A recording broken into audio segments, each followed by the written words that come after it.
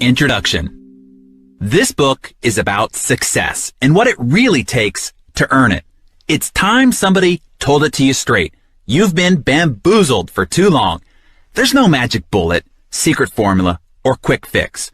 You don't make $200,000 a year spending only 2 hours a day on the internet, lose 30 pounds in a week, rub 20 years off your face with a cream, fix your love life with a pill, or find lasting success with any other scheme that is too good to be true. Hey, wouldn't it be great if you could buy your success, fame, self-esteem, good relationships, health and well-being in a nicely clamshelled plastic package at the local Walmart? But that's not how it works. Look, we are constantly bombarded with increasingly sensational claims to get rich, get fit, get younger, get sexier, all overnight with little effort and for 3 easy payments of $39.95. These repetitive marketing messages have distorted our sense of what it really takes to succeed. We've lost sight of the simple but profound fundamentals of what it really takes to be successful. I'm tired of it. I won't sit back and watch these reckless messages derail people any longer. I wrote this book to take you back to the basics.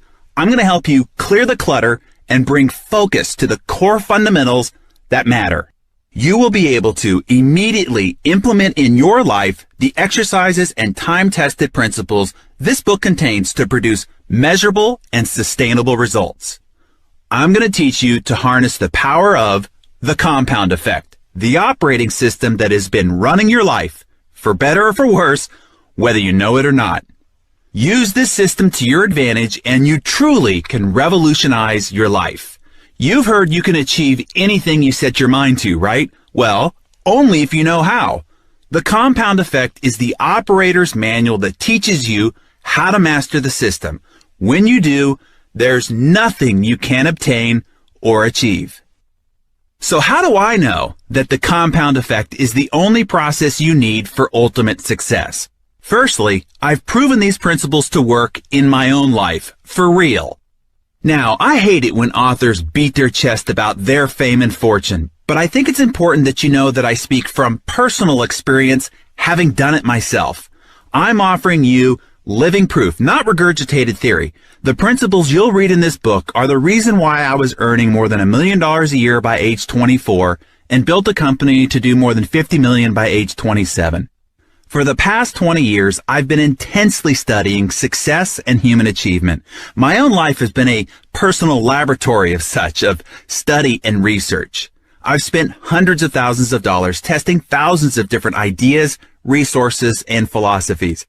Through my own failings and triumphs, I've figured out which ideas and strategies have merit and which are sheer malarkey.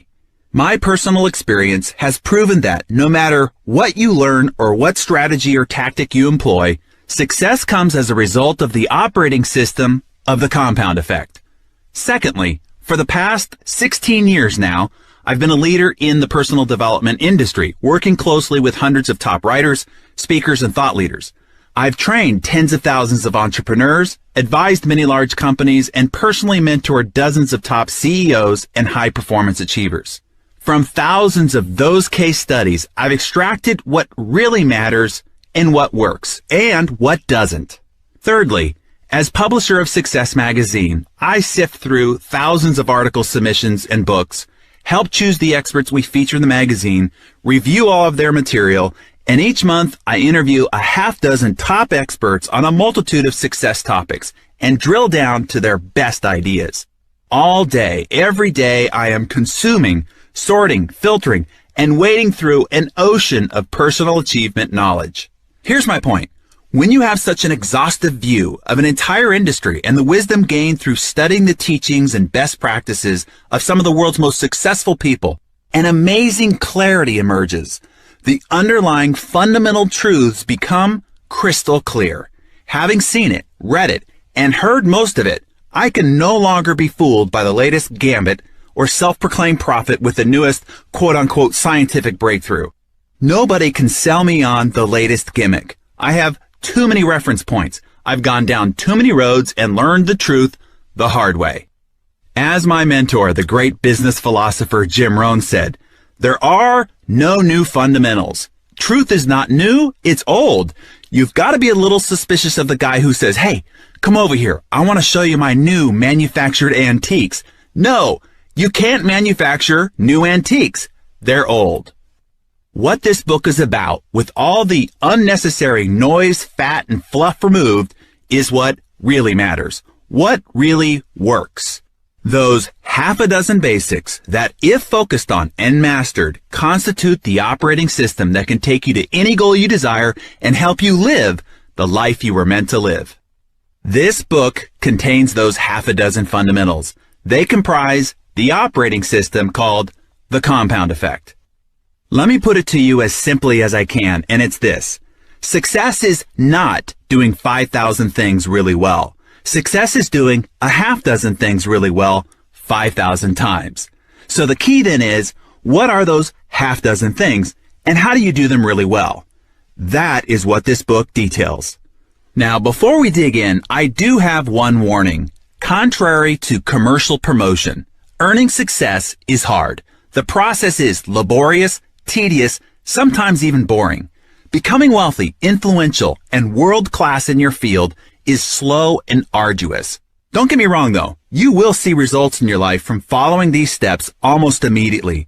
But if you have an aversion to work, discipline, and commitment, you're welcome to turn the TV back on and put your hope in the next infomercial. You know, the one with the circus barker touting promises of overnight success, only if you have access to a major credit card and can call right now.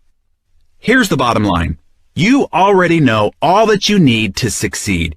You don't need to learn anything more. If all we needed was more information, everyone with an internet connection would be living in a mansion, have abs of steel, and be blissfully happy.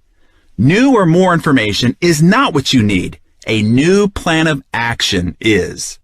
It's time to create new behaviors and habits that are oriented away from sabotage and toward success. It's that simple. You are about to discover a detailed, tangible plan of action. Let it shake up your expectations, eliminate your assumptions, ignite your curiosity, and bring value to your life, starting right now. This is the best of everything I've heard, seen, studied, and tried. It's the best of what we bring you every month in Success Magazine, all in one life-changing little book. And it is simple. So, are you ready? In good Jim Rohn fashion, if you're ready, say, I'm ready. Okay, let's get started. Chapter 1. The Compound Effect in Action. You know that expression, slow and steady wins the race? Ever heard of the story of the tortoise and the hare? Ladies and gentlemen, I'm the tortoise. Give me enough time and I will beat virtually anybody, anytime, in any competition. Why? Not because I'm the best or the smartest or the fastest. I'll win because of the positive habits I've developed and because of the consistency I'll use in applying those habits. I'm the world's biggest believer in consistency. I'm living proof that it's the ultimate key to success. Yet, it's one of the biggest pitfalls for people struggling to achieve. Most people don't know how to sustain it. I do, and I have my father to thank for that. In essence, he was my first coach for igniting the power of the compound effect. I was a strange child, I admit. I think I was born an adult. My parents divorced when I was only 18 months old, and my dad raised me as a single father. He wasn't exactly the soft, nurturing type. He was a former university football coach, and he hardwired me for achievement. Thanks to Dad, wake-up calls were at 6 a.m. every morning, and not by a loving tap on the shoulder or even the soft sounds of a radio alarm. No, I was awakened each morning by the repetitious, pile-driving sound of iron pounding on the concrete floor of our garage, which was situated right next to my bedroom. It was like waking up 12 feet from a construction zone. He had painted a huge "No pain, no gain" sign on the wall of the garage, which he stared at while he did his countless old-school strongman deadlifts, power cleans, lunges, and squats. Rain, sleet, or shine, Dad was out there in his shorts and tattered sweatshirt. He never missed a day. You could set your watch by his routine. I had more chores than a housekeeper and gardener put together. Upon returning from school, there was always a list of instructions to greet me. Pull weeds, rake leaves, sweep the garage, dust, vacuum, do the dishes, you name it. And getting behind in school wasn't tolerated. That's just the way it was. Dad was the original no excuses guy. We weren't ever allowed to stay home from school sick unless we were actually puking, bleeding, or quote-unquote showing bone. The term showing bone came from his coaching days. His players knew that they weren't allowed to come out of the game unless they were seriously injured. One time his quarterback asked to be pulled out of a game, and Dad said, "Not unless you're showing bone." The quarterback pulled back his shoulder pads, and sure enough, his collarbone was sticking out of his neck skin. Only then was he allowed to come off the field. One of Dad's core philosophies was, it doesn't matter how smart you are or aren't. You need to make up in hard work what you lack in experience, skill, intelligence, or innate ability. If your competitor is smarter, more talented, or experienced, you just need to work 3 or 4 times as hard. You can still beat them. No matter what the challenge, he taught me to make up in hard work for wherever I might be disadvantaged. Miss free throws at the game? Do 1,000 free throws every day for a month. Not good at dribbling with your left hand? Tie your right hand behind your back and dribble for 3 hours a day. Behind in your math? Hunker down, hire a tutor, and work like hell all summer until you get it. No excuses. If you aren't good at something, work harder, work smarter. He walked his talk too. Dad went from being a football coach to a top salesperson. From there, he became the boss and ultimately went on to own his own company. But I wasn't given loads of instruction. From the beginning, Dad let us figure it out. He was all about taking personal responsibility. He didn't hammer on us every night about homework. We just had to show up with the results. And when you did, you were celebrated. If we got good grades, Dad would take us to this place called Pring's, an ice cream parlor where you could get these giant king banana splits, 6 scoops of ice cream, and all the fixings. Sometimes my siblings didn't fare as well in school, so they didn't get to go. Getting to go was a big deal, so you worked your butt off to win the trip. Dad's discipline served as an example for me. Dad was my idol. I wanted him to be proud of me. I also lived in fear of disappointing him. One of his philosophies is, be the guy who says no. It's no great achievement to go along with the crowd. Be the unusual guy, the extraordinary guy. That's why I never did drugs. He never harped on me about it, but I didn't want to be that guy who just went along because everybody else was doing it. And I didn't want to let Dad down. Thanks to Dad, by age 12, I had mastered a schedule worthy of the most efficient CEO. Sometimes I griped and moaned, hey, I was a kid. But even then, I secretly liked knowing that I had an edge over my classmates. Dad gave me a serious head start on the discipline and mentality it takes to be dedicated and responsible, to achieve whatever I set out to achieve. Hey, it's no accident that the tagline of Success Magazine is, what achievers read. Today, Dad and I joke about what an addictive overachiever he trained me to be. At 18, I was making a 6-figure income in my own business. By age 20, I owned my own home in an upscale neighborhood. And as mentioned before, by age 24, my income grew to more than $1 million a year. And by age 27, I was officially a self-made millionaire with a business that brought in more than $50 million in revenue. That just about brings us to present day, because I'm not yet 40, but have enough money and assets to last my family the rest of my life. To this, Dad says, hey, there are a lot of ways to screw up a kid. At least my way was a pretty good one. You seem to have done pretty well. You haven't experienced the payoff of the compound effect.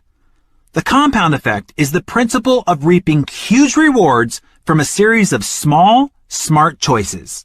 Whether you're using this strategy for improving your health, relationships, finances, or anything else for that matter, the changes are so subtle, they're almost imperceptible. These small changes offer little or no immediate result, no big win, no obvious I told you so payoff. So why bother?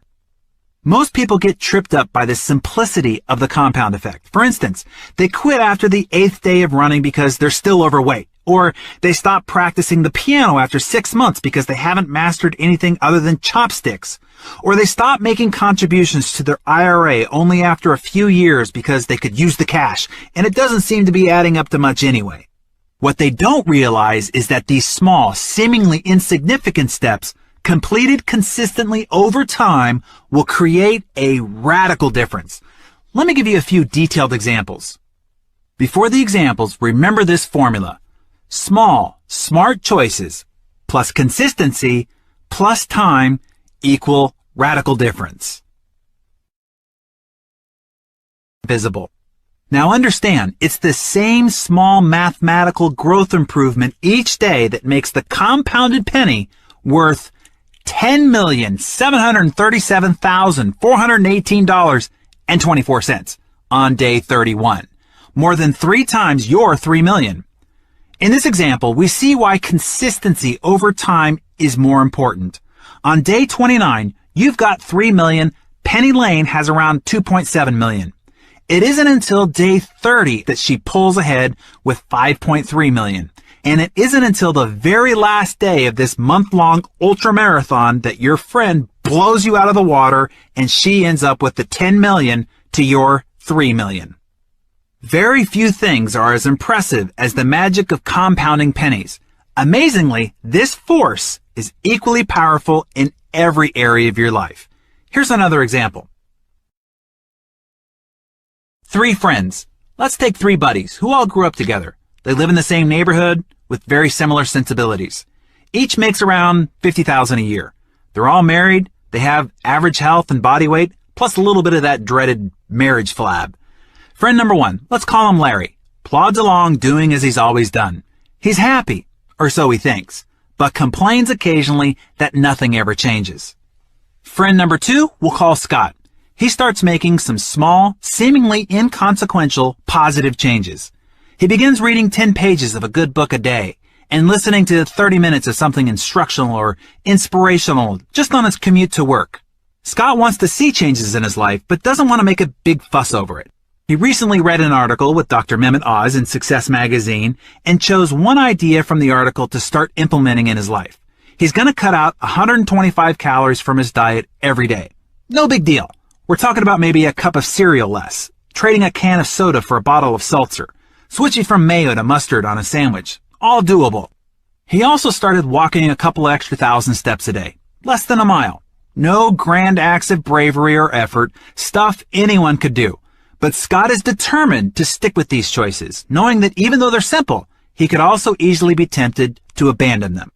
Friend number 3, we'll call Brad. Brad starts making a few poor choices.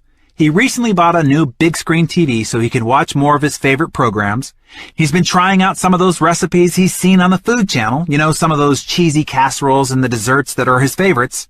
Oh, and he installed a bar in his family room and added just 1 alcoholic drink per week to his diet. Nothing crazy. Brad just wants to have a little more fun. So, at the end of 5 months, there are no perceivable differences between Larry, Scott, or Brad. Scott continues to read a little bit every night and listens to audios during his commute. Brad is, quote-unquote, enjoying life and doing less. Larry keeps doing as he's always done. Even though each man has his own pattern of behavior, 5 months isn't long enough to see any real decline or improvement in their situation. In fact, if you charted the weight of the 3 men, you'd see a rounding error of 0. They look exactly equal. At the end of 10 months, and then again 15 months, we can't see any noticeable changes in any of their lives. It's not until we get to the end of the 18th month that the slightest differences are measurable in the appearances of the 3 friends.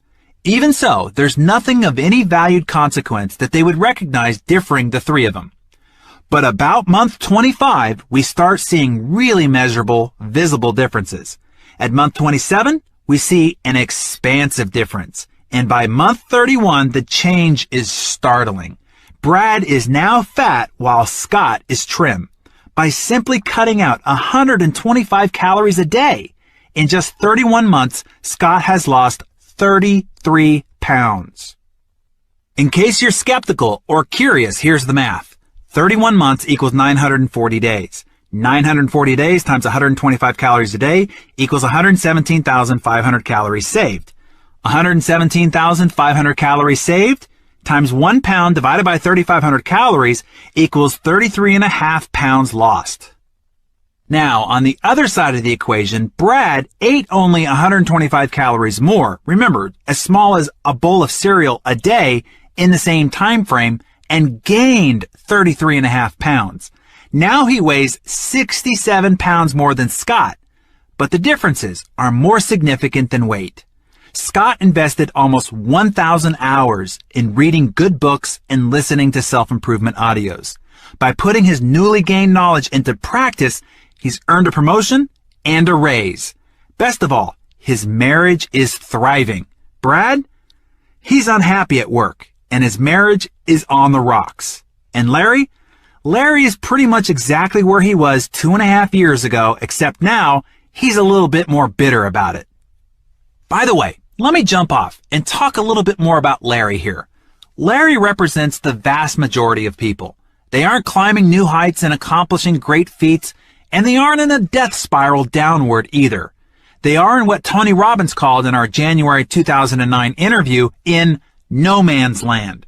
He said, this is a place where you're not really happy, but you're not unhappy enough to do anything about it. That's a dangerous place. It's a place where people numb themselves to their dreams. It's where they dismiss hope and accept what's in front of them instead of driving towards what they really want in life. Don't ever be a Larry. Don't get stuck in the no man's land of complacency and status quo. There's no standing still. You are either green and growing or ripening and rotting. There really is no in between. Okay, back to the book. The phenomenal power of the compound effect is simple. The difference between people who employ the compound effect for their benefit compared to their peers who allow the same effect to work against them is almost inconceivable. It looks miraculous, like magic or quantum leaps.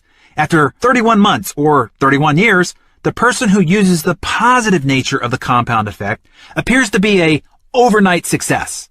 In reality, his or her profound success was a result of small, smart choices completed consistently over time. Get it? The ripple effect. The results in the previous example seem dramatic, I know, but it goes even deeper than that. The reality is that even one small change can have a significant impact that causes an unexpected and unintended ripple effect. Let's put one of Brad's bad habits under the microscope. Eating rich food more frequently, to better understand how the compound effect can also work in a negative way and can create a ripple effect that impacts your entire life. Brad makes some muffins from a recipe he learned on the Food Channel. He's proud of it and his family loves it, and so it seems to add value all around. He starts making them and other sweets frequently. He loves his own cooking and eats a little bit more than his share, but not so much that anyone notices. However, the extra food makes Brad sluggish at night. He wakes up a little groggy, which makes him cranky. The crankiness and sleep deprivation begin to impact his work performance. He's less productive and as a result, gets discouraging feedback from his boss. By the end of the day, he feels dissatisfied with his job and his energy level is way down. The commute home seems longer and more stressful than ever. All of this makes him reach for even more comfort food. Stress has a way of doing that. The overall lack of energy makes Brad less likely to take walks with his wife like he used to. He just doesn't feel like it. She misses their time together and takes his withdrawal personally. With fewer shared activities with his wife and an absence of fresh air and exercise, Brad's not getting the endorphin release that would make him feel upbeat and enthusiastic. Because he's not as happy, he starts finding fault with himself and others and stops complimenting his wife. And his own body starts to feel flabby, and he feels less self-confident, less attractive, and becomes less romantic. Brad doesn't realize how his lack of energy and affection towards his wife affects her. He just knows that he feels funky. He starts losing himself in late-night TV because it's easy and distracting. Feeling the distance, Brad's wife starts to complain, then becomes needy. When that doesn't work, she emotionally withdraws to protect herself. She's lonely. She pours her energy into her work and spends more time with her girlfriends to fulfill her need for companionship. Men start flirting with her, which makes her feel desirable again. Now, she would never cheat on Brad, but he has a feeling that something's wrong. Instead of seeing that his poor choices and behaviors are at the root of the problem, he finds fault with his wife, believing that the other person is wrong rather than looking inside and doing the work necessary to clean up your mess is basic psychology 101 stuff.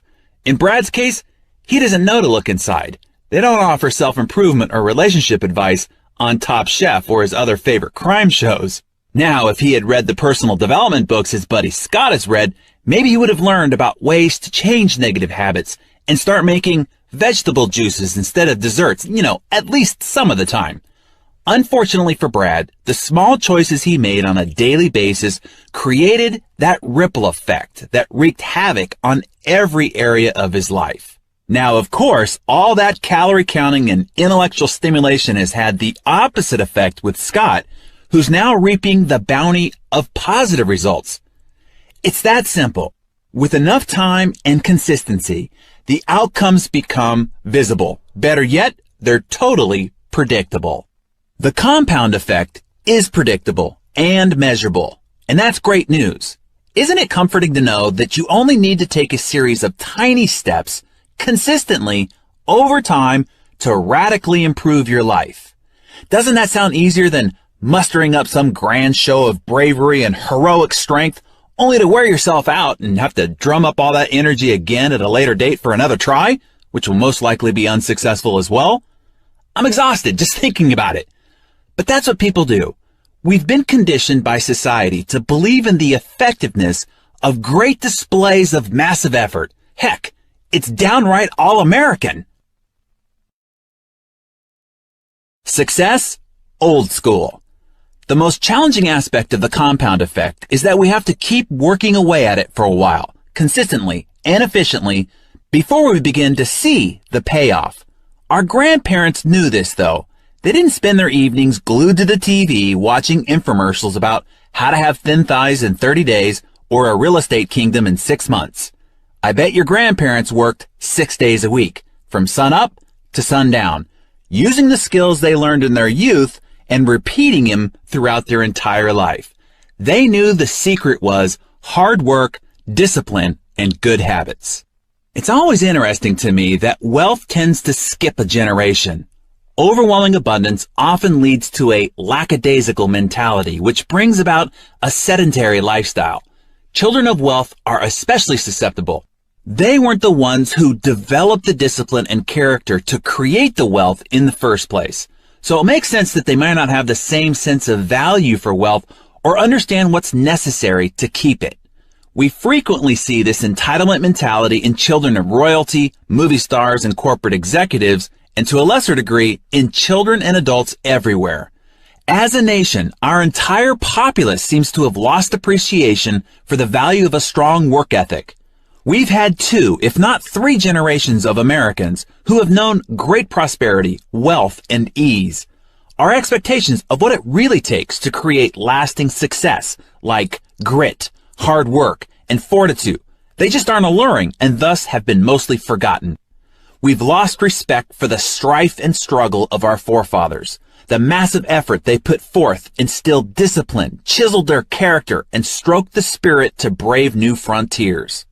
The truth is, complacency has impacted all great empires, including but not limited to the Egyptians, Greeks, Romans, Spanish, Portuguese, French, and English.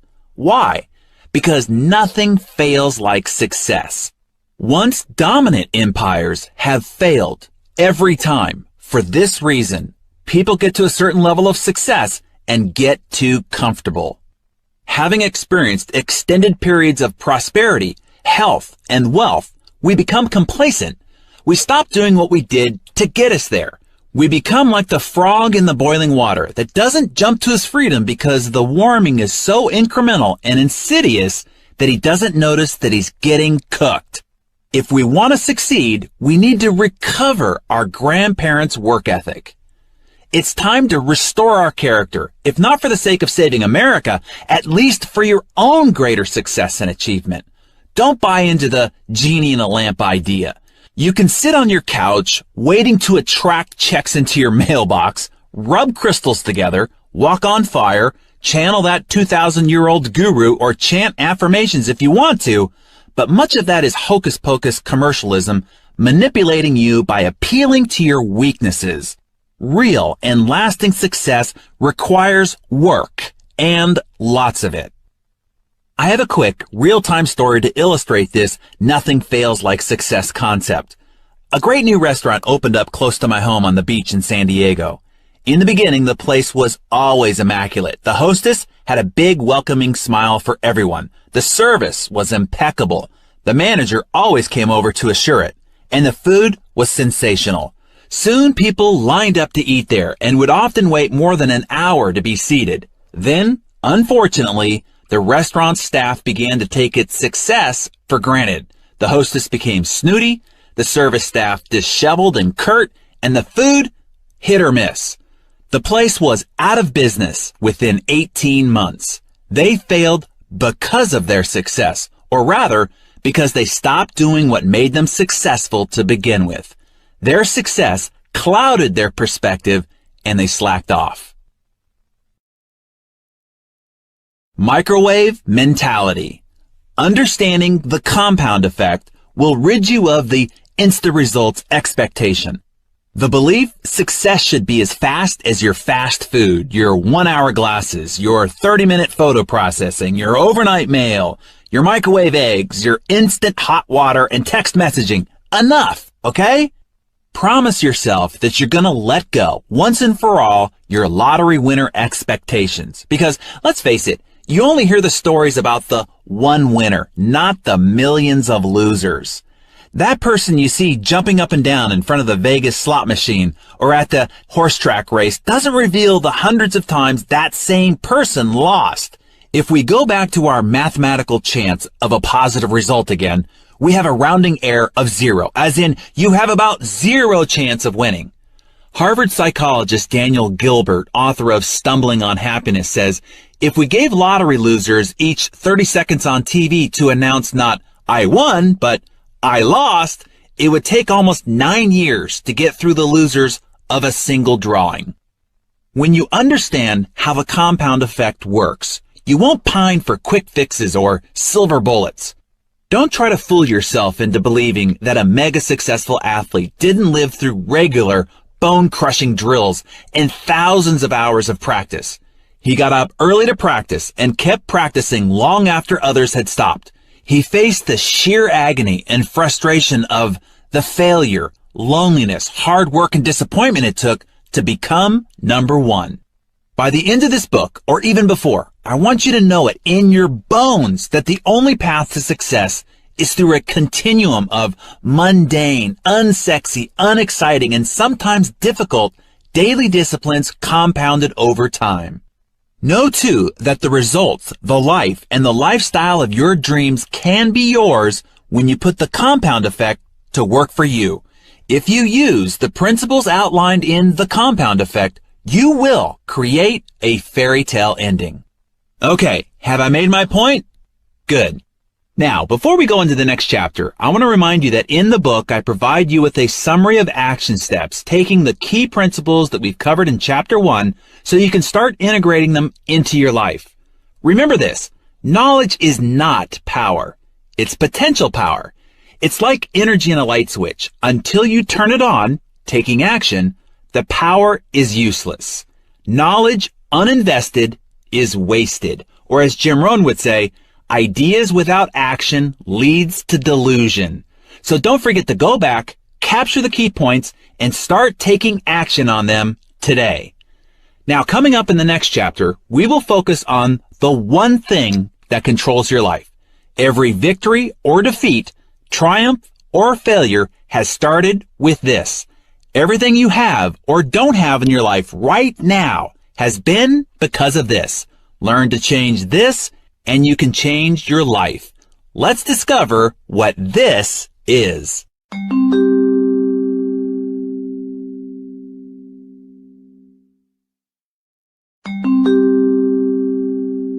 Chapter 2, Choices. We all come into this world the same, naked, scared, and ignorant. After that grand entrance, The life we end up with is simply an accumulation of all the choices we make. Our choices can be our best friend or our worst enemy. They can deliver us to our goals or send us orbiting into a galaxy far, far away. Think about it. Everything in your life exists because you first made a choice about something. Choices are at the root of every one of your results. Each choice starts a behavior that over time becomes a habit. Choose poorly and you just might find yourself back at the drawing board, forced to make new, often harder choices. Don't choose at all, and you've just made the choice to be the passive receiver of whatever comes your way. In essence, you make your choices and then your choices make you. Every decision, no matter how slight, alters the trajectory of your life. Whether or not you go to college, who you marry, to have that last drink before you drive, to indulge in gossip or stay silent, to make one more prospecting call or call it a day, to say I love you or not. Every choice has an impact on the compound effect of your life. This chapter is about becoming aware of and making choices that support the expansion of your life. Sounds complicated, I know, but you'll be amazed by its simplicity. No longer will 99% of your choices be unconscious. No more will most of your daily routines and traditions come as a reaction to your programming. You'll ask yourself and be able to answer, how many of my behaviors have I not voted on? What am I doing that I didn't consciously choose to do, yet continue to do every day? By employing the same idiot-proof strategies I've used to catapult my own life and career, strengthened by the compound effect, you'll be able to loosen up the mysterious grip of these things that are unwinding your life and pulling you in the wrong direction. You'll be able to hit the pause button before stumbling into idiot territory yourself. You'll experience the ease of making decisions that lead to behaviors and habits that support you every time. Your biggest challenge isn't that you've intentionally been making bad choices. Heck, that would be easy to fix. Your biggest challenge is that you've been sleepwalking through your choices. Half the time, you're not even aware that you're making them. Our choices are often shaped by our culture and upbringing. They can be so entwined in our routine behaviors and habits that they seem beyond our control. For instance, have you ever been going about your business, enjoying your life, when all of a sudden you made a stupid choice or a series of small choices that ultimately sabotaged your hard work and momentum, all for no apparent reason? You didn't intend to sabotage yourself, but by not thinking about your decisions, weighing the risks and potential outcomes, you found yourself facing unintended consequences. Nobody intends to become obese, go through bankruptcy, or get a divorce. But often, if not always, those consequences are a result of a series of small, poor choices. Elephants don't bite. Have you ever been bitten by an elephant? How about a mosquito? See, it's the little things in life that will bite you. Occasionally, we see big mistakes threaten to destroy a career or a reputation in an instant. The famous comedian who rants racial slurs during a stand-up routine. The drunken anti-Semitic antics of a once-celebrated humanitarian. The anti-gay rights senator caught soliciting gay sex in a restroom. The admired female tennis player who uncharacteristically threatens an official with a tirade of expletives. Clearly, these types of poor choices have major repercussions. But even if you've pulled a whopper like that in your past, it's not the extraordinary, massive steps backwards or the tragic single moments that we're concerned with here. For most of us, it's the frequent, small, and seemingly inconsequential choices that are of grave concern. I'm talking about the decisions you think don't make any difference at all. It's those little things that inevitably and predictably derail your success. Whether they're boneheaded maneuvers, no biggie behaviors, or are disguised as positive choices, those are especially insidious, these seemingly insignificant decisions can completely throw you off course because you're not mindful of them. You get overwhelmed, space out, and become unaware of the little actions that take you way off course. The compound effect works all right. It always works, remember? But in this case, it works against you because you're unaware of what you're doing. You're sleepwalking. For instance, you inhale a soda and a bag of potato chips, suddenly realize only after you've polished off the last chip that you blew an entire day of healthy eating and you weren't even hungry. You get caught up and lose 2 hours watching mindless TV. Scratch that. Let's give you some credit and make it a educational documentary. Before realizing you spaced out preparing for an important presentation to land a valuable client. You blurt out a knee-jerk lie to a loved one for no good reason, when the truth would have worked just fine. What's going on? You've allowed yourself to make a choice without thinking, and as long as you're making choices unconsciously, you can't consciously choose to change that ineffective behavior and turn it into productive habits. It's time to wake up and make empowering choices. Thanksgiving year-round. It's easy to point fingers at others, isn't it? I'm not getting ahead because of my lame boss. I would have gotten that promotion if it hadn't been for that backstabbing coworker. I'm always in a bad mood because my kids are driving me crazy. And we are particularly gifted in the finger-pointing department when it comes to our romantic relationships, where the other person is the one who needs to change. A few years back, a friend of mine was complaining about his wife. From my observation, she was a terrific lady, and he was lucky to have her, and I told him as much. But he continued to point out all the ways that she was responsible for his unhappiness. That's when I shared an experience that literally changed my marriage. One Thanksgiving, I decided to keep a Thanksgiving journal for my wife. Every day for an entire year, I logged at least one thing that I appreciated about her. It could be as simple as the way she interacted with her friends, how she cared for our dogs, the fresh bed she prepared, a succulent meal that she whipped up, or just the beautiful way that she styled her hair that day, whatever. I looked for the things my wife was doing that touched me, or revealed attributes, characteristics, or qualities that I appreciated. I wrote them all down secretly for an entire year. By the end of that year, I had filled an entire journal. When I gave it to her the following Thanksgiving, she cried, calling it the best gift she'd ever received, and even better than the BMW I'd given her that year for her birthday. The funny thing was this: the person most affected by this gift was me. All that journaling forced me to focus on my wife's positive aspects. I was consciously looking for all the things that she was doing right. That heartfelt focus overwhelmed anything that I might have otherwise had to complain about. I fell deeply in love with her all over again, maybe even more than ever, as I was seeing the subtleties in her nature and behavior instead of just her more obvious qualities. My appreciation, gratitude, and intention to find the best in her was something that I held in my heart and eyes each day. This caused me to show up differently in my marriage, which of course made her respond differently to me. Soon I had even more things to write in my Thanksgiving journal. As a result of choosing to take a mere 5 minutes every day or so to document all the reasons why I was grateful for her, we experienced one of the best years of our marriage, and it's only gotten better. After I shared my experience, my friend decided to keep a Thanksgiving journal about his wife. Within the first few months, he completely turned around his marriage. Choosing to look for and focus on his wife's positive qualities changed his view of her, which changed how he interacted with her.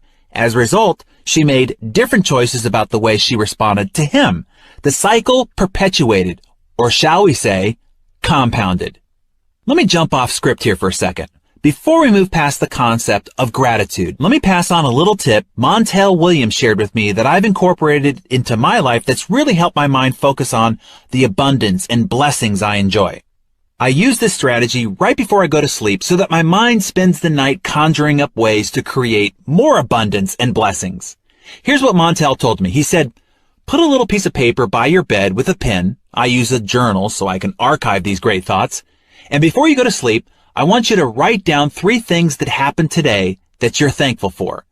And as I will explain later, I also write down any unique observations about people, life, or myself, or what I call aha ideas, quotes, or insights collected from the day.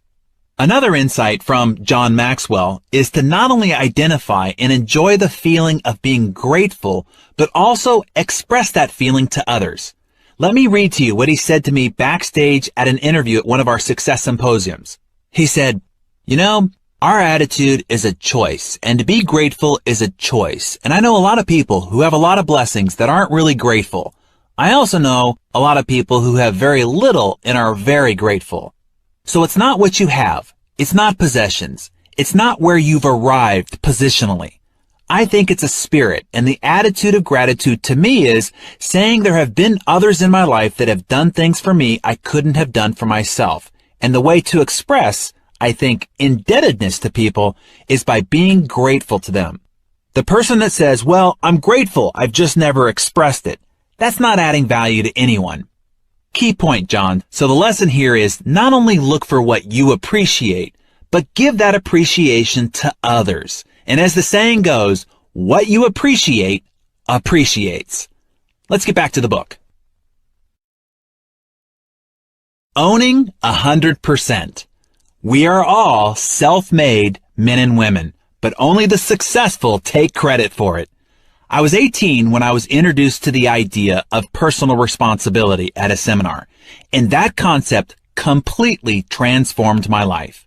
If you threw out the rest of this book and only practiced this one concept, within 2 or 3 years, the changes in your life would be so great, your friends and family would have a difficult time remembering the old you. In that seminar that I attended at 18, the speaker asked, "What percentage of shared responsibility do you have in making a relationship work?" Now, I was a teenager, so wise in the ways of true love, of course I had all the answers. 50-50, I blurted out. It was obvious, right? Both people must be willing to share the responsibility evenly or someone's going to get ripped off. 51-49, yelled someone else, arguing that you have to be willing to do a little bit more than the other person. Aren't relationships built on self-sacrifice and generosity? 80-20, yelled another. The instructor turned to the easel and wrote 100-0 on the paper in big black letters. You have to be willing to give 100% with zero expectation of receiving anything in return, he said. Only when you're willing to take 100% responsibility for making the relationship work will it work. Otherwise, a relationship left to chance will always be vulnerable to disaster. Whoa, this was not what I was expecting, but I quickly understood how this concept could transform every area of my life. If I always took 100% responsibility for everything I experienced, completely owning all of my choices and all the ways in which I responded to whatever happened to me, I held the power. Everything was up to me. I was responsible for everything I did, didn't do, or how I responded to what was done to me. I know you think you take responsibility for your life. I have yet to ask anyone who doesn't say, of course I take responsibility for my life. But when you look at how most people operate in the world, there's a lot of finger pointing, victimhood, blaming, and expecting someone else or the government to solve their problems.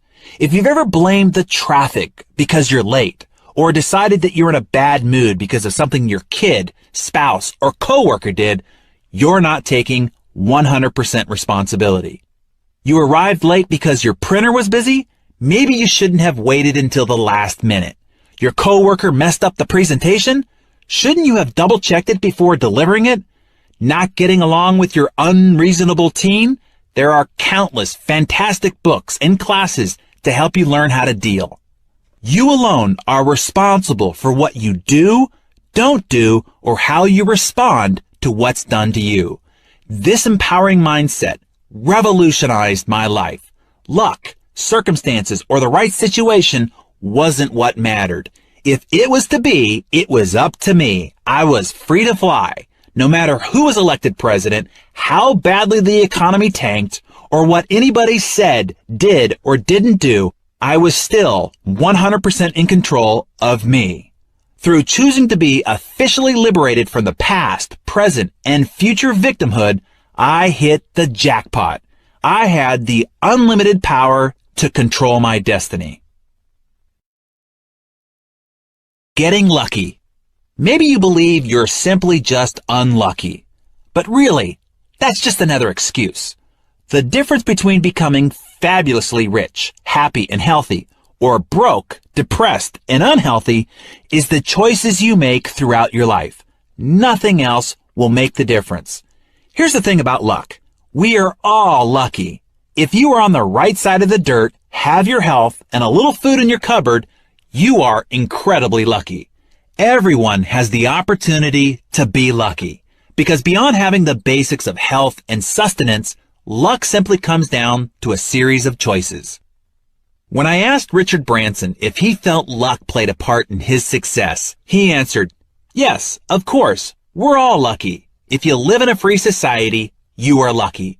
Luck surrounds us every day. We are constantly having lucky things happen to us, whether you recognize it or not. I have not been any more lucky or unlucky than anyone else. The difference is when luck came my way, I took advantage of it." Ah, spoken like a man knighted with wisdom.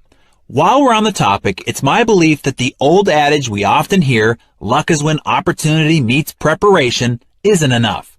I believe there are two other critical components to luck. The complete formula for getting lucky. Here's the formula. Preparation, personal growth, plus attitude, belief and mindset, plus opportunity, that good thing coming your way, plus action, doing something about it, equals luck. Let's go through them one by one. Preparation. By consistently improving and preparing yourself, your skills, knowledge, expertise, relationships, and resources, you have the wherewithal to take advantage of great opportunities when they arise, or as Richard Branson said, when luck strikes.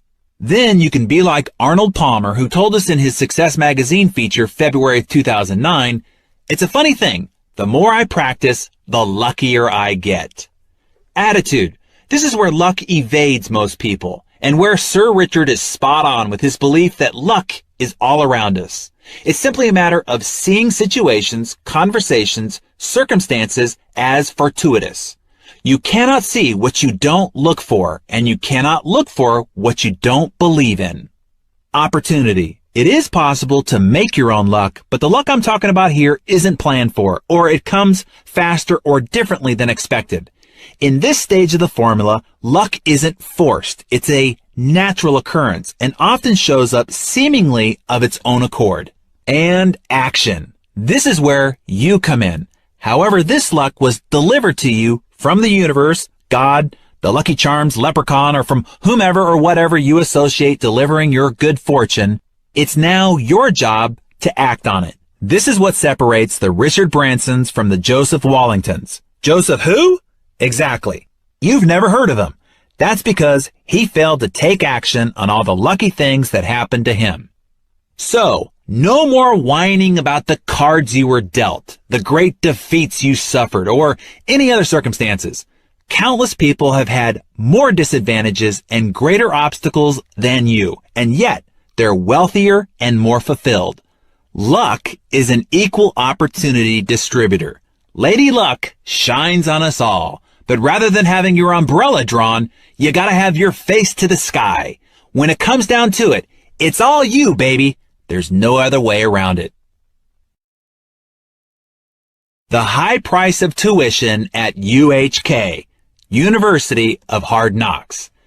Nearly a decade ago, I was asked to be a partner in a new startup venture.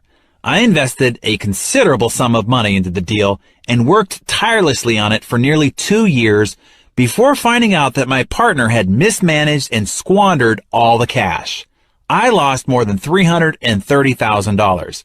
I didn't try to sue him. In fact, I lent him more money later for a personal situation. The bottom line was the loss was my fault.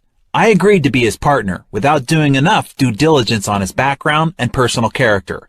During our time in business, I wasn't inspecting what I was expecting. I could justify it by saying I trusted him, but the truth was I was guilty of being lazy by not watching the finances more diligently. Not only had I made the choice to start this relationship and business, but I also made the choices to ignore the obvious red flags and warning signs. Because I chose not to be completely responsible for the business, in the end, I was responsible for the results. When I learned of the wrongdoings, I chose not to lose any more time fighting it. Instead, I licked my wounds, learned my lesson, and moved on. In hindsight, I'd make the same choice to pick up and move on again today. I now challenge you to do the same. No matter what has happened to you, take complete responsibility for it. Good or bad, victory or defeat, own it. My mentor Jim Rohn said, "The day you graduate from childhood to adulthood is the day you take full responsibility for your life." Today is graduation day. From this day forward, choose to be 100% responsible for your life. Eliminate all of your excuses. Embrace the fact that you are freed by your choices, as long as you assume personal responsibility for them. It's time to make the choice to take control. Your secret weapon, your scorecard. I'm about to walk you through one of the single greatest strategies I've ever used in my personal development. This strategy helps me take control of the choices I make throughout the day, causing everything else to fall into place and leading to behaviors and actions that shepherd my habits in line like dutiful, loyal minions. Right this moment, pick an area of your life where you most want to be successful. Do you want to have more money in the bank? A trimmer waistline? The strength to compete in an Ironman event? A better relationship with your spouse or kids? Picture where you are in that area right now. Now picture where you want to be. Richer, thinner, happier, you name it. The first step towards change is awareness. If you want to get from where you are to where you want to be, you have to start becoming aware of the choices that lead you away from your desired destination. Become very conscious of every choice that you make today so you can begin to make smarter choices moving forward. To help you become aware of your choices, I want you to track every action that relates to the area of your life you want to improve. If you've decided you want to get out of debt, you're going to track every penny you pull out of your pocket. If you've decided you want to lose weight, you're going to track everything that you put into your mouth. If you decided to train for an athletic event, you're going to track every step you take, every workout you do. Simply carry around a small notebook, something you'll keep in your pocket or purse at all times, and a writing instrument. You're going to write it all down every day, without fail. No excuses, no exceptions. As if Big Brother's watching you. As if my dad and I will come and make you do 100 push-ups every time you miss. It doesn't sound like much, I know, writing things down on a little piece of paper, but tracking my progress and missteps is one of the reasons I've accumulated the success I've had. The process forces you to become conscious of your decisions. But as Jim Rohn would say, what's simple to do is also simple not to do. The magic is not in the complexity of the task. The magic is in the doing of simple things repeatedly and long enough to ignite the miracle of the compound effect. So beware of neglecting the simple things that make the big things in your life possible. The biggest difference between successful people and unsuccessful people is successful people are willing to do what unsuccessful people are not. Remember that. It'll come in handy many times throughout your life when faced with a difficult, tedious, or tough choice. Money trap. I learned the power of tracking the hard way after I acted like a colossal idiot about my finances. Back in my early 20s, when I was making a lot of money selling real estate, I met with my accountant. He said, "You owe well over $100,000 in taxes." "What?" I said. "I don't have that kind of cash just lying around." "Why not?" he asked. "You collected several times that. Certainly you set aside the taxes that would be due on that money." "Evidently I didn't," I said. "Where did the money go?" he asked. "I don't know," I said, a sobering confession for sure. The money had passed through my hands like water. I hadn't even noticed. Then my accountant did me a great favor. "Son," he said, looking me dead in the eyes, "you've got to get a grip. I've seen this 100 times before. You're spending money like a drunken fool. and you don't even know how to account for it. That's stupid. Stop it. You are now seriously in the hole. You have to earn more money that you'll owe additional taxes on just to pay for your back taxes. Continue this and you'll dig your financial grave with your own wallet. Immediately, I got the message. Here's what my accountant had me do. Carry a small notepad in my back pocket and write down every single cent I spent for 30 days. Whether it was $1,000 for a new suit or 50 cents for air to fill up my tires, it all had to go down on the notepad.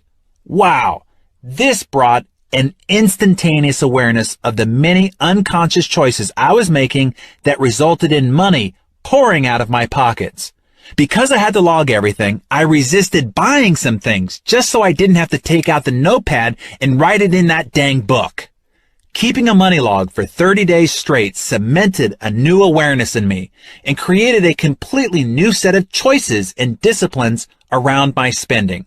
And since awareness and positive behaviors compound, I found myself being more proactive with money in general, putting away more for retirement, finding areas to save where there was clear waste, and enjoying the fun quotient of money, play money, all the more. When I did consider shelling out for entertainment, I did so only after a long pause. This tracking exercise changed my awareness of how I related to my money. It worked so well, in fact, that I've used it many times to change other behaviors. Tracking is my go-to transformation model for everything that ails me. Over the years, I've tracked what I eat, what I drink, how much I exercise, how much time I spend improving a skill, my number of sales calls, even improvement of my relationships with my family, friends, or my spouse. The results have been no less profound than my money tracking wake-up call. In buying this book, you're basically paying me for my opinion, my guidance. This is where I'm going to become kind of a hard ass and insist that you start tracking your behaviors for at least 1 week. This book isn't designed to entertain you. From some of my jokes, that's obvious. It's designed to help you get results. To get results, you have to take some action. You may have heard about tracking before. In fact, you've probably done your own version of this exercise. But I also bet you aren't doing it right now, right? How do I know? Because your life isn't working as successfully as you like. You've gotten derailed. Tracking is a way to get back on track. Do you know how casinos make so much money in Vegas? Because they track every table, every winner, every hour. Why do Olympic trainers get paid top dollar? Because they track every workout, every calorie, and every micronutrient for their athletes. All winners are trackers. Right now, I want you to track your life with the same intention, to bring your goals within sight.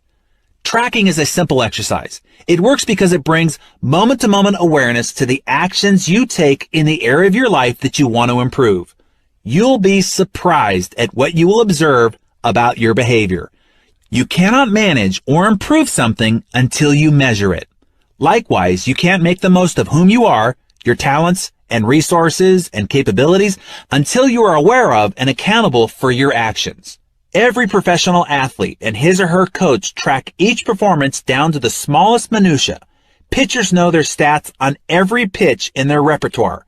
Golfers have even more metrics on their swings. Professional athletes know how to adjust their performances based on what they've tracked. They pay attention to what they record and make changes accordingly, because they know when their stats improve, they win more games and earn more in endorsement deals. At any given moment, I want you to know exactly how well you're doing. I'm asking you to track yourself as if you are a valuable commodity, because you are. Want that idiot-proof system we talked about earlier? This is it. So regardless of whether you think you are aware of your habits or not, believe me, you're not, I'm asking you to start tracking. Doing so will revolutionize your life and ultimately your lifestyle. Keep it slow and easy. Don't panic. We're starting off with an easy breezy tempo here. Just track one habit for 1 week. Pick the habit that has the greatest control over you. That's where you'll start. Once you begin reaping the rewards of the compound effect, you'll naturally want to introduce this practice into other areas of your life. In other words, you'll choose to choose tracking. Let's say the category you choose is getting your eating under control because you want to lose weight. Your task is to write down everything you put into your face, from the steak, potatoes, and salad you had at dinner to the many little choices during the day. That handful of pretzels in the break room, that second slice of cheese on your sandwich, that fun-sized candy bar, that sample at Costco, those extra sips of wine after the host tops off your glass. Don't forget the beverages. They all add up. But unless tracked, they're easy to dismiss or forget because they seem so small. Again, merely writing these things down sounds simple, and it is, but only when you do it. That's why I'm asking you to commit to choosing a category and a start date now.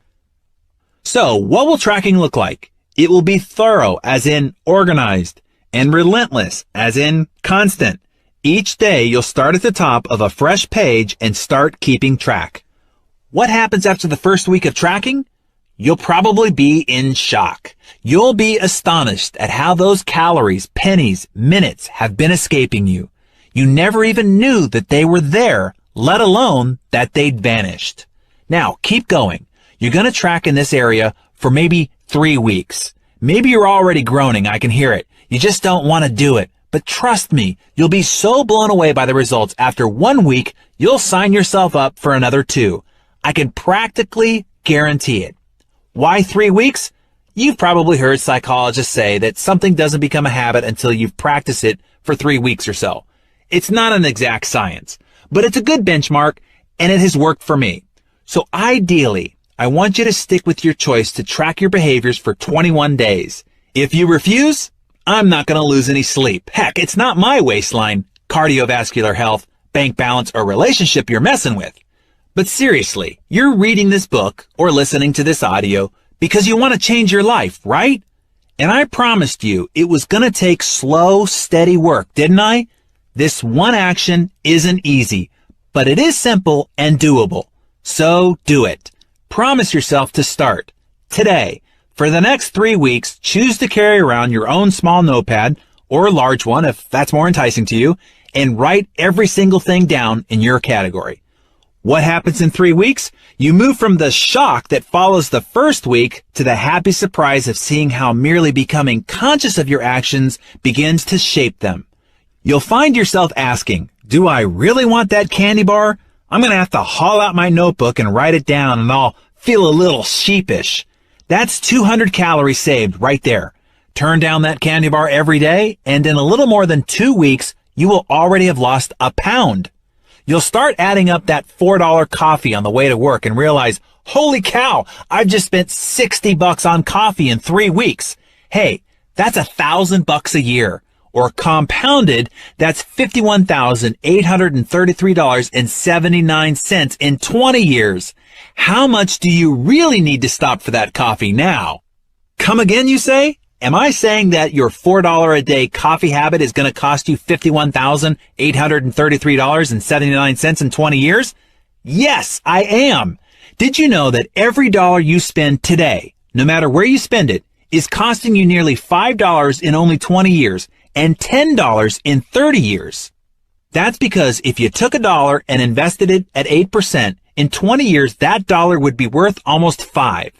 Every time you spend $1 today, it's like taking $5 out of your future pocket.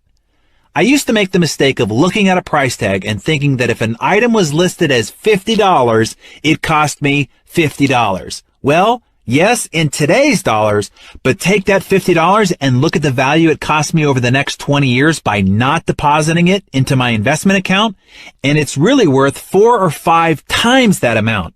In other words, every time you look at an item that cost $50, ask yourself this: is this item really worth $250 to me? If it is worth $250 to you today, then it's worth buying. If it's not worth buying.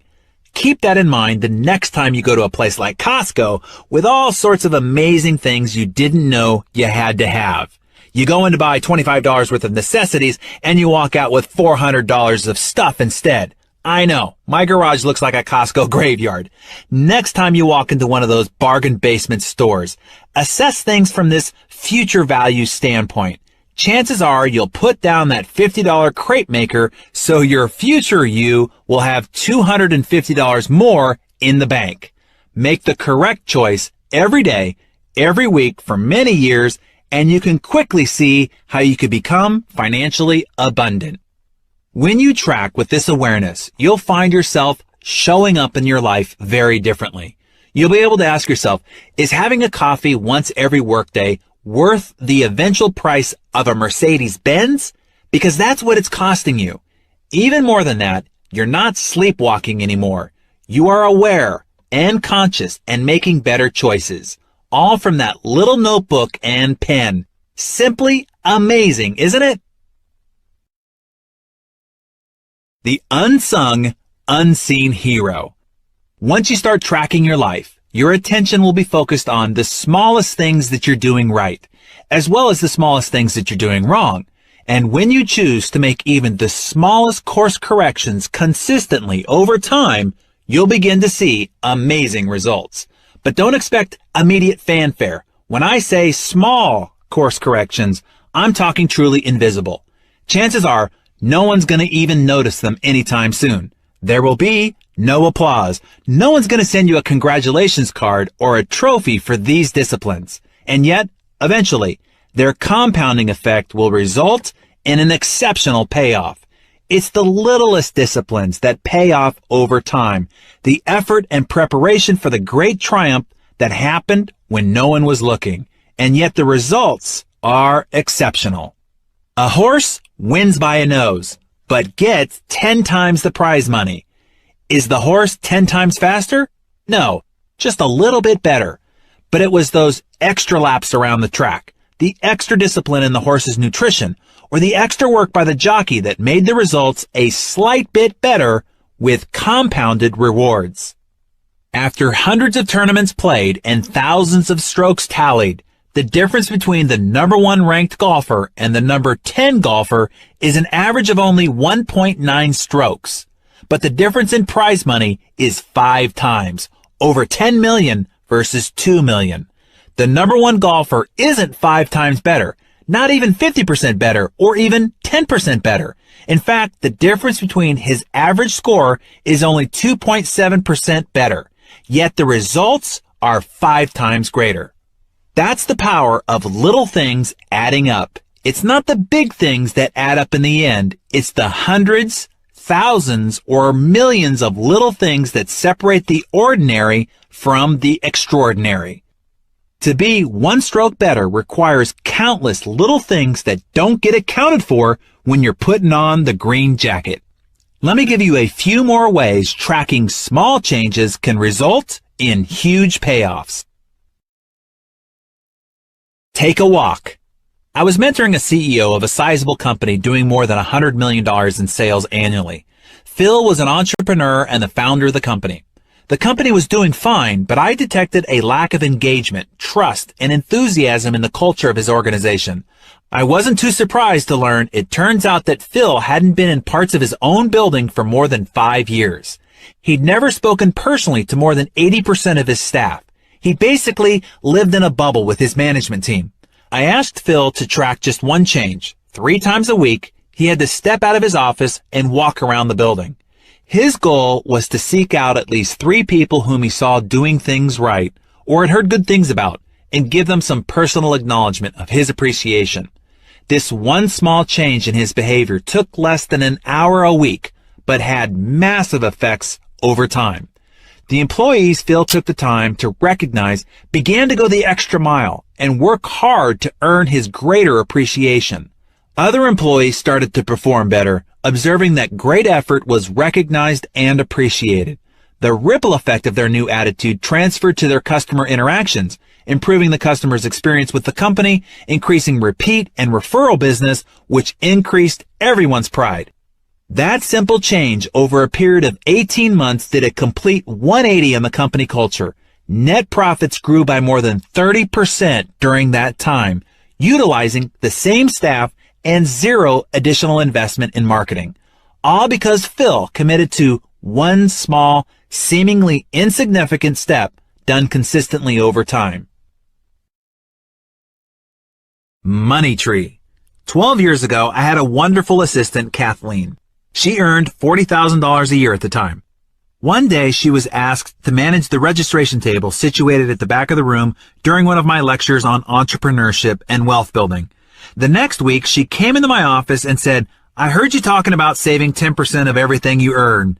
That sounds nice, but there's no way I could do that. It's totally unrealistic." She proceeded to tell me about all her bills and financial obligations. After she wrote them all out, it was obvious that there really wasn't any money left over at the end of the month. "I need a raise," she said. "I'll do better than that," I told her. "I'm going to teach you how to become wealthy." It wasn't the answer she was looking for, but she agreed. I taught Kathleen how to track her spending, and she began to carry her notebook. I told her to open up a separate savings account with only $33, just 1% of her existing monthly income. I then showed her how to live on $33 less the next month. Bring in her own lunch just one day a week instead of going downstairs to the deli and ordering a sandwich, chips, and a drink. The next month I had her save only 2%, $67. She saved the additional $33 by changing her cable subscription service. The next month we went up to 3%. We canceled her subscription to People magazine. It was time for her to study her own life. And instead of going to Starbucks twice a week, I told Kathleen to buy the Starbucks beans and other fancy fixings and make her own coffee in the office. She grew to like that even better. Me too. By the end of the year, Kathleen was saving 10% of every dollar she earned without noticing a significant impact on her lifestyle. She was amazed. That one discipline also had a ripple effect on many other disciplines in her life. She calculated what she spent on mind-numbing entertainment and began investing that money on her personal growth instead. After feeding her mind with several hundred hours of inspirational and instructional content, her creativity started to soar. She brought me several ideas on how we could make and save more money in our organization. She presented me with a plan that she would implement in her spare time if I promised to reward her with 10% of all the money-saving strategies and 15% of all the new revenue strategies that proved profitable. By the end of the second year, she was earning more than $100,000 a year on the same $40,000 base salary. Kathleen eventually started her own independent contract service business that took off. I ran into Kathleen at an airport 2 years ago. She now earns more than $250,000 a year and has saved and created more than $1 million in assets. She is a millionaire. All starting from the choice to take one small step by starting to save $33 a month. On the topic of saving money, I want to give you a few extra tips that I picked up from some people who know what they're talking about. One is a way of reframing your savings account. This comes from Dr. Mehmet Oz in an interview I did with him in 2008 when he said, "I tithe to myself. This was true when I was making $29,000 as an intern, and it's true with my money right now. 10% of what I earn, I don't touch. It's as though I didn't earn that money. I don't actually put it aside for a rainy day. I'm putting it aside because that buys me peace of mind." Ah, a peace of mind account. I love that. Who wants to take their hard-earned money and stash it away for a rainy day? How fun and beneficial does that sound? But peace of mind? Yes, I want that, and it's worth spending, or, in this case, saving money to buy it. I think Dr. Oz puts the idea of savings into context. Thinking about buying peace of mind is a great way of reframing and understanding this important behavior. Speaking of behavior, let me share some insights Dave Ramsey passed on to the Success CD listeners and me. This is what he said. "I am 1,000% sure, after working with hundreds of thousands of people over the last 2 decades, that personal finance is about 80% behavior, and it's only about 20% head knowledge. We all know what to do. It's doing it that's the problem. So the problem with my money is this idiot that I shave with every morning." He also said, the first thing is you have to pay attention. You have to be purposeful. You have to be intentional, as we've been discussing, and as I coach Kathleen to do. Ramsey goes on to say, and the second thing is this issue of just, oh, dare I say it aloud, Maturity. Adults devise a plan and follow it. Children do what feels good. You have got to do the right thing every time, all the time. That's the number one indicator in your character towards becoming wealthy. Lastly, he cites, handling money is a learned technique. 80% of American millionaires are first generation rich, which means they didn't have rich parents programming them. They decided to change. They made a choice to engage in different behaviors. Ah, thanks, Dave. There it is again. It's about choices that lead to behaviors, done long enough, become habits that over time compound into our results, wealth and financial abundance, or bankruptcy, heartache, and despondency.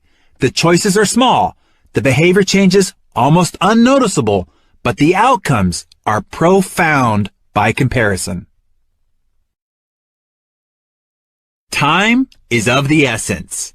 The earlier you start making small changes, the more powerfully the compound effect works in your favor. Suppose your friend listened to Dave Ramsey's advice and began putting $250 a month into an IRA when she got her first job after graduating from college at age 23. You, on the other hand, don't start saving until you're 40. Or maybe you started saving a little earlier but cleaned out your retirement account because you didn't notice any great gains. By the time your friend is 40, she never has to invest another dollar and will have more than $1 million by age 67, growing at 8% interest compounded monthly. You continue to invest $250 every month until you reach 67, the normal retirement age for Social Security for those born after 1960. That means you're saving for 27 years by contrast to her 17 years. When you're ready to retire, you'll have less than $300,000 and will have invested $27,000 more than your friend. Even though you saved for many more years, invested much more cash, you still ended up with less than a third of the money you could have had. That's what happens when we procrastinate and neglect necessary behaviors, habits, and disciplines. Don't wait another day to start the small disciplines that will lead you in the direction of your goals. Now, are you telling yourself that you're already starting too late and you're already way behind the 8 ball and can never catch up? That's just another tired tape in your head. It's time to turn it off.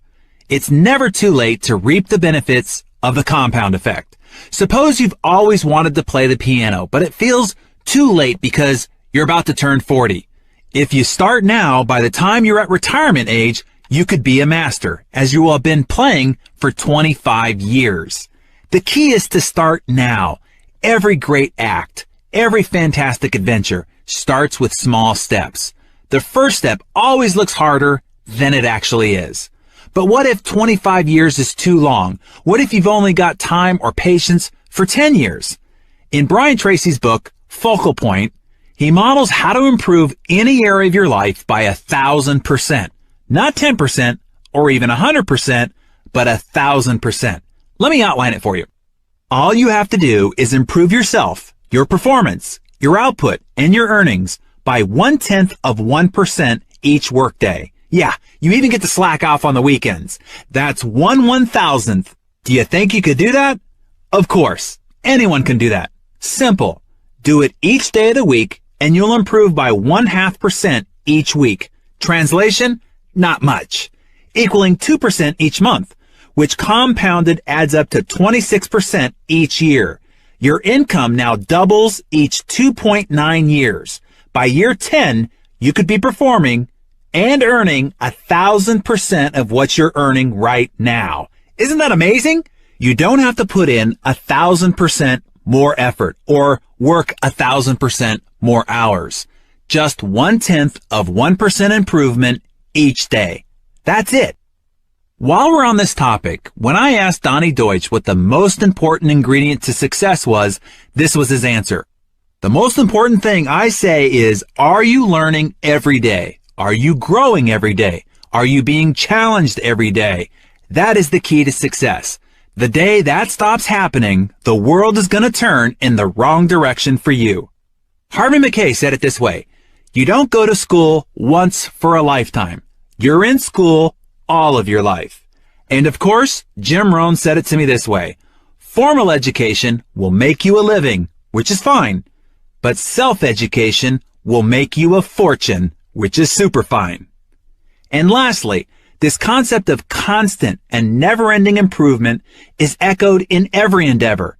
This is how the Iron Man Cal Ripken Jr. said it when asked how he was able to beat the 56-year-old record made by Lou Gehrig's 2,131 consecutive games played. The Iron Man went on to surpass it another 502 straight starts. Cal said this: "I think it's important, especially in this economy. You can't stay around if you're not getting better. No business or baseball team is going to keep people just because they show up. You have to constantly be looking for ways to get better and looking for ways to improve your value to the organization. You have to develop strong fundamentals, no matter what you do, and you have to make yourself indispensable. That requires you to be evaluating what you're doing and what needs to be done." Well said, Cal, and he should know. And now you do too. Success is a half marathon. Beverly was a salesperson for an educational software company for which I was doing a turnaround. One day she told me about her friend who was running a half marathon the upcoming weekend. "I could never do such a thing," Beverly, who was significantly overweight, assured me. "I get winded going up a single flight of stairs." "If you want to, you can choose to do what your friend is doing," I told her. She balked, saying, "There's absolutely no way." My first step was to help Beverly find her motivation. "So Beverly, why would you want to run a half marathon in the first place?" I was trying to get a handle on her greater, more personal desires and motivations. "Well, my 20-year high school reunion is coming up next summer, and I want to look fabulous. But I've gained so much weight since my second child 5 years ago, I don't know how I could do it." Bingo! Now we had a motivating goal, but I proceeded with caution. If you've ever tried to lose weight, you probably know the drill. Buy an expensive gym membership, drop a fortune on personal trainers, new equipment, spiffy new workout clothes, and great athletic footwear. Work out vigorously for a week or so, then turn your elliptical machine into a clothes drying rack. Ditch the gym and let your sneakers mold in the corner. I wanted to try a better way with Beverly. I knew that if I could get her to choose just one new habit, she'd get hooked and all the other behaviors would naturally fall in line. I asked Beverly to drive her car around the block and map out a 1-mile loop from her house. Once she mapped the course, I told her to walk the loop just 3 times over a period of 2 weeks. Notice that I didn't ask her to start by running the mile. Instead, I started with something I knew she could do in her existing state, a small, easy task that required no major stretch. Then I had her walk the loop 3 times in 1 week for an additional 2 weeks. Each day she made the choice to continue on. After she accomplished that, next I told Beverly to start a slow jog, only as far as she felt comfortable. As soon as she started feeling breathless, she was to stop and continue walking. I asked her to do this until she could run 1/4 and then 1/2 and then 3/4 of that mile. It took 3 more weeks, 9 outings before she could jog a full mile. After a total of 7 weeks, she was jogging the whole loop. That might seem like a long time for such a short victory, right? After all, a half marathon is 13.1 miles. 1 mile is nothing. What was something, however, was Beverly was beginning to see how her choice to get fit for the reunion, her Y power, was fueling her new health habits. The compound effect had been set in motion and was starting its miraculous process. I then asked Beverly to increase her distance 1/8 of a mile each outing, almost an unnoticeable length, maybe about 300 steps further. Within 6 months, she was running 9 miles without any discomfort at all. In 9 months' time, she was running 13.5 miles regularly, more than the distance of a half marathon, as part of her regular running routine. More exciting, though, is what happened in other areas of her life. Beverly lost her craving for chocolate, a lifelong obsession, and heavy, fatty foods, gone. The increased energy she felt from her cardiovascular exercise and better eating choices helped her bring more enthusiasm to her work. Her sales performance doubled during the same period, which was great for me. As we saw in the previous chapter, the ripple effects of all this momentum raised her self-esteem and sense of accomplishment and made her more affectionate and intimate with her husband. Their relationship became more passionate than it had been since college. Because she had renewed energy, her interaction with her children became more active and animated. She noticed she no longer had time to hang out with her Debbie Downer friends, who still gathered together after work for greasy appetizers and drinks. She made new, healthy friends in a running club she joined, which led to a whole host of additional positive choices, behaviors, and habits.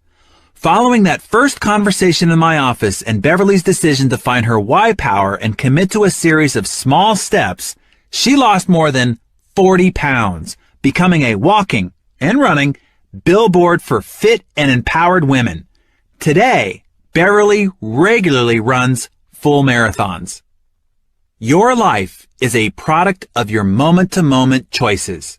In our Success CD, May of 2010, TV's Biggest Loser fitness trainer, Jillian Michaels, shared with me a powerful childhood story. She said, "When I was a kid, my mom would have these elaborate Easter egg hunts for me. I would run around the house, and when I would get close to a hidden egg, she'd say, 'Oh, you're warm.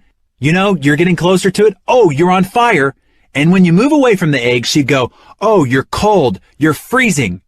She goes on to say, "I teach contestants that on a moment-to-moment basis, I need them to think about their happiness and their ultimate goal as being warm, how every choice and every decision they make in the moment is getting them closer to that ultimate goal.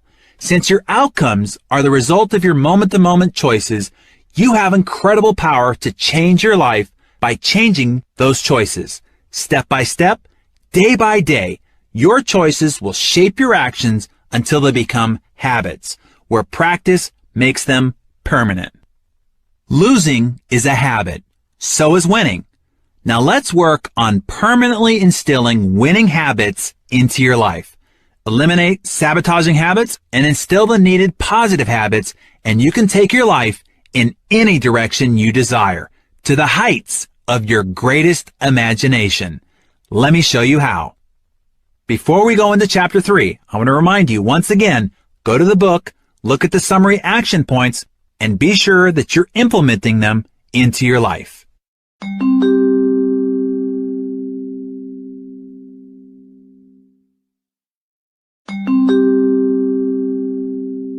Chapter 3, Habits.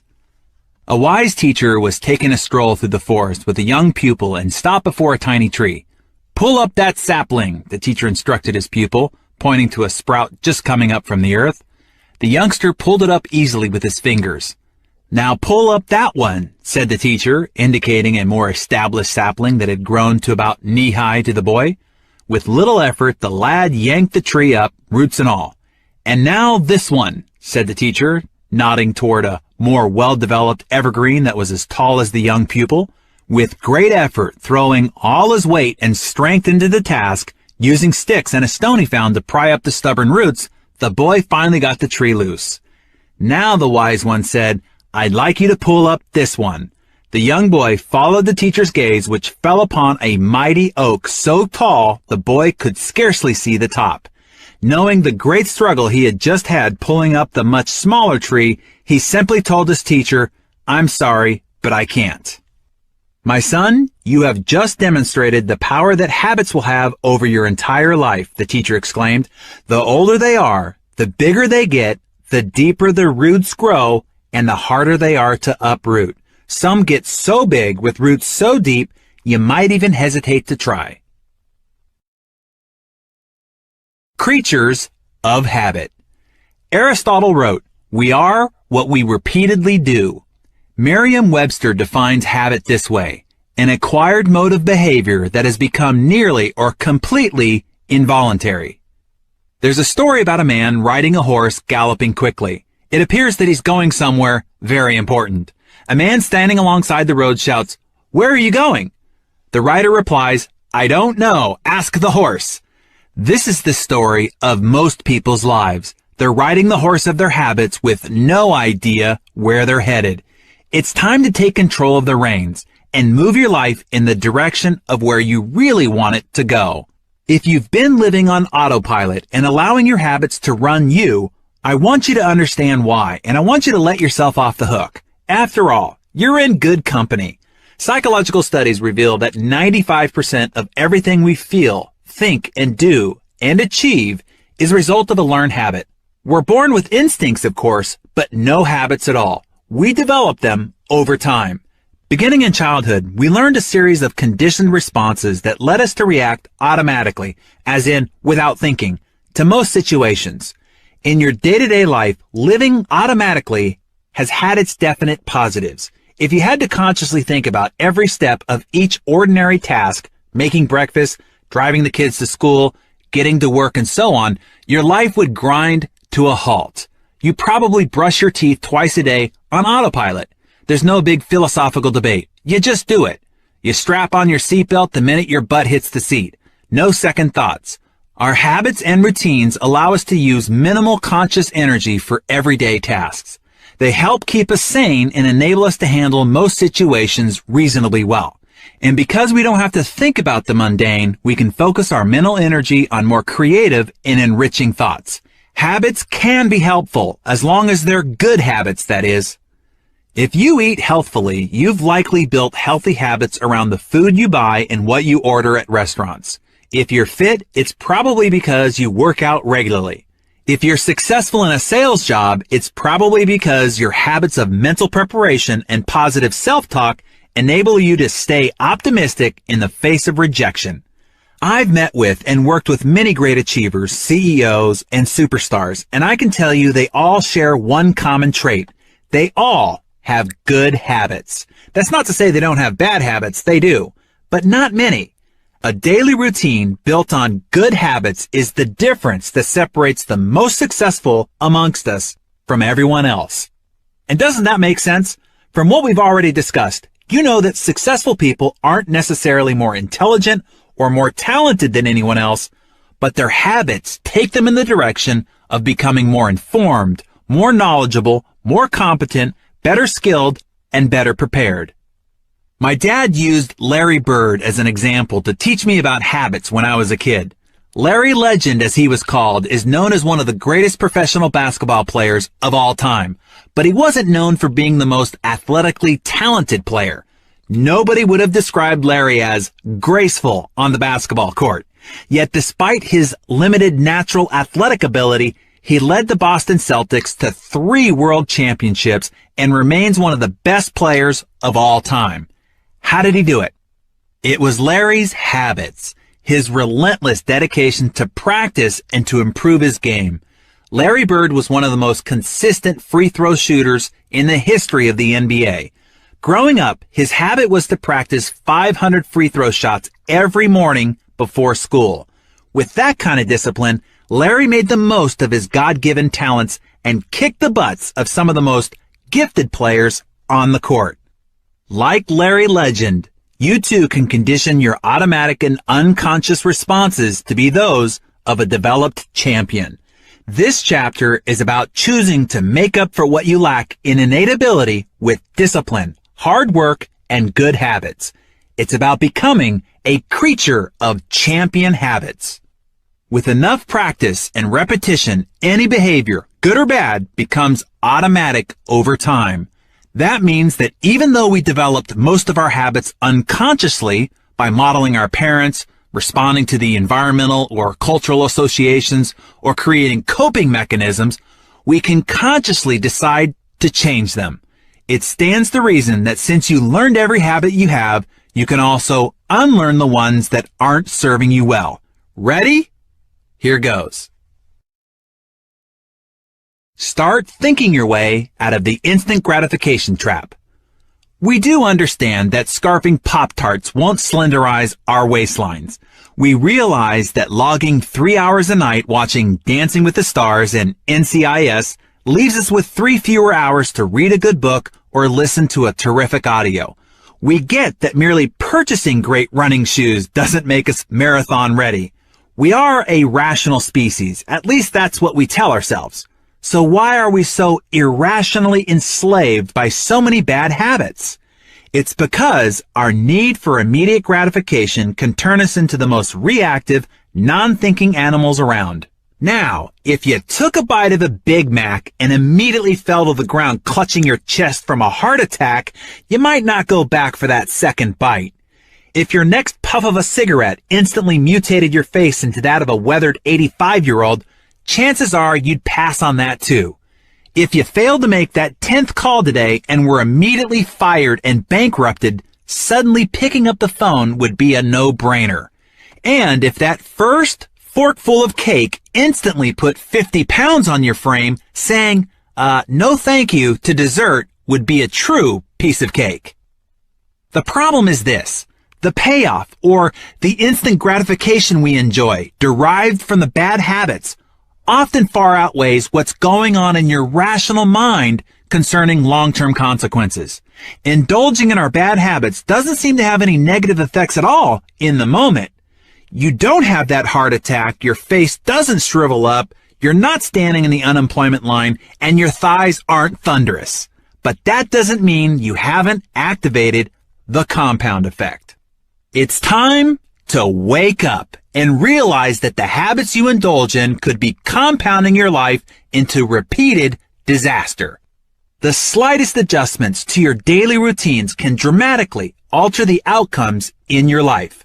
Again, I'm not talking about quantum leaps of change or a complete overhaul to your personality, character, and life. Super small, seemingly inconsequential adjustments can and will revolutionize everything. The best illustration I can give you to emphasize the power of small adjustments is that of a plane traveling from Los Angeles to New York City. If the nose of that plane is pointed only 1% off course, almost an invisible adjustment when the plane is sitting on the tarmac in Los Angeles, it will ultimately end up about 150 miles off course, arriving in either upstate Albany or in Dover, Delaware.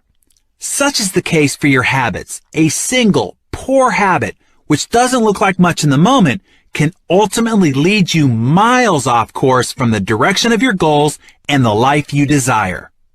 Most people drift through life without devoting much conscious energy to figuring out specifically what they want and what they need to do to take themselves there. I want to show you how to ignite your passion and help you aim your unstoppable creative power in the direction of your heart's dreams and desires. Uprooting bad habits that have grown into mighty oaks is going to be arduous and difficult, and to see the process through will require something greater than even the most relentless determination. Willpower alone won't cut it. Finding your mojo, your why power. Assuming willpower is what you need to change your habits is akin to trying to keep a hungry grizzly bear out of your picnic basket by covering the basket with a napkin. To fight the bear of your bad habits, you'll need something stronger. When you're having trouble doing the hard work of achieving your goals, it's common to believe that you simply lack willpower. I disagree. It's not enough to choose to be successful. What's going to keep you consistent with the new positive choices you need to make? What's going to stop you from falling back into your mindless bad habits? What's going to be different this time versus the times you've tried and failed before? As soon as you get the slightest bit uncomfortable, you're going to be tempted to slide back into your old, comfortable routine. You've tried willpower before, and it's failed you. You've set resolutions, and you've let them go. You thought you were going to lose all that weight last time. You thought you'd make all those sales calls last year. Let's stop the insanity and do something different so you can get different and better results. Forget about willpower. It's time for why power. Your choices are only meaningful when you connect them to your desires and dreams. The wisest and most motivating choices are the ones aligned with that which you identify as your purpose, your core self, and your highest values. You've got to want something and know why you want it, or you'll end up giving up too easily. So, what is your why? You've got to have a reason if you want to make significant improvements to your life. And to make you want to make the necessary changes, your why must be something that is fantastically motivating to you. You've got to want to get up and go for years. So what is that moves you the most? Identifying your why is critical. What motivates you is the ignition to your passion, the source for your enthusiasm, and the fuel of your persistence. This is so important that I made it the focus of my first book, Designing Your Best Year Ever, a proven formula for achieving big goals. You must know your why. Why everything's possible. The power of your why is what gets you to stick through the grueling, mundane, and laborious. All of the hows will be meaningless until your whys are powerful enough. Until you've set your desire and motivation in place, you'll abandon any new path you seek to better your life. If your why power, your desire, isn't great enough, if the fortitude of your commitment isn't powerful enough, you'll end up like every other person who makes a New Year's resolution and gives up too quickly and reverts back to sleepwalking through their poor choices. Let me give you an analogy to help bring this home. If I were to put a 10-inch wide, 30-foot long plank on the ground and say, if you walk the length of this plank, I'll give you $20. Would you do it? Of course you would. It's an easy $20. But what if I took that same plank and made a rooftop bridge between two 100-story buildings? That same $20 for walking the 30-foot plank no longer looks desirable or even possible, does it? You'd look at me and say, not on your life. However, if your child was on the opposite building and that building was on fire, would you walk the length of that plank to save him? Without question, and almost immediately, you'd do it, $20 or not. So why is it the first time I asked you to cross that sky-high plank, you would have said, no way, no how. But the second time, you wouldn't have hesitated. The risks and the dangers were the same. What changed? What changed was your why, your reason for wanting to do it. You see, when the reason is big enough, you will be willing to perform almost any how. To truly ignite your creative potential and inner drive, you have to look beyond the motivation of monetary and material goals. It's not that those motivations are bad. In fact, they're great. I'm a connoisseur of nice things too. But material stuff can't really recruit your heart, soul, and guts into the fight. That passion has to come from a deeper place. And even if you do acquire the shiny objects, you won't capture the real prize, happiness and fulfillment. In my interview with peak performance expert Tony Robbins in January of 2009, he said, I've seen many business moguls achieve their ultimate goals, but still live in frustration, worry, and fear. So what's preventing these people from being happy? The answer is they have focused only on achievement and not fulfillment. Extraordinary accomplishment does not guarantee extraordinary joy, happiness, love, and a sense of meaning. These two skill sets feed off each other and makes me believe that success without fulfillment is failure. Well said. That's why it's not enough to choose to be successful. You have to dig deeper to find out your core motivation, to activate your superpower, your why power. Core motivation. The access point to your why power is through your core values, which define both who you are and what you stand for. Your core values act as your navigation system through life. Your core values are the values that you would fight for and defend to the death. These values make up your character. They are your non-negotiables in life. They are the attributes you would hope others would say about you in your absence and in your departure. They become what you are known for. They become your internal compass, your guiding beacon. They comprise the filter through which you will run all of life's demands, requests, and temptations to see if they match the direction you want to sail your life toward. If you haven't clearly defined your values, you may end up making choices that conflict with them. And when your actions conflict with your values, the results are unhappiness, frustration, and despondency. Psychologists tell us that nothing creates internal stress and trauma more than when what you're doing on the outside, your actions and behaviors, is incongruent with your values on the inside. Let me jump off here on this point in particular. I like how Tony Jerry said it in one of our success interviews when he said, so many people set goals, they go after those goals, but they have friction sometimes with their values.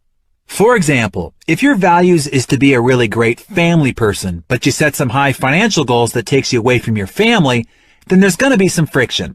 So what I suggest is that you really be congruent with what's important to you, your values, so you don't have that friction and you can move forward every day to get better and better results.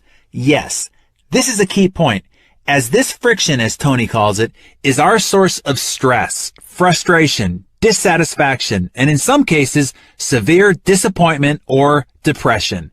When you live in alignment with your highest ideas, standards, and values, life is fun, easy, rich, and massively rewarding. Okay, let me continue. Defining your core values also helps make life simpler and more efficient. When you are certain of your core values, decision-making is simplified. When faced with a choice, you simply ask yourself, does this align with my core values? If yes, do it. If no, don't, and don't look back. Then all the fretting and punishing plagues of indecision will be eliminated. In our article with Rudy Giuliani, he said it this way: you need to have a set of principles that you develop and can stick to in good times and bad. You cannot wait for things to go awry before you start trying to figure out what your core values are. By then, it's too late, and your ability to navigate yourself to your desired destination will be nearly impossible. Jim Rohn's father used to quip, when it's raining, it's too late to fix the roof. When it's sunny outside, the roof doesn't need fixing. Now is the time to get clear on who you really are, what's important to you, and who you really want to become. Your core values will help you navigate your life and keep you on course to your desired destination. Also, in my interview with the CEO and founder of Starbucks, Howard Schultz, he put this key concept this way, and this is a guy who knows a little bit something about creating culture and adhering to core values, as he grew from 150 stores to now almost 17,000, run by 142,000 employees. He said, whatever your culture, values, guiding principles, you have to take steps to incorporate them into your organization early in its life so that they can guide your every decision, every hire, every strategic objective you set. This is true for a large corporation, and it's just as true for you as an individual. Get your core values determined and squared away, and they will be your guiding principles for every decision, every project that you take on or say yes to, and every goal that you go for. Find your fight. People are either motivated by something they want or something that they don't want. Love is a powerfully motivating force, but so is hate. Contrary to social correctness, it can be good to hate. Hate disease, hate injustice, hate ignorance, hate complacency, and so on. Sometimes identifying an enemy lights your fire. Some of my greatest motivation, determination, and dogged persistence came when I had an enemy to fight. In history, most transformational stories and political revolutions came about as a result of fighting an enemy. David had Goliath. America had the British. Luke had Darth Vader. Rocky had Apollo Creed. 20-somethings have the man. Rush Limbaugh has the liberals. Lance Armstrong, cancer. Apple, Microsoft. Microsoft, Apple. We could go on, but I think you get the point. Enemies give us a reason to stand tall with courage. Having to fight challenges your skills, your character, and your resolve. It forces you to assess and exercise your talents and abilities. Without a motivating fight, we become fat and lazy. We lose our strength and purpose. Some of my mentorship clients worry that their why power derives from less than noble goals. They feel guilty for wanting to prove the naysayers wrong, or wanting to get back at the person who said they'd never amount to anything, or beat the competition, or finally one-up a sibling who's always dominated them. But really, it doesn't matter what the motivation is, as long as it's legal and moral. You don't have to be motivated for great humanitarian reasons. What matters is that you feel fully motivated. Sometimes that motivation can help you use a powerfully negative emotion or experience to create an even more powerful and successful end. This is certainly true of one of history's most celebrated football coaches, Pete Carroll. When we featured Carroll in Success in September of 2008, he explained his early motivation like this. When I grew up, I was a little dink. I couldn't do much because I was just too small. It took me a couple of years to get to a place where I could be competitive. All that time, I was living with the fact that I was much better and I needed to fight to prove it. I was frustrated because I knew I could be special. Carroll's need to fight ultimately brought out his greatness. On our March 2010 issue of Success, we featured an interview with acclaimed actor Anthony Hopkins. I was surprised to learn that his extraordinary talent and determination blossomed from anger. Hopkins admitted to being a horrible student, burdened with dyslexia and attention deficit and hyperactivity disorder before such a diagnosis even existed. He was shackled with the label problem child. He said, I was a source of worry for my parents. I had no apparent future because schooling and education were important, but I didn't seem to have the ability to grasp what was being taught to me. My cousins were all brilliant. I felt resentful and rejected by a whole society and was very depressed. Hopkins harnessed his anger. At first, it propelled him to fight to achieve success outside of academics or athletics. He discovered that he had a glimmer of talent in acting. So he used his anger towards the belittling labels he had been given to fuel his commitment to the craft of acting. Today, Hopkins is considered to be one of the greatest actors alive. As a result of the fame and fortune he's acquired, Hopkins has been able to help countless other people in the fight to recover from substance abuse, in addition to supporting important environmental work. Though initially it wasn't grounded in a noble cause, his fight was clearly worthwhile. We can all make powerful choices. We can all take back control by not blaming chance, fate, or anyone else for our outcomes. It's within our ability to cause everything to change. Rather than letting past hurtful experiences zap our energy and sabotage our success, we can use them to fuel positive, constructive change. Goals. As I mentioned before, the compound effect is always working, and it will always take you somewhere. The question is, where? You can harness this relentless force and have it carry you to new heights, but you must know where you want to go first. What goals, dreams, and destinations do you desire? When I attended the funeral of Paul J. Meyer, another mentor of mine, I was reminded of the richness and diversity of his life. He achieved, experienced, and contributed more than dozens of people combined. His obituary made me reassess the quantity and size of the goals that I set for myself. If Paul were here, he would tell us, if you are not making the progress that you'd like to make and are capable of making, it's simply because your goals are not clearly defined. One of Paul's most memorable quotes reminds us of the importance of goals. Whatever you vividly imagine, ardently desire, sincerely believe, and enthusiastically act upon must inevitably come to pass. The one skill most responsible for the abundance in my life is learning how to effectively set and achieve goals. Something almost magical happens when you organize and focus your creative power on a well-defined target. I've seen this time and time again. The highest achievers in the world have all succeeded because they mapped out their visions. The person who has a clear, compelling, and white-hot burning why will always defeat even the best of the best at doing the how. Let me jump off here for a second.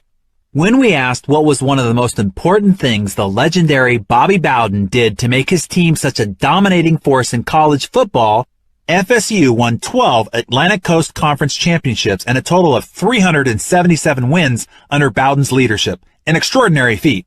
He said, at the start of every season, we take about 4 days to get away from everything, including the phone, where people can't get to us. During that time, we discuss our goals. I talk about our goals for the year. I'm a big believer in setting goals. But more important to me than setting them is writing them down. Doing that makes me and everyone around me stay the course and stay accountable. And then we talk about how we're going to go about achieving them, breaking them all down and what everyone must do to reach each goal. We talk about what everybody's responsibility is and then what our responsibility is to the university and to the players. Oh, and another great point and perspective on the topic of goals was shared with me by John Assaraf. John said, when you write a goal, ask yourself, am I willing to trade my life for the accomplishment of this goal? Because essentially, that's what you're doing. Wow, what a great point and a great perspective. How many times have you seen people give major chunks of their life for the achievement of the wrong goals?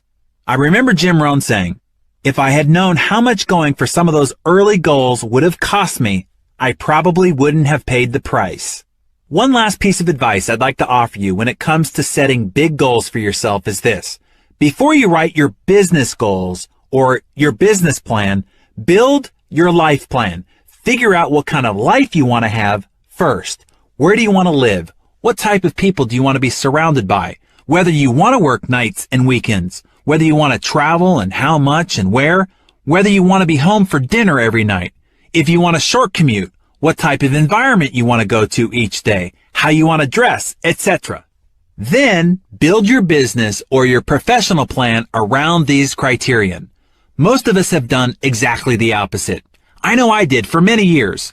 We build our business plan first. We outline all our big goals, plans, and ambitions, and then figure out how to fit our lives around them, usually sacrificing most of the rest of our life. Or sometimes we define a professional plan by outlining the money we want to make and the titles we want to obtain. Again, sacrificing much of the rest of our lives. If we continue to live this way, when we get to the end of our lives, we're likely to discover that we paid too high a price and sacrificed what was really important in life for too little. How goal setting actually works. The mystery, secret, revealed. You only see, experience, and get what you look for.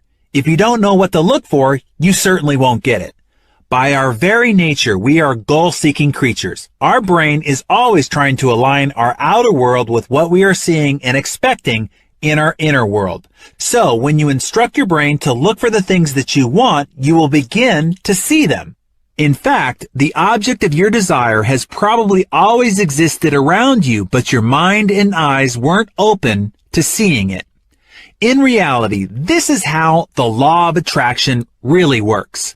It is not the mysterious, esoteric voodoo that it sometimes sounds like. It's far simpler and more practical than that. We are bombarded with billions of sensory, visual, audio, physical, bytes of information each day. To keep ourselves from going insane, we ignore 99.9% of them, only really seeing, hearing, or experiencing those upon which our mind focuses. This is why when you think something, it appears that you are miraculously drawing it into your life. In reality, you're now just seeing what was already there. You are truly attracting it into your life. It really wasn't there before or accessible to you until your thoughts focused and directed your mind to see it. Make sense? See, this isn't mysterious at all. In fact, it's quite logical. Now, with this new perception, whatever your mind is thinking internally is what it will focus on and all of a sudden see within that 99.9% of the remaining space. Here's a well-worn example, because it's so true. In shopping for or buying a new car, all of a sudden you start to see that model and make everywhere, right? It seemed like there are tons of them on the streets all of a sudden when they weren't there yesterday. But is that realistic? Of course not. They were all there all along, but you weren't paying attention to them.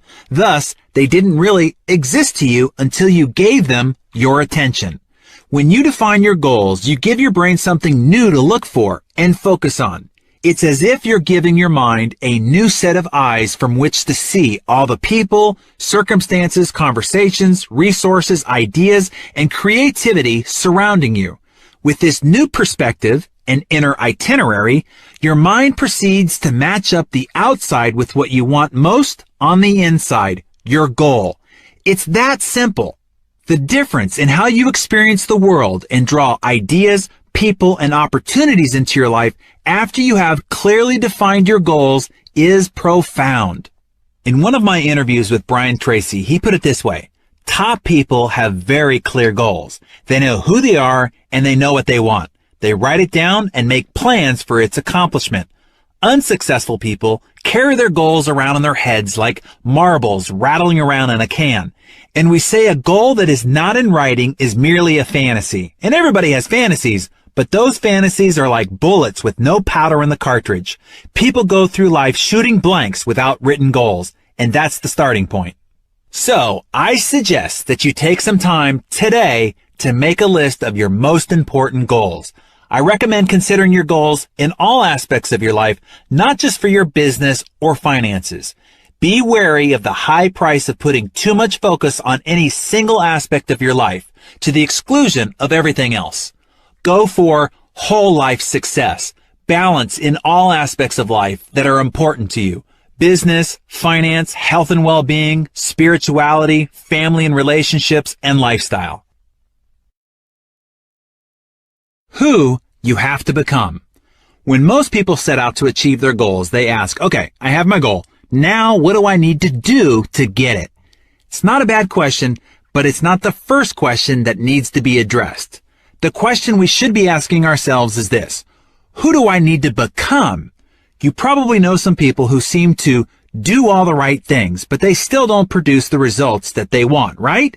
Why not? One thing Jim Rohn taught me is this: if you want to have more, you have to become more. Success is not something you pursue. What you pursue will elude you. It can be like trying to chase butterflies. Success is something you attract by the person you become. When I understood that philosophy, wow, it revolutionized my life and my personal growth. When I was single and ready to find my mate and get married, I made a long list of traits that I desired in the perfect woman for me. I filled more than 40 pages of a journal, front and back, describing her in great detail, her personality, character, key attributes, attitudes, and philosophies about life, even what kind of family she'd come from, including her culture and physical makeup, down even to the texture of her hair. I wrote in depth what our life would be like and what we'd do together. If I had then asked, okay, now what do I have to do to find and get this girl? I might still be on that butterfly chase right now. Instead, I looked back at the list and considered whether or not I embodied those same attributes myself. Did I have those very qualities I was expecting in her? I asked myself, what kind of man would a woman like this be looking for? Who do I need to become to be attractive to a woman of this substance? Then I filled 40 more pages describing all the attributes, qualities, behaviors, attitudes, and characteristics I needed to become myself. Then I went to work on becoming and achieving those qualities. And guess what? It worked. As if she were peeled off the pages of my journal and appeared in front of me. My wife, Georgia, is exactly what I described and asked for in almost eerie detail. The key was my getting clear on whom I'd have to be to attract and keep a woman of her quality, and then doing the work to achieve that. Behave yourself. All right, let's map out your process for achieving the goals you've decided upon. This is the doing process, or in some cases, the stop doing process. What stands between you and your goal is your behavior. Do you need to stop doing anything so the compound effect isn't taking you in a downward spiral? Also, what do you need to start doing to change your trajectory so that you're headed in the most beneficial direction? In other words, what habits and behaviors do you need to subtract from and add to your life? Your life comes down to this formula. You, your choices, plus your behavior, plus your habits, compounded equal your goal. That's why it's imperative to figure out which behaviors are blocking the path that leads you to your goal and which behaviors will help you accomplish the goal you desire. Now, you may think that you've got a handle on all your bad habits, but I'd bet good money you're wrong. Again, that's why tracking is so effective. I mean, honestly, do you know how many hours of TV you are really watching every day? How many hours do you spend tuned into news channels or keeping up with the goals and accomplishments of others on the sports or style networks? Do you know how many cans of soda you drink or how many hours you spend doing non-essential work on the computer, Facebook, reading gossip online, etc.? As I emphasized in the previous chapter, your first job is to become aware of how you're behaving. Where have you fallen asleep on the job and developed an unconscious bad habit that's leading you astray? Let me pause here and pass along a great tip shared with me by Brian Tracy.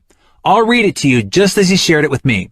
It's called the E versus E ratio, and it's the entertainment versus education ratio. What is your ratio? How many minutes do you spend each day on entertainment, and how many minutes do you spend each day on education?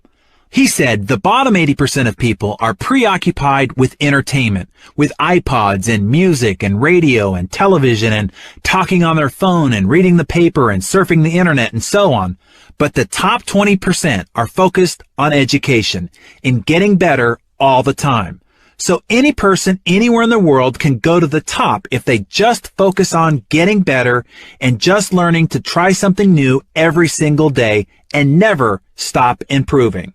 That is a great thing to evaluate. What is your entertainment versus education ratio?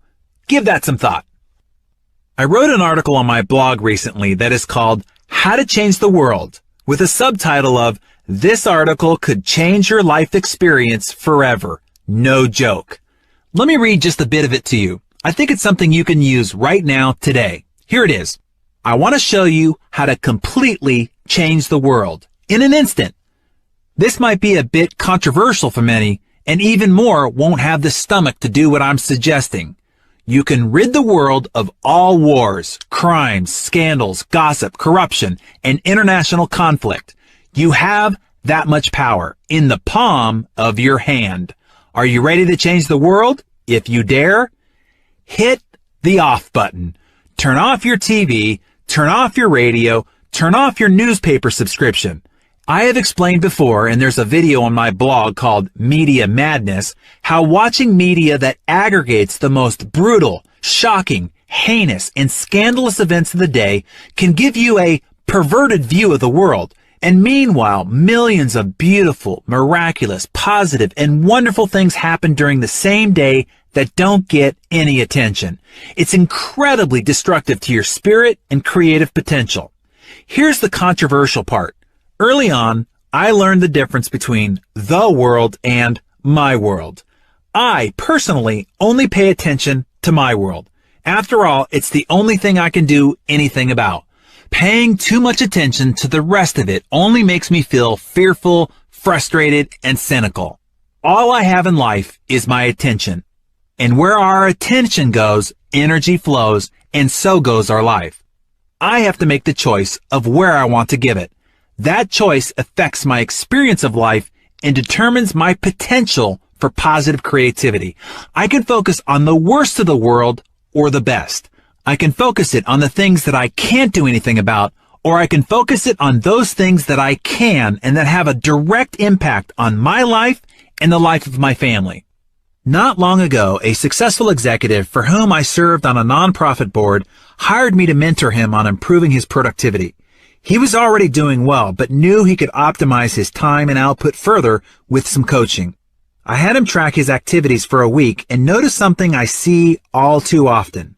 He spent an incredible amount of time reviewing the news, 45 minutes in the morning reading the newspaper, another 30 minutes listening to news on his morning commute, and an equal amount of time tuning in again on his drive back home.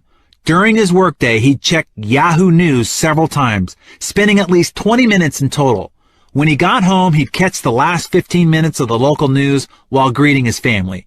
Then he'd catch up on 30 minutes of sports news and 30 minutes of the 10 o'clock news before going to bed. In total, he was spending 3.5 hours with the news each day. This man wasn't an economist or a commodities trader or in any profession that lived or died by the latest news.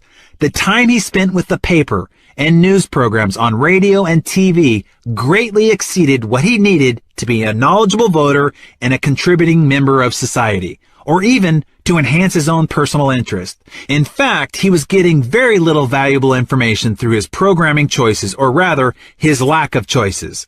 So why did he spend nearly 4 hours a day consuming it? It was a habit. So I suggested that he keep his TV and radio off, cancel his newspaper subscription, and set up an RSS feeder so he could select and review only the news he deemed important for his business and personal interests. Doing so immediately cleared out 95% of the mind-cluttering and time-sucking noise. He could now review all that mattered to him in less than 20 minutes a day. This left the 45 minutes in the morning, his commute time, and that hour in the evening for productive activities, exercise, listening to instructional and inspirational material, reading, planning, preparing, and spending quality time with his family. Now he tells me he's never felt less stressed and more inspired and focused than he does now. Constant negative news has a tendency to make you anxious. One small, simple change in habit, one giant leap forward in balance and productivity. Okay, now it's your turn. Get out your little notebook and write down your top 3 goals. Make a list of the bad habits that might be sabotaging your progress in each area. Write down every one. Habits and behaviors never lie. If there's a discrepancy between what you say and what you do, I'm going to believe what you do every time. If you tell me you want to be healthy, but you've got Dorito dust on your fingers, I'm believing the Doritos.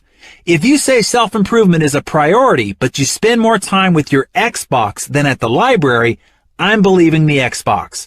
If you say you're a dedicated professional, but you show up late, unprepared, your behavior rats you out every time. You say your family is your top priority, but if they don't appear on your busy calendar, they aren't, really. Look at the list of bad habits you just made. That's the truth about who you are. Now you get to decide whether that's okay or if you want to change. And then next, add to that list all the habits that you need to adopt that, if practiced and compounded over time, will result in your gloriously achieving your goals. Making this list isn't about wasting energy by getting judgmental and regretful on yourself. It's about taking a clear-headed look at what you want to improve. I'm not going to leave you there, however. Let's uproot those sabotaging bad habits and plant new, positive, and healthy ones in their place. Game changers. 5 strategies for eliminating bad habits. Your habits are learned, therefore they can be unlearned. If you want to sail your life in a new direction, you have to first pick up the anchors of bad habits that have been weighing you down. The key is to make your why power so strong that it overwhelms your urges for instant gratification. And for that, you need a new game plan. The following are my all-time favorite game changers. 1. Identify your triggers. Look at your list of bad habits. For each one you've written down, identify what triggers it. Figure out what I call the big 4s, the who, the what, the where, and the when, underlying each bad behavior. For example, are you more likely to drink too much when you're around certain people? Is there a particular time of the day when you just have to have something sweet? What emotions tend to provoke your worst habits? Stress, fatigue, anger, nervousness, boredom? When do you experience those emotions? Who are you with? Where are you? And what are you doing? What situations prompt your bad habits to surface? Getting in your car, the time before performance reviews, visits with your in-laws, conferences, social settings, when you're feeling physically insecure or deadlines. Take a closer look at your routines. What do you typically do or say when you wake up? When you're on a coffee or a lunch break? When you've gotten home from a long day? Again, get out your notebook or use the Bad Habit Killer worksheet, which you can download for free at thecompoundeffect.com/free, and write down your triggers. This simple action alone increases your awareness exponentially. But of course, this isn't the whole enchilada, because as we've discussed, increasing your awareness of a bad habit isn't enough to break it. Number 2, clean house. Get to scrubbing. And I mean this literally and figuratively. If you want to stop drinking alcohol, remove every drop of it from your house and your vacation house if you have one. Get rid of the glasses, any fancy utensils or doodads that you have when you drink. And those decorative olives too. If you want to stop drinking coffee, heave the coffee maker and give that bag of gourmet grounds to a sleepy neighbor. If you're trying to curb your spending, take an evening and cancel every catalog or retail offer that flies through your mailbox or your inbox, so you won't even need to muster the discipline to walk it from the front door to the recycling bin. If you want to eat more healthfully, clean your cupboards of all the crap and stop buying the junk food. And stop buying into the argument that it's not fair to deny the other people in your family junk food just because you don't want it in your life. Trust me, everyone in your family is better off without it. Don't bring it into the house, period. Get rid of whatever enables your bad habits. And 3, swap it. Look again at your list of bad habits. How can you alter them so that they're not as harmful? Can you replace them with healthier habits or drop kick them altogether, as in for good? Anyone who knows me knows that I love something sweet after a meal. If there is ice cream in the house, the something sweet turns into a triple scoop banana split with all the fixings, 1,255 calories. Instead, I replace that bad habit with 2 Hershey's Kisses, 50 calories. And I'm still able to satisfy the sweet tooth without having to spend the extra hour on the treadmill just to get back to even. My sister-in-law started a habit of eating crunchy and salty junk food when she watched TV. She'd crunch through a whole bag of tortilla chips with little actual awareness. Then she realized that what she really enjoyed was just the crunchy sensation in her mouth. So she decided to replace her bad habit with crunching on carrot and celery sticks and raw broccoli spears. She got the same joyful sensation and her FDA-recommended vegetable servings at the same time. A guy who used to work for me had a habit of drinking 8 to 10 Diet Cokes a day. That is a bad habit. I suggested that he replace them with low-sodium carbonated water, adding fresh lemon, lime, or oranges. He did this for about a month before realizing he didn't need the carbonation at all and switched to just plain water. So, play with this and see what behaviors you can replace, delete, or swap out. Number 4 is ease in. I live near the Pacific Ocean. Whenever I get into the water, I get my ankles acclimated first. Then I walk in up to my knees, and then it's my waist and chest before taking the plunge. Some people just run and dive in and get it over with. Good for them. Not me. I like to ease my way in. This is probably residual trauma from my childhood, as you'll see in the next strategy. For some of your long-standing and deep-rooted habits, it might be more effective to take small steps to ease into unwinding them.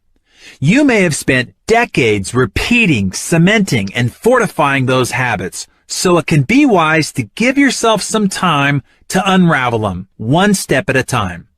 A few years ago, my wife's doctor required that she cut caffeine from her diet for several months. We both love our coffee, so if she was going to have to suffer, I decided it was only fair that we do it together. We first went to 50-50, 50% decaffeinated and 50% regular for a week. Then 100% decaf for another week.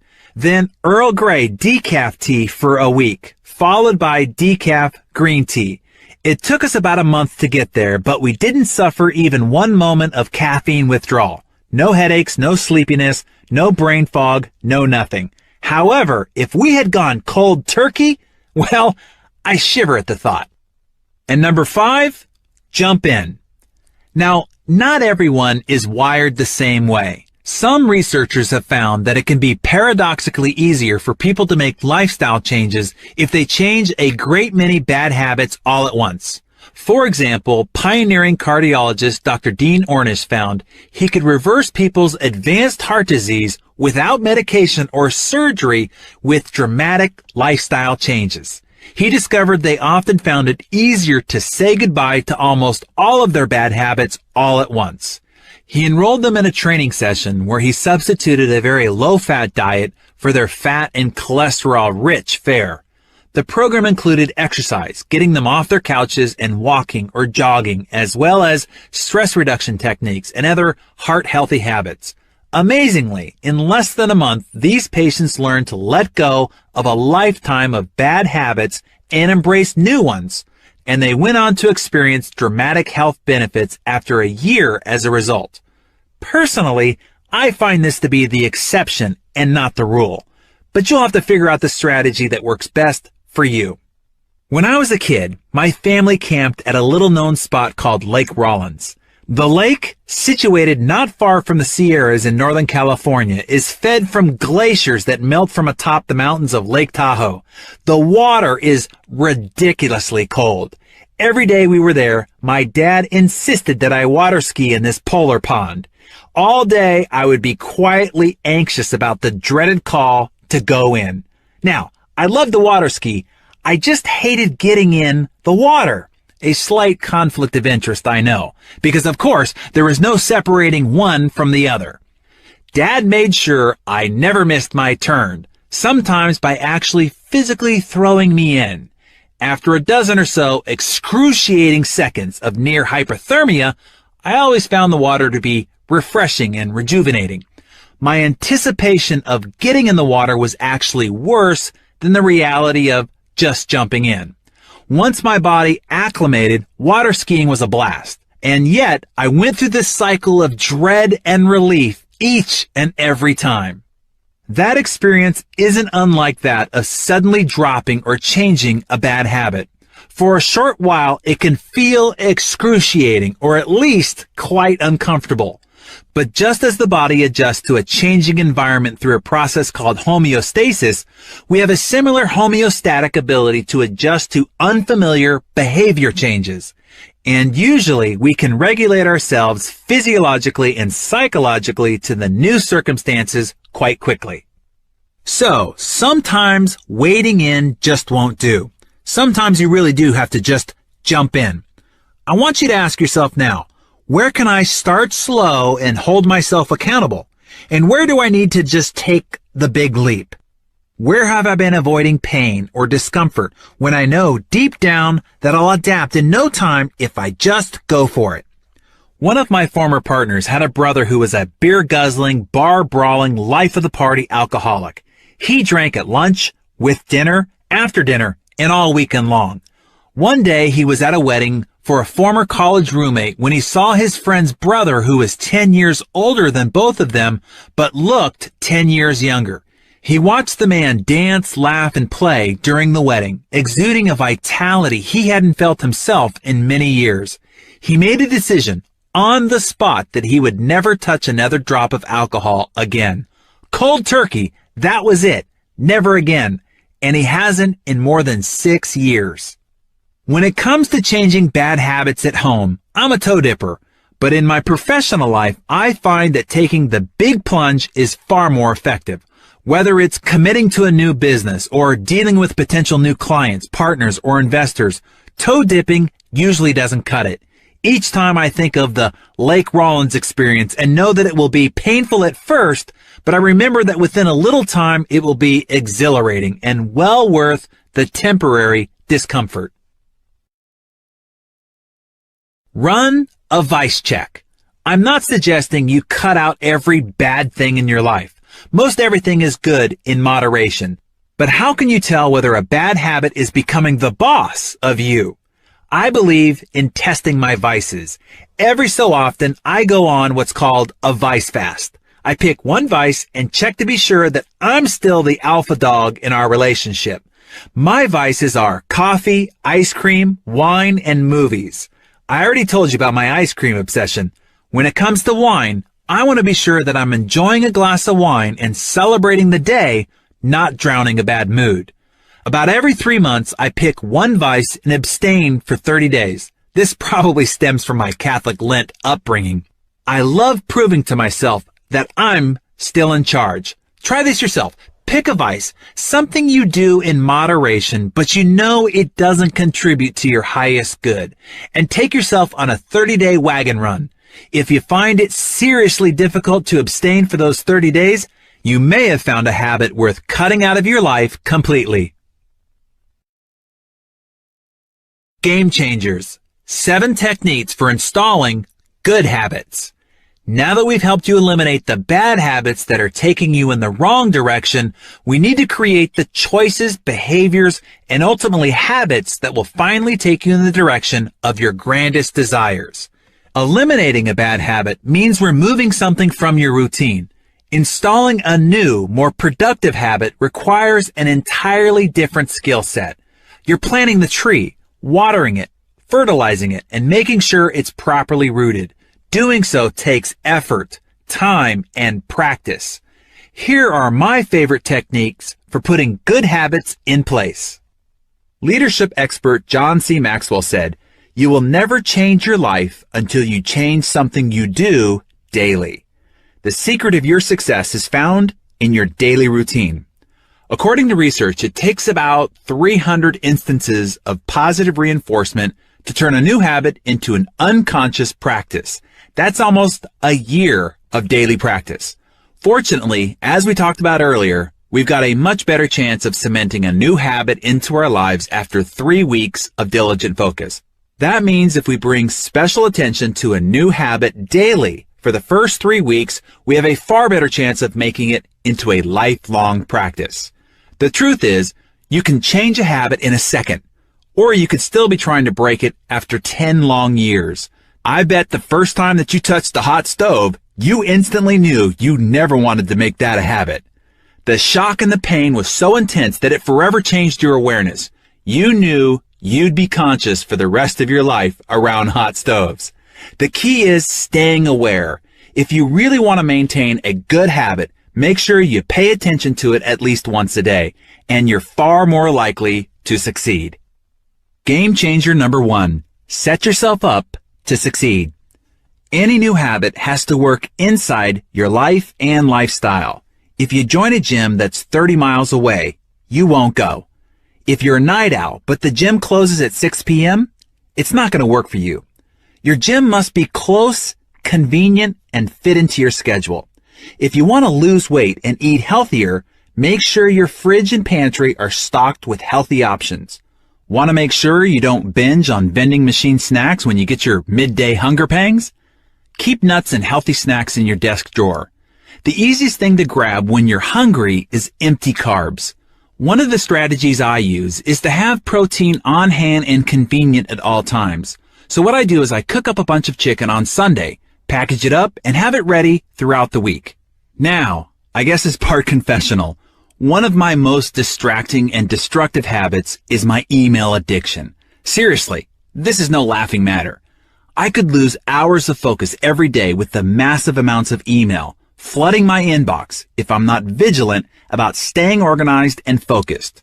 To set up the discipline of my new habit of only checking email 3 times a day, here's what I did.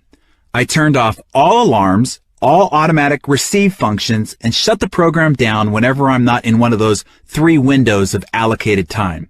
I have to build walls around that time vortex lest I keep falling in all day long.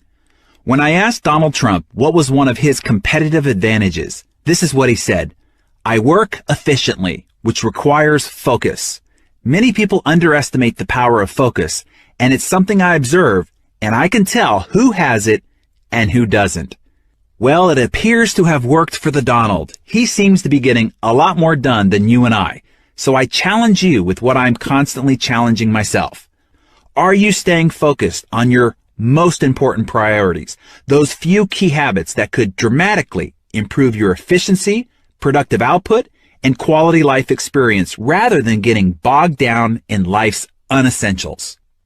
Game changer number 2. Think addition, not subtraction. When I interviewed Montel Williams for Success, he told me about the strict diet he maintains because of the disease that afflicts him, multiple sclerosis. Montel has adopted something called the add-in principle, and I think it's a wildly effective tool for anyone with a goal. He said, it's not so much what you attempt to take out of your diet, it's what you put in instead. This has become his analogy for life. Instead of thinking he has to deprive himself or take something out of his diet, example, I can't eat a hamburger, chocolate, or dairy, he thinks about what he can have instead. Today I'm going to have a salad and steamed vegetables and fresh figs. He fills his focus and his belly with what he can have so he no longer has attention or hunger for what he can't. Instead of focusing on what he has to sacrifice, Montel thinks about what he gets to add in. The result is a lot more powerful. A friend of mine wanted to break his bad habit of wasting too much time watching TV. To help out, I asked him what he'd like to do with the 3 hours of free time if he had it. He said he would play with his kids more. I asked him to pick a hobby he'd also want to explore. His choice was photography. A total techie, he went all out and got all the high-tech editing equipment, which he happily toted around on more family outings so he could take great photos of his kids.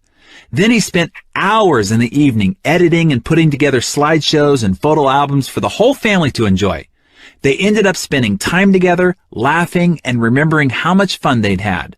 Because he was so focused on his kids and photography, he no longer had the time nor the desire to sit around and watch TV at night. He realized he had been zoning out on it because it was an easy mental escape from his workday. By replacing TV viewing with his new habit of playing games with his kids and working on his photography hobby, he discovered passions with far more power and far bigger payoffs. So, what can you choose to add in so you can enrich your life experience? Game changer number 3, go for a PDA, public display of accountability. Picture any public official taking the oath of office. They say, I do solemnly swear. Then comes the speech on how she'll turn her campaign promises into boots-on-the-ground realities. Once she puts it out there on public record, she knows that she'll be held responsible for any action that she rolls back on her promises and praised for any progress towards her goals. So, do you want to cement that new habit? Get Big Brother to watch you. And it's never been easier with all the social media out there and available.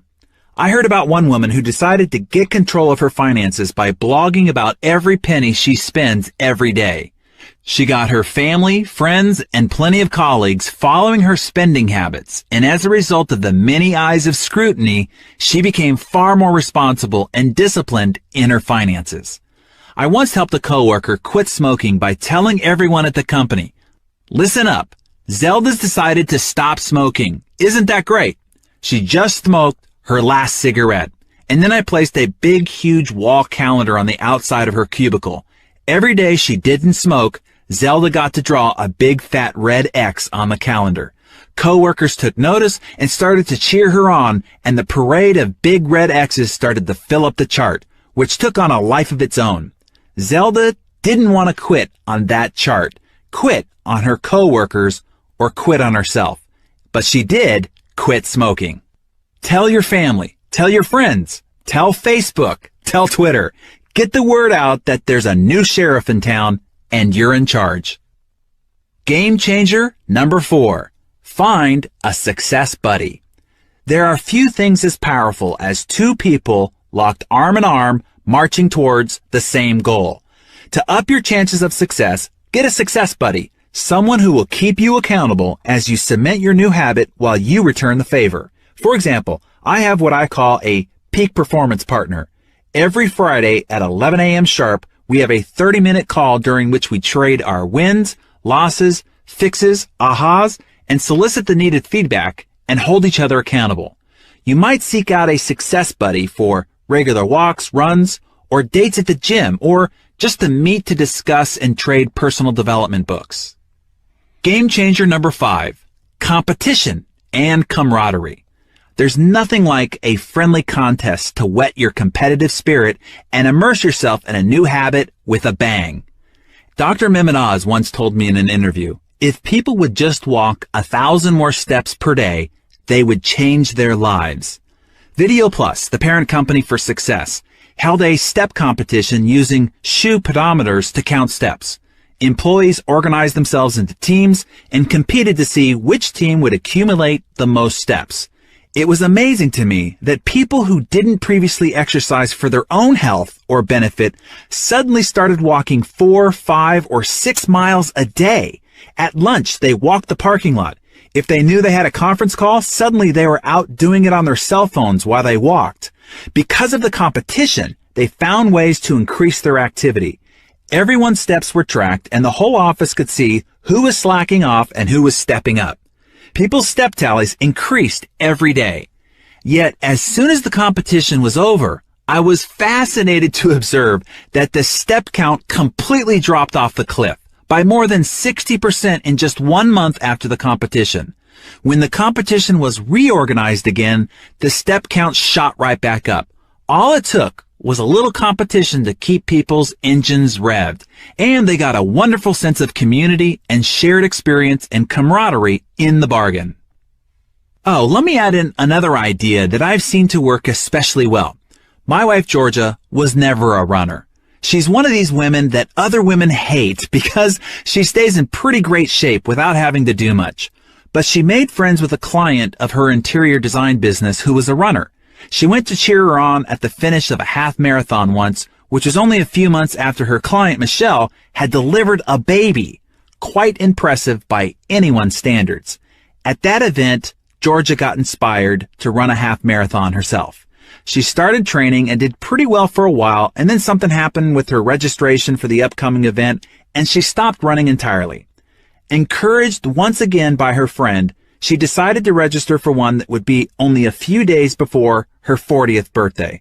But this time, someone recommended the Nike Plus iPod sensor that builds a running training regimen and tracks her progress. I am super proud of her. She has been steadfast in keeping up with her training schedule. And one reason, in my observation, is because the system makes tracking and accountability easy and very visually evident. And she can compare her progress with her friends, which is a big part of keeping her motivation going and keeping her on track with her accountability. Not only does she know if she's keeping up with them, but now all her friends know and monitor her progress as well. So, as you look to incorporate new disciplines and habits into your lifestyle, look for ways to infuse some tracking and accountability measurement systems along the way with some friendly competition. Think about it. What can you organize with your friends, colleagues, or teammates? How can you inject fun rivalry and a competitive spirit into your new habit? Game changer number 6. Celebrate. All work and no play makes Jack a dull boy, and it's a recipe for backsliding. There should be a time to celebrate, to enjoy some of the fruits of your victories along the way. You can't go through this thing sacrificing yourself with no benefit. You've got to find little rewards to give yourself every month, every week, every day. Even if it's something small, to acknowledge that you've held yourself to a new behavior. Maybe it's just time to yourself to take a walk, relax in the bath, or read something just for fun. For bigger milestones, book a massage or have dinner at your favorite restaurant and promise yourself a nice big pot of gold when you reach the end of the rainbow. Change is hard. Yippee! There's one thing that 99% of failures and successful folks have in common. They all hate doing the same things. The difference is successful people do them anyway. Change is hard. That's why people don't transform their bad habits and why so many people end up unhappy and unhealthy. What excites me about this reality, however, is that if change were easy and everyone were doing it, it would be much more difficult for you and me to stand out and become an extraordinary success. Hey, ordinary's easy. Extraordinary is what will separate you from the crowd. Personally, I'm always happy when something is hard. Why, you ask? Because I know that most people won't do what it takes. Therefore, it will be easier for me to step in front of the pack and take the lead. I love what Dr. Martin Luther King Jr. said so eloquently. The ultimate measure of a man is not where he stands in the moment of comfort and convenience, but where he stands at the times of challenge. When you press on despite difficulty, tedium, and hardship, that's when you earn your improvement and gain strides on the competition. If it's hard, awkward, tedious, so be it. Just do it. And keep doing it, and the magic of the compound effect will reward you handsomely. Be patient. When it comes to breaking old bad habits and starting new ones, remember to be patient with yourself. You've spent 20, 30, or 40 years or more repeating the bad behaviors you're trying to change. You've got to expect it's gonna take some time and some effort before you see lasting results. Science shows that the patterns of thoughts and actions repeated many times create what's called a neurosignature or brain groove, or a series of interconnected neurons that carry the thought patterns of a particular habit. Attention feeds the habit. When we give our attention to a habit, we activate the brain groove, releasing the thoughts, desires, and actions related to that habit. Luckily, our brains are malleable. If we stop giving attention to the bad habits, those grooves weaken. When we form new habits, we drive new grooves deeper with each repetition, eventually overpowering the previous ones. Creating new habits and burning new grooves into your brain will take time. Be patient with yourself. If you fall off the wagon, brush yourself off, not beat yourself up, and get back on. No problem. Hey, we all stumble. Just go again and try another strategy. Reinforce your commitment and consistency. When you press on, you will receive huge payoffs. And speaking of payoffs, the next chapter is where we really start breaking away from the herd, where the multiplying effect really takes shape. With all the disciplined effort you've applied from the fundamentals of the first 3 chapters, here's where you get rewarded. Big time. Oh, and before we move to chapter 4, let me remind you again to go back to the book and review the summary action steps. I've taken the knowledge from the entire chapter we just covered and reduced it to a half a dozen action steps to be sure that you're transferring what you're learning into actual results in your life.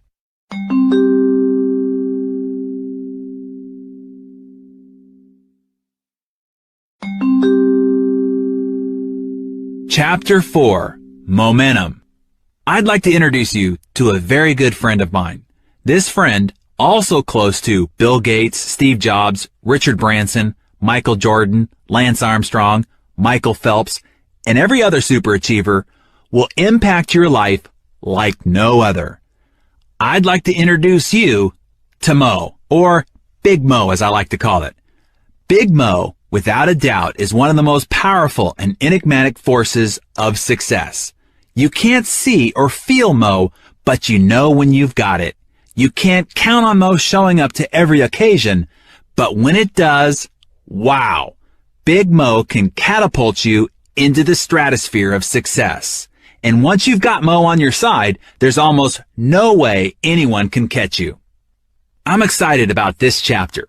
When you implement the ideas outlined ahead, your payoff will be 1,000 times or more what you paid for this book. Seriously, these ideas are big. Harnessing the power of Big Mo. If you remember your high school physics class, you do, don't you? You'll recall Newton's first law, also known as the law of inertia. Objects at rest tend to stay at rest unless acted on by an outside force. Objects in motion tend to stay in motion unless something stops their momentum.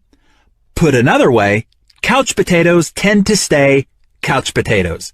Achievers, people who get into a successful rhythm, continue busting their butts and end up achieving more and more.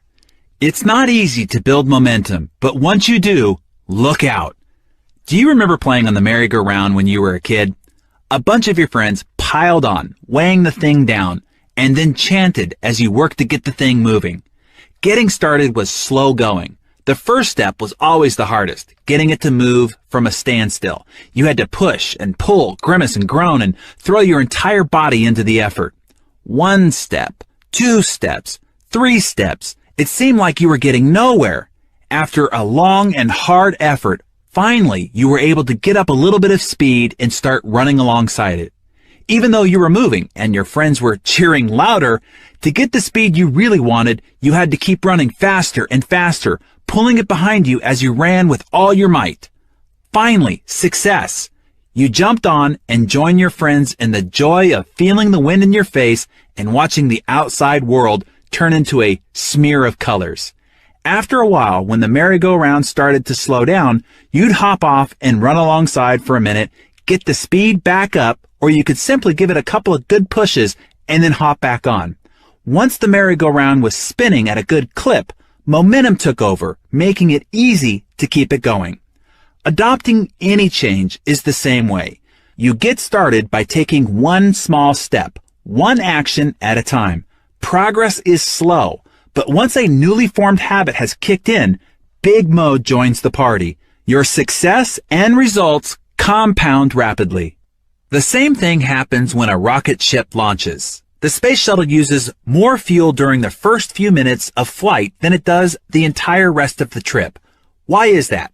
Because it has to break free of the pull of gravity. Once it does, it can glide into orbit. So for you, what's the hard part? Getting off the ground. Your old ways and your old conditioning are just like the inertia of the merry-go-round or the pull of gravity. Everything just wants to stay at rest or stay the same. You'll need a lot of energy to break your inertia and get your new enterprise underway. But once you get momentum, you will be hard to stop, virtually unbeatable, even though you're now just putting out considerably less effort while receiving greater results. Have you ever wondered why successful people tend to get more successful? The rich get richer, the happy get happier, and the lucky get luckier. They've got Mo. When it rains, it pours. But momentum can work on both sides of the equation. It can work for you or against you. Since the compound effect is always working, negative habits, when left unchecked, can build up steam and send you into a tailspin of quote-unquote unlucky circumstances and consequences. That's what our friend Brad from Chapter 1 experienced. He gained 33 pounds with a few small bad habits and experienced major job and marriage stress because of the negative momentum those habits generated. The law of inertia says objects at rest tend to stay at rest. That's the compound effect working against you. The more time you spend on that couch watching 2.5 Men, the harder it will be for you to get up and get moving. So let's start right now. How do you get Big Mo to pay you a visit? You build up to it. You get in the groove, the zone, by doing things we've covered so far.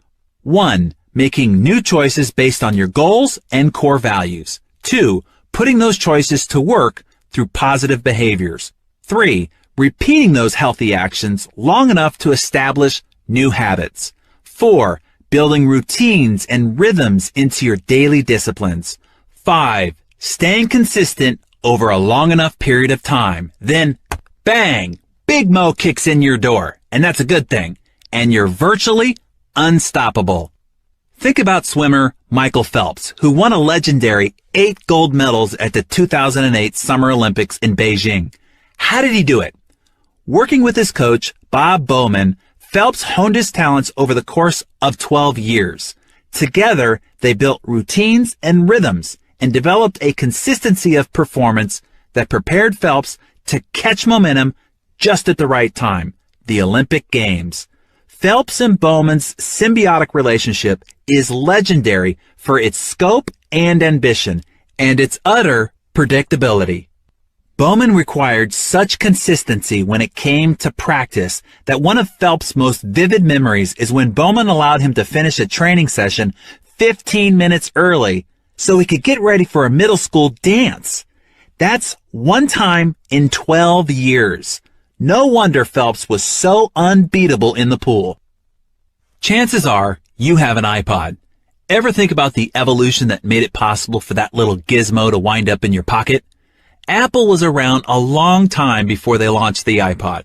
While Mac computers have always had an intensely loyal following, they still comprise only a small fraction of the overall PC market. The iPod certainly wasn't the first MP3 player out there.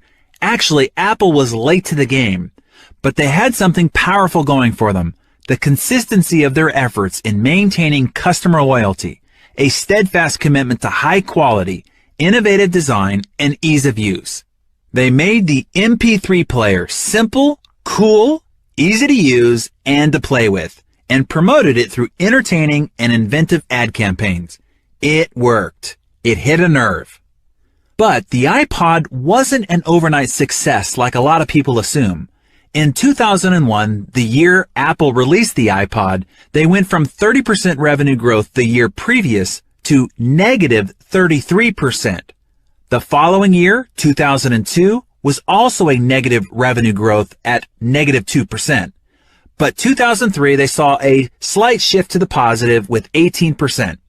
Growth came again in 2004, up 33%, and in 2005, they caught Mo, and bang! Apple catapulted to 68% revenue growth and now holds more than 70% of the MP3 player market share. As you know, Big Mo has since helped them dominate the smartphone market with the iPhone and the digital music distribution market with iTunes. This momentum has also given them a resurgence of growth in their original market of personal computers. With Big Mo on their side, I wouldn't be surprised to see them expand into other markets. Google was a small, struggling search engine for a long while. Today, it too owns more than 60% of its market. YouTube, the video sharing space created in February of 2005, officially launched in November of that year. But it wasn't until they featured the Lazy Sunday digital short that originally aired on Saturday Night Live that people started going to YouTube in huge numbers to find it. That YouTube video clip went viral. It got more than 5 million views before NBC asked to have it taken down. Then there was no way to catch him. They had Mo. Today, YouTube owns more than 60% of the video market. Google caught up with YouTube and the two young founders and paid them $1.65 billion to buy their Mo. Wow. So, what do Michael Phelps, Apple, Google, and YouTube have in common?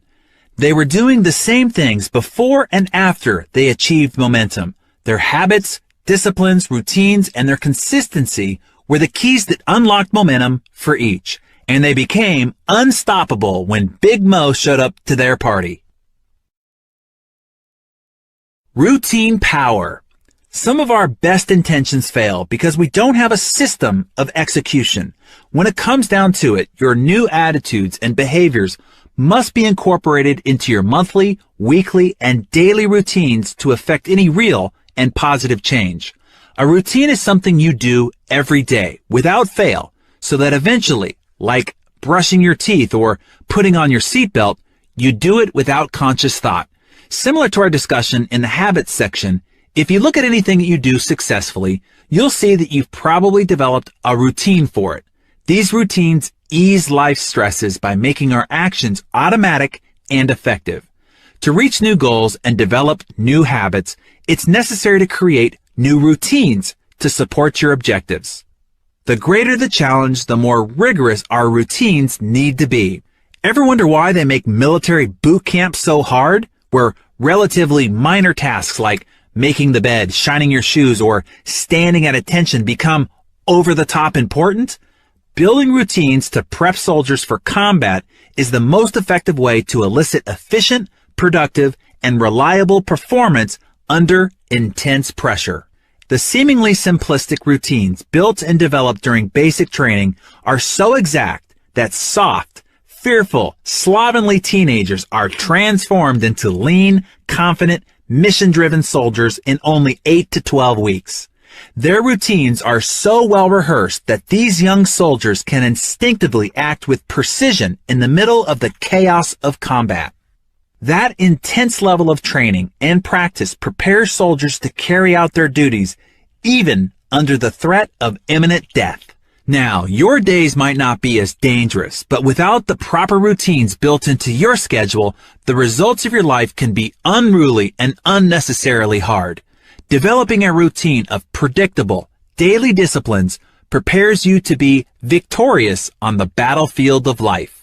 Golfer Jack Nicklaus was famous for his pre-shot routine. He was religious about the dance that he would do before every shot, a series of routine mental and physical steps that got him fully focused and ready for each shot.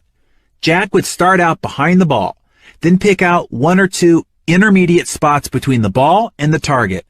As he walked around and approached the ball, the first thing that he would do is line his club face up with the intermediate target. He wouldn't put his feet into position until he felt that he had his club face properly squared up. Then he would take his stance. From there, he would waggle the club, look out to his ultimate target, then back to his intermediate target, and back to the golf club, and repeat that view a couple of times. Then, and only then, would he strike the ball. During one of the important majors, a psychologist timed Nicklaus from the moment he pulled the club out of the bag until the moment he hit the ball. Guess what? Each shot, from the first tee to the 18th green, the timing of Jack's routine supposedly never varied more than 1 second. That is amazing. The same psychologist measured Greg Norman during his unfortunate collapse at the 1996 Masters. Lo and behold, his pre-shot routine got faster and faster as the round progressed. Varying his routine stunted his rhythm and consistency, and he was never able to catch momentum. The moment Norman changed his routine, his performance became unpredictable and his results erratic. Football kickers likewise cherish their pre-kick routines, which allow them to get into sync with the thousands of times they have done the same action. Without a pre-kick routine, their performance under game time pressure greatly diminishes. Pilots go through their pre-flight checklist. Even when a pilot has logged thousands of hours and the plane just came in from a perfect performance review from a previous destination, the pilot goes through a pre-flight checklist every time without fail. This not only prepares the plane, but more importantly, centers the pilot and prepares him or her for the upcoming performance. Of all the high achievers and business owners I've worked with, I've seen that along with good habits, each has developed routines for accomplishing necessary daily disciplines. It's the only way any of us can predictably regulate our behavior. There simply isn't any way around it. A daily routine built on good habits and disciplines separates the most successful amongst us from everyone else. A routine is exceptionally powerful. To create powerful and effective routines, you must first decide what behaviors and habits you want to implement. Take a moment to review your goals from Chapter 3, as well as the behaviors you want to add and subtract. Now it's your turn to be Jack Nicklaus and figure out your best pre-shot routine. Be intentional about what components belong. Once you establish, say, a morning routine, I want you to consider it cast in concrete until further notice. You get up, you do it, no argument. If someone or something interrupts you, start back at the beginning to anchor your foundation for the performance that follows. Bookend your days. The key to becoming world-class in your endeavors is to build your performance around world-class routines. It can be difficult, even futile, to predict or control what will show up in the middle of your workday, but you can always control how your day starts and ends. I have routines for both. I'll share aspects of each here to give you some ideas and to help you better understand the power and importance of building your new behaviors into disciplined routines. Starting with my goals in mind, I design my behaviors and routines accordingly. Perhaps in sharing some of what works for me, you'll identify strategies you'd like to try. Rise and shine. My morning routine is my Jack Nicklaus pre-shot preparation. It sets me up for the entire day. Because it happens every morning, it's locked in and I don't have to think about it. My iPhone alarm goes off at 5 a.m. Well, confession, sometimes 5:30 a.m. And I hit the snooze button. Then I know I have 8 minutes. Why 8? I have no idea. Ask Steve Jobs. He programmed it. During those 8 minutes, I do 3 things. First, I think of all the things that I'm grateful for. I know that I need to attune my mind to abundance. The world looks, acts, and responds to you very differently when you start your day with a feeling and orientation of gratitude for that which you already have. Second, I do something that sounds a bit odd. I send love to someone. The way to get love is to give love. And the one thing I want more of is love. I give love by thinking of one person, anyone. It could be a friend, a relative, a coworker, or even just somebody I met in the supermarket. It really doesn't matter. And then I send love to them by imagining all the things that I wish and hope for them. Some would call this a blessing or a prayer. I call it a mental love letter. Third, I think about my number one goal and decide which 3 things I'm going to do on this day to move closer to reaching it. For example, at the time of this recording, my number one goal is to deepen the love and intimacy in my marriage. So each morning I plan out 3 things that I can do to make sure that my wife feels loved, respected, and beautiful. Now when I get up, I put on a pot of coffee, and while it's brewing, I do a series of stretches for about 10 minutes. This is something I picked up from Dr. Oz. If you've lifted weights your whole life as I have, you get stiff. I realized that the only way I was going to incorporate more stretching into my life was to make it a routine. I had to figure out where in my schedule I could possibly fit this in, and while the coffee is brewing is as good a time as any. Once I finish my stretches and pour my cup of joe, I sit down in my comfy leather recliner, set my iPhone for 30 minutes, no more, no less, and read something positive and instructional. When the alarm sounds, I take my most important project and work on it for an hour of completely focused and undistracted effort. Notice that I haven't opened up my email yet. Then every morning at 7 a.m., I have what I call my calibration appointment, a reoccurring appointment set in my calendar, where I take 15 minutes to calibrate my day. This is where I brush over my top 3 1-year and 5-year goals, my key quarterly objectives, and my top goal for the week and month. Then, here's the most important part of the calibration appointment. I review or set my top 3 MVPs, that is, most valuable priorities, for that day. I ask myself, if I only did 3 things today, what are the actions that will produce the greatest results moving me closer to my big goals? Then and only then do I open up email and send out a flurry of tasks and delegations to get the rest of my team started on their day. And then I quickly close down my email and go to work on my MVPs. Now, the rest of the day can take on a million different shapes, but as long as I go through my morning routine, a majority of my key disciplines that I need to be practicing are already taken care of.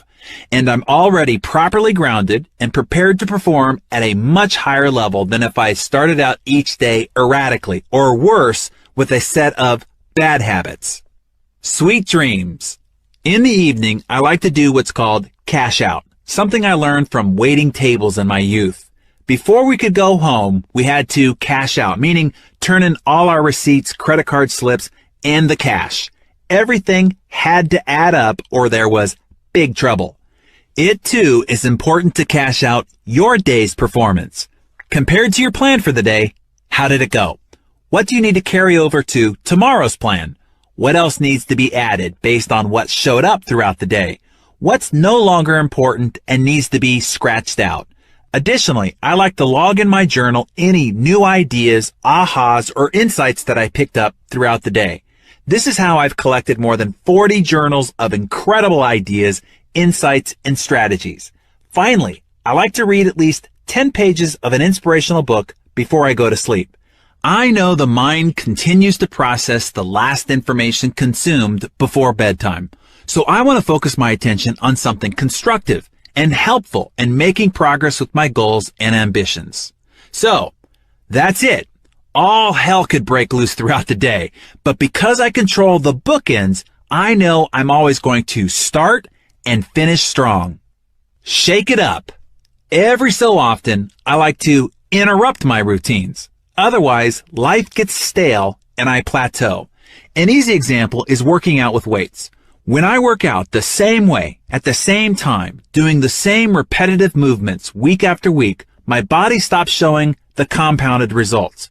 I get bored, lose my passion, and Big Mo is a no-show. That's why it's important to mix it up. Challenge yourself in new ways and freshen up your experience. Right now, I'm working on adding more adventure into my life. I set weekly, monthly, and yearly goals to do something I wouldn't normally do. Now, most of the time, it's nothing earth-shattering, but things such as eating different kinds of food, taking a class, visiting a new destination, or joining a club to meet new people. This change of pace makes me feel alive, helps recapture my passion, and offers me opportunities for fresh perspectives. So, look at your routines. If something that used to energize you has become the same old, or is no longer generating powerful results, switch it up. Getting into a rhythm, finding your new groove. Once your daily disciplines have become a routine, you want the succession of those steps to create a rhythm. When your disciplines and actions jive into a regular weekly, monthly, quarterly, and yearly rhythm, it's like laying a big welcome mat at the front door for Big Mo. Here's an analogy. It's like the big giant wheels of a steam locomotive. At a standstill, it takes very little to keep it from moving forward. A 1-inch block of wood placed under the front wheel will do the job. It takes an incredible amount of steam to get the pistons to move that cause a series of connections to get the big giant wheels to just budge. It's a slow process, but once the train starts rolling, the wheels get into a rhythm. If the pressure remains consistent, the train gains momentum. And then, watch out. At 55 miles an hour, that same train can crash through a 5-foot steel-reinforced concrete wall and keep on going. Envisioning your success as an unstoppable locomotive may help you stay enthusiastic about getting into your rhythm. Along with my daily rhythms, I also plan ahead. For instance, in looking again at my goal of deepening the love and intimacy of my marriage, I designed a weekly, monthly, and quarterly rhythm schedule. I know it doesn't sound too romantic, but maybe you've noticed even when something's a high priority for you, if it isn't scheduled on your calendar, it often doesn't happen, right?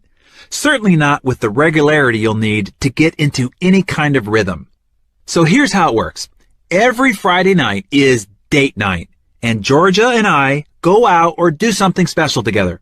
At 6 p.m., an alarm goes off on both our iPhones, and no matter what we're doing, date night is on. Every Saturday is FD, Family Day, which means no working. Essentially, sundown on Friday night until sunup on Sunday morning is time we devote to the marriage and family. If you don't create these boundaries, one day has a tendency to flow into the next.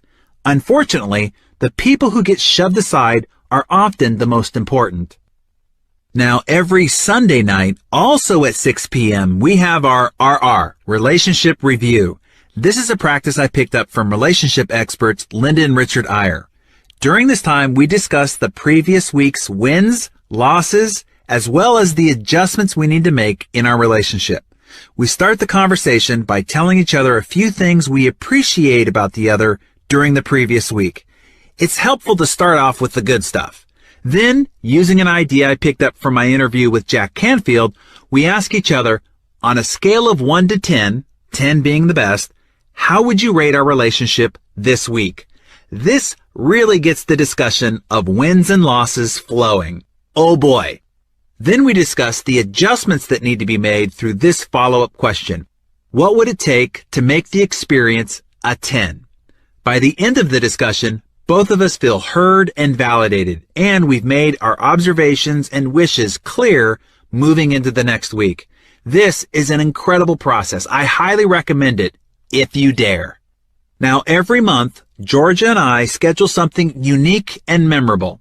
Jim Rohn taught me this. Life is simply a collection of experiences. Our goal should be to increase the frequency and intensity of good experiences.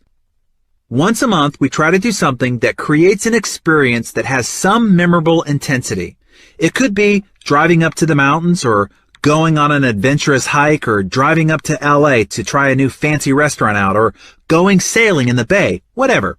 Something out of the ordinary that has a heightened experience and creates an indelible memory. And once a quarter, we plan a 2 or 3 day getaway.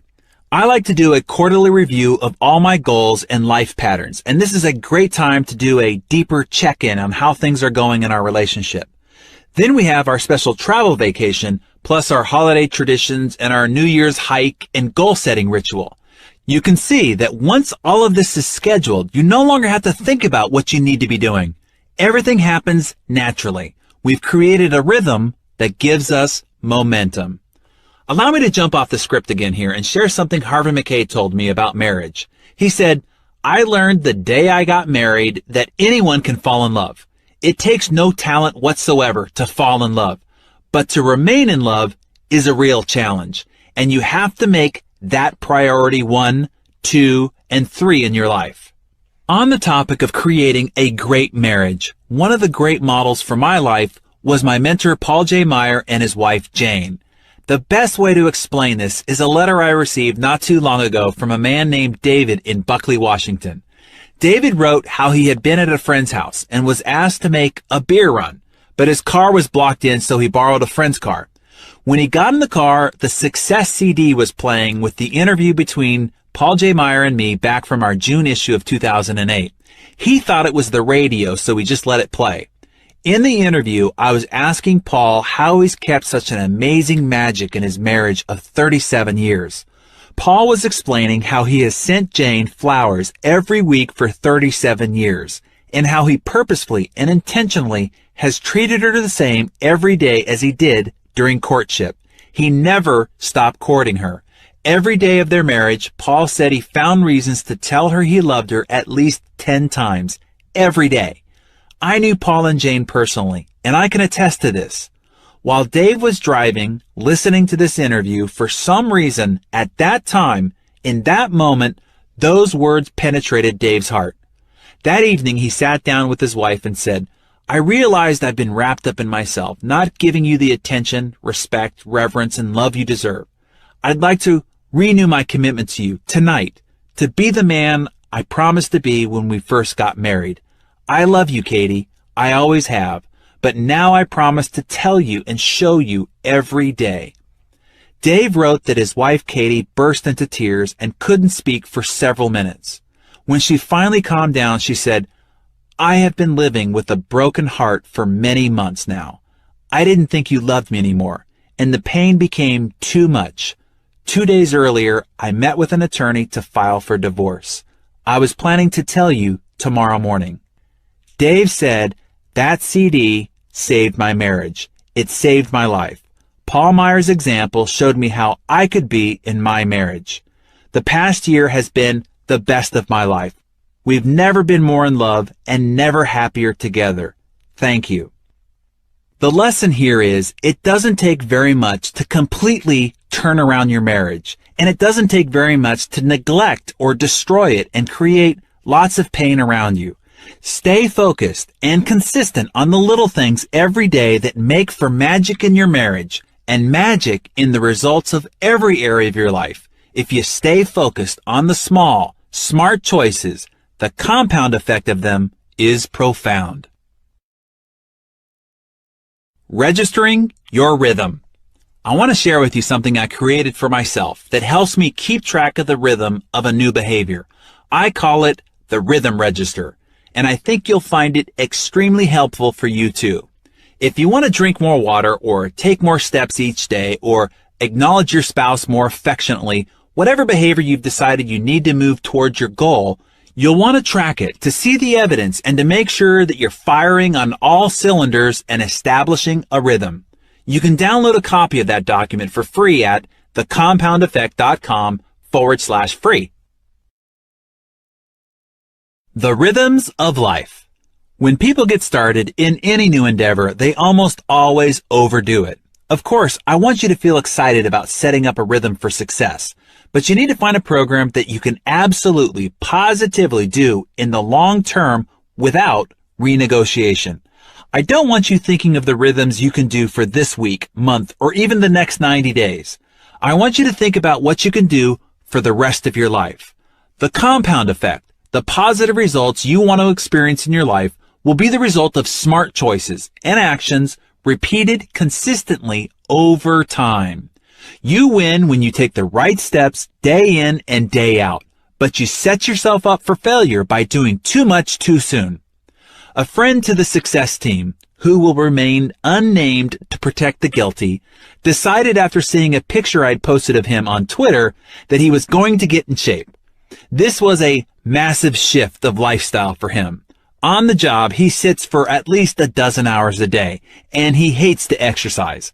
Previously, he explained that he would find ways of avoiding using certain dishes or accessing files if it required him to squat and bend down to get them. That's how much of an aversion he had to physical activity. Still, he made a resolution to get in shape. He joined a gym, hired a personal trainer, and began working out 2 hours a day, 5 days a week.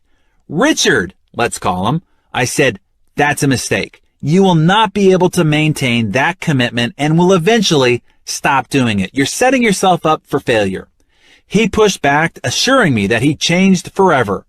Even his trainer had recommended the intense push. I'm committed, he said. I want to be able to see my abs.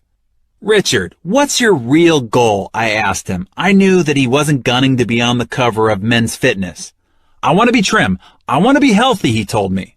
Why? I asked. I want vitality. I want to be here long enough to see my kids have kids, he replied. These were his real, meaningful motivations. Richard wanted to be in it for the long haul. That meant he was signing on not for bikini season, but for a long-term commitment to fitness. Okay, I said, you've convinced me, but you're overdoing it. You're going to get 2 or 3 months down the road and you're going to say, I don't have 2 hours to work out, so I guess I can't do it today. That's going to happen to you over and over again. Working out 5 days a week will turn into 2 or 3, then you'll get discouraged. Soon it will be over. I know you're really fired up right now, so let's do this. Do your 2 hours a day, 5 days a week for now. It takes a lot of steam to get the wheels to budge from inertia, remember? But don't do it any longer than 60 or 90 days. Then I want you to scale it down to an hour or an hour and 15. You can still do your 5 days a week if you have to, but I would probably encourage you to go to 4. Do that another 60 to 90 days. Then I want you to consider an hour a day for a minimum of 3 days a week. 4 if you're feeling extra spry. That's the program I want you to work towards, because if you don't get into something you can maintain, you won't do it at all. I really had to struggle to get Richard to comprehend this because at the moment he was all gung-ho. He thought he was going to be able to stick with this new routine for a lifetime. For someone who's never worked out, to start working out 2 hours a day, 5 days a week is a surefire dead end. You have to build a program that you can do for 50 years, not 5 weeks or 5 months. It's okay if you go strong for a while, but you've got to be able to see the light at the end of the tunnel so that you can start scaling back. You can always find 45 minutes to an hour a few times a week, but to find 2 hours, 5 days a week to make your routine work, that'll never happen. Remember, consistency, that's the critical component of success. The power of consistency. I mentioned at the beginning of this book that if there's one discipline that gives me the competitive advantage, it's my ability to be consistent. Nothing kills Big Mo quicker and with more certainty than a lack of consistency. Even good, passionate, and ambitious people with good intentions can fall short when it comes to consistency. But it's a powerful tool that you can use to launch the flight towards your goals. Think of it like this comparison.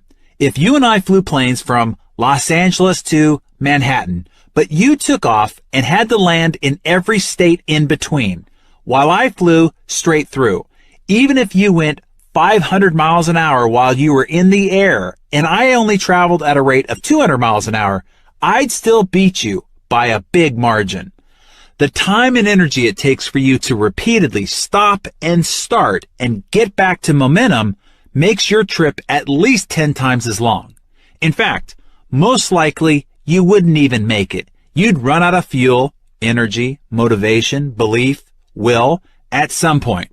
It's far easier and requires a lot less energy to take off once and just maintain a regular speed, even if it's slower than most everyone else all along the way. The pump well. When you start thinking about slacking off on your routines and rhythms, consider the massive cost of inconsistency. It's not the loss of the single action that you're not doing or the tiny results that it creates. It's the utter collapse and loss of momentum your entire progress will suffer. Think of a hand-pumped water well, which uses a pipe to draw water from the water table several hundred feet underground. To get the water to the surface, you have to pump the well's lever to create suction that brings the water above ground and out the spout.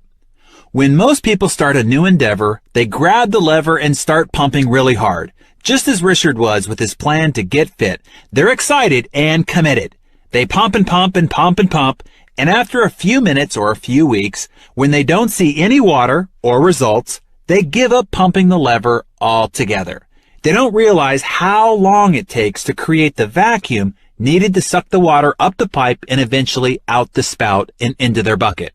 Just like the merry-go-round, rocket ship, or steam engine breaking free of inertia, it takes time, massive energy, and consistency to pump water.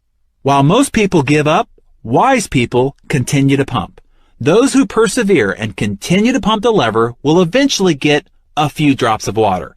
This is when a lot of people say, "You've got to be kidding me. All this pumping for what? A few measly drops?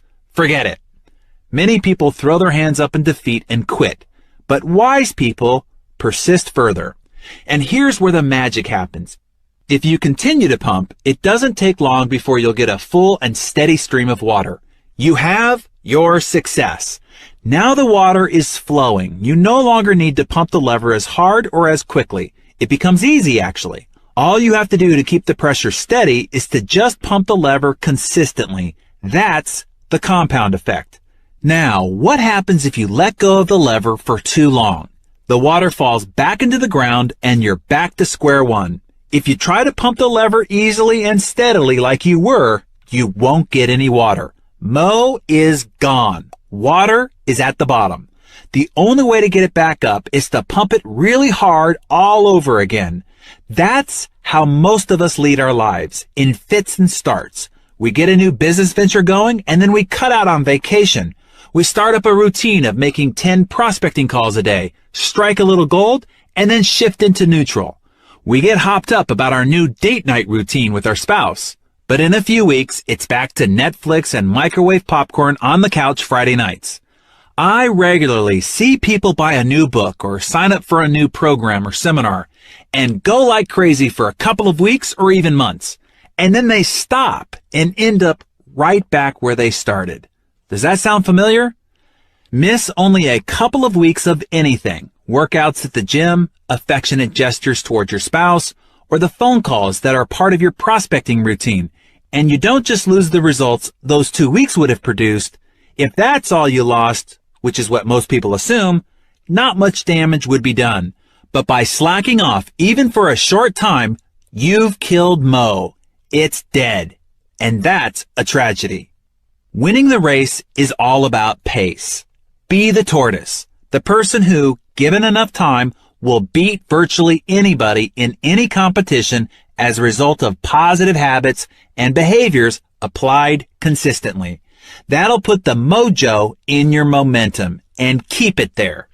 Making the right choice, holding to the right behaviors, practicing perfect habits, staying consistent, and keeping your momentum is easier said than done, I know, especially in the dynamically changing and always challenging world we share with billions of people. In the next chapter, I will discuss the many influences that, mostly unknowingly, can help or hinder your ability to succeed. These influences are pervasive, persuasive, and constant. learn how to use them, or you might end up losing because of them. Let me show you how. Oh, and hey, homework alert. I would be remiss if I didn't remind you to once again go back to the book. Take a look at the summary action steps so that you can get the great tips offered there about how to take all this knowledge and implement it in your life.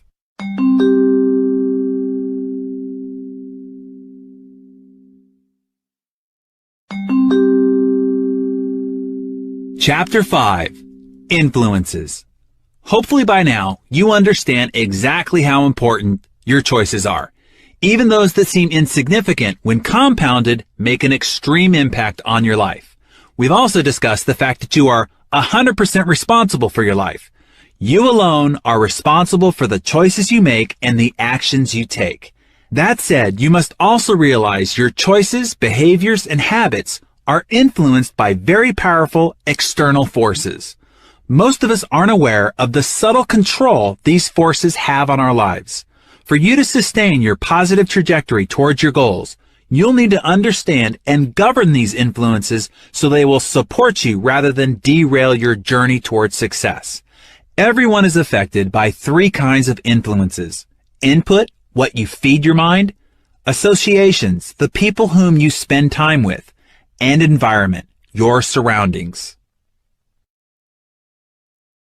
1. Input. Garbage in, garbage out. If you want your body to run at peak performance, you've got to be vigilant about consuming the highest quality nutrients and avoiding tempting junk food. If you want your brain to perform at its peak, you've got to be even more vigilant about what you feed it. Are you feeding it news summaries or mind-numbing sitcoms? Are you reading the tabloids or Success magazine? Controlling the input has a direct and measurable impact on your productivity and outcomes. Controlling what our brains consume is especially difficult because so much of what we take in is unconscious. Although it's true that we can eat without thinking, it's easier to pay attention to what we put in our bodies because the food doesn't leap into our mouths. We need an extra level of vigilance to protect our brains from absorbing irrelevant, counterproductive, and downright destructive input. It's a never-ending battle to be selective and to stand guard against any information that can derail your creative potential. It's important to know that your brain was not designed to make you happy. Your brain has only one agenda in mind: survival. It is always watching for signs of lack and attack. Your brain is programmed to seek out the negative: dwindling resources, destructive weather, whatever's out to hurt you. So when you switch on that radio on the way to work and get bombarded with all those reports about robberies, fires, attacks, the tanking economy, your brain lights up. It now will spend all day chewing over that feast of fear, worry, and negativity. It's the same deal when you tune into the evening news after work. More bad news? Perfect. Your mind will stew on that all night long. Left to its own devices, your mind will traffic in the negative, worrisome, and fearful all day and night. We can't change our DNA, but we can change our behavior. We can teach our minds to look beyond lack and attack. How? We can protect and feed our mind. We can be disciplined and proactive about what we allow in. Don't drink dirty water. You get in life what you create.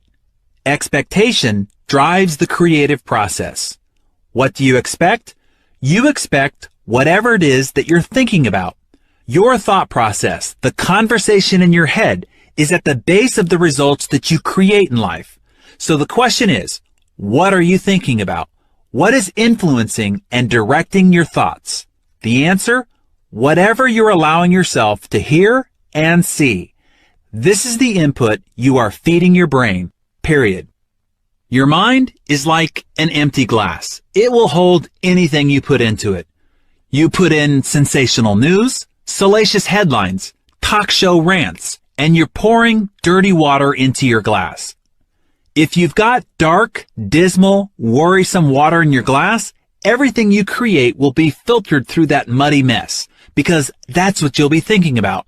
Garbage in, garbage out. All that drive time radio yak about murders, conspiracies, deaths, bad economy, and political battles drives your thinking process, which drives your expectations, which drives your creative output. That is bad news. Just like a dirty glass, if you flush it with clean, clear water under the faucet long enough, eventually you'll end up with a glass of pure, clear water. What is the clear water? Positive, inspirational, and supportive input and ideas.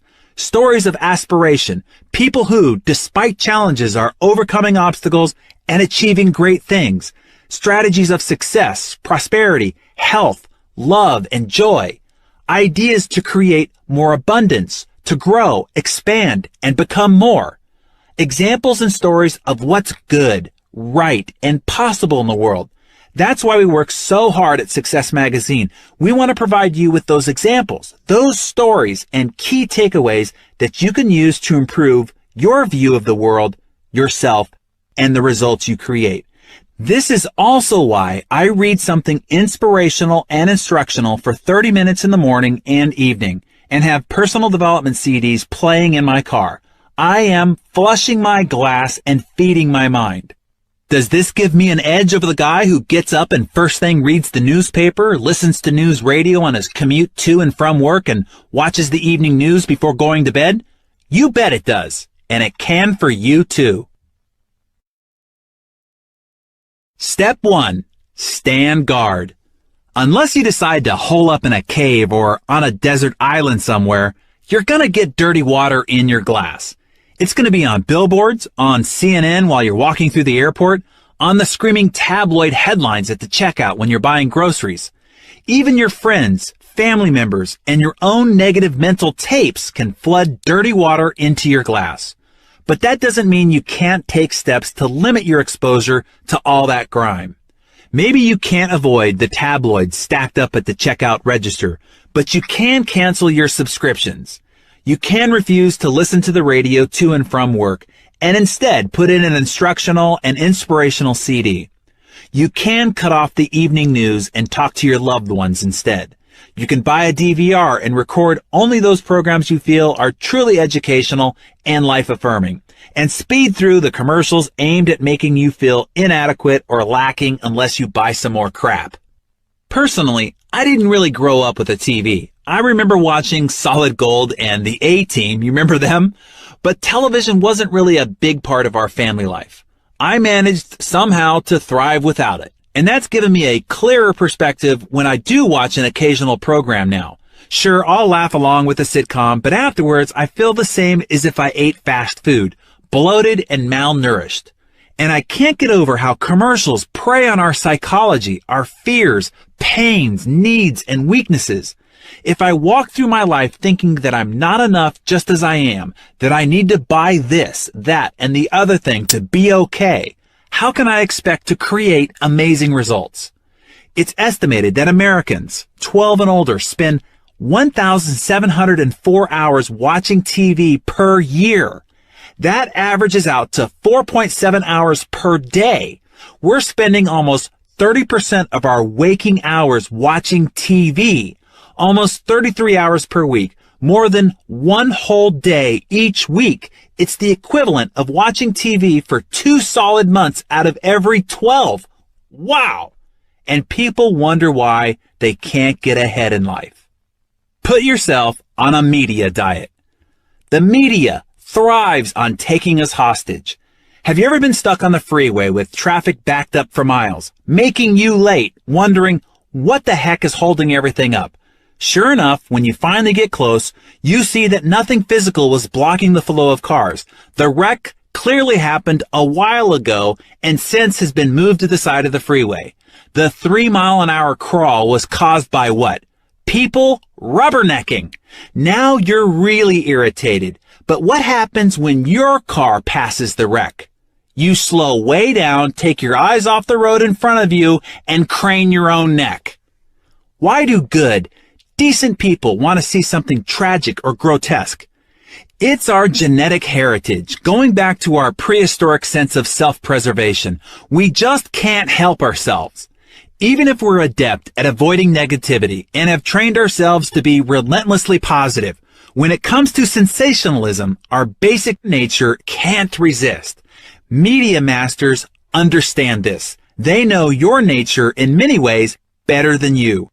The media has always used shocking and sensational headlines to draw attention. But today, instead of just 3 TV and radio networks, there are hundreds running 24/7. Instead of just a few newspapers, there are endless portals reaching us from our computers to our phones. The competition for your attention has never been bloodier, and the media jockeys continually up the ante in shock value. They find a dozen or so of the most heinous, scandalous, criminal, murderous, bleak, and horrid things that happen in the world each day and parade them through our papers, news channels, on the web, over and over. Meanwhile, during that same 24-hour period, millions of wonderful, beautiful, incredible things happened. Yet we hear very little about them. In being wired to seek out the negative, we create the demand for more and more. How could the positive news stories ever hope to compete with those ratings or advertising dollars? Let's go back to our freeway. Instead of a wreck on the side of the road, what if there was the most stunning, miraculous sunset you've ever seen? What would happen to the traffic then? I've seen this many times. It just whizzes by at top speed. The great danger of the media is that it gives us a very perverted view of the world. Because the focus and the repetition of messaging is on the negative. That's what our minds start believing. This warped and narrow view of what's not working has a severe influence on your creative potential. It can be crippling. My personal junk filter. I'll share with you what I do to safeguard my mind. But I warn you, I have a rigorous mental diet. You'll want to adjust to your own preferences, but this is the system that has worked beautifully for me. As you might guess, I don't watch or listen to any news, and I don't read any newspapers or news magazines. 99% of all the news has no bearing on my personal life or personal goals, dreams, and ambitions in any way. I have set up a few RSS feeds identifying the news and industry updates that do pertain to my direct interests and goals. The news that's helpful to me gets plucked out of the fray so I don't have to get any mud slung into my glass of water. While most people wade through hours of irrelevant garbage that hampers their thinking and crushes their spirit, I get the most productive information I need when I need it in less than 15 minutes a day. Step 2. Enroll in Drive Time U. It's not enough to eliminate negative input. To move in a positive direction, you must flush out the bad and fill up on the good. My car will not move without 2 things: gasoline and an ever-present library of instructional CDs that I listen to as I drive. The average American drives about 12,000 miles a year. That's 300 hours of flushing potential right there. Brian Tracy taught me the concept of turning my car into a mobile classroom. He explained it to me this way. By listening to instructional CDs as I drive, I gain the knowledge equivalent to 2 semesters of an advanced college degree every year. Think about it. Using time you're currently wasting by listening to drive time radio, you could obtain the equivalent of a PhD in leadership, sales success, wealth building, relationship excellence, or whatever course you choose.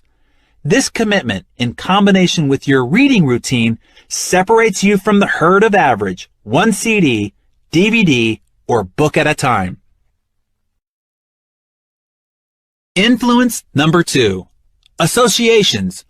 Who is influencing you? Birds of a feather flock together. The people with whom you habitually associate are called your reference group. According to research by social psychologist Dr. David McClelland of Harvard, your reference group determines as much as 95% of your success or failure in life. Who do you spend the most time with? Who are the people you most admire? Are those 2 groups of people exactly the same? If not, why not? Jim Rohn taught that we become the combined average of the 5 people we hang around the most. Rohn would say, we can tell the quality of your health, attitude, and income by looking at the people around us. The people with whom we spend our time determine what conversations dominate our attention and to which attitudes and opinions we are regularly exposed. Eventually, we start to eat what they eat, talk like they talk, read what they read, think like they think, watch what they watch, treat people how they treat them, even dress like they dress. The funny thing is, more often than not, we are completely unaware of the similarities between us and our circle of five. How are we unaware? Because your associations don't shove you in a direction, they only nudge you ever so slightly over time. Their influence is so subtle, it's like being on an inner tube out in the ocean, feeling like you're just floating in place until you look up and realize that the gentle current has pushed you half a mile down the shore. Think of your friends who order greasy appetizers or a cocktail before dinner, and that's their routine. Hang out with them long enough and you'll find yourself grabbing for cheese nachos and potato skins and joining them for that extra beer or glass of wine, matching their pace. Meanwhile, your other friends order healthy food and talk about the inspiring books they're reading and their ambitions in their business, and you begin to assimilate their behaviors and habits. You read and talk about what they talk about. You see the movies they're excited about. You go to the places they recommend. The influence your friends have over you is subtle and can be positive or negative. Either way, the impact is incredibly powerful. Watch out. You cannot hang out with negative people and expect to live a positive life. So, what is the combined average income, health, or attitudes of the 5 people you spend most of your time with? Does that answer frighten you? If so, the best way to increase your potential for whatever traits you desire is to spend the majority of your time with people who already possess those traits. You will then see the power of influence work for you, rather than against you. The behaviors and attitudes which help them acquire the success you admire will begin to become part of your daily routine. Hang around them long enough and you're likely to realize similar success outcomes in your life. Let me share with you how Kathy Ireland put it, whom, by the way, is an incredibly impressive entrepreneur who stepped out of modeling and created a $1.4 billion retail sales brand. She said it this way: do you surround yourself with anchors or engines? In life, there are engines who propel us forward, believe in us, and are supportive. And then there are the anchors who weigh everything down. It's important to stop and think, are you surrounding yourself with anchors or engines? Are you an anchor or an engine? Great advice, Kathy. So, if you haven't already, jot down the names of those 5 people you hang around the most. Also, write down their main characteristics, both positive and negative.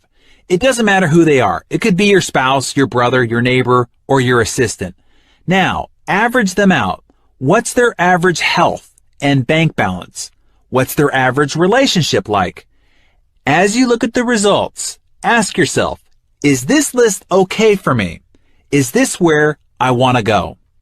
It's time to reappraise and reprioritize the people you spend time with.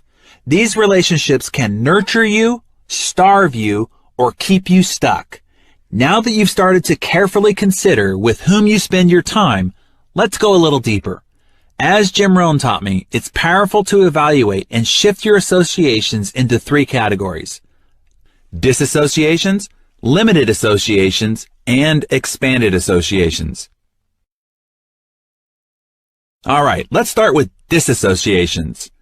You guard against the influences your children are exposed to and the people they hang around.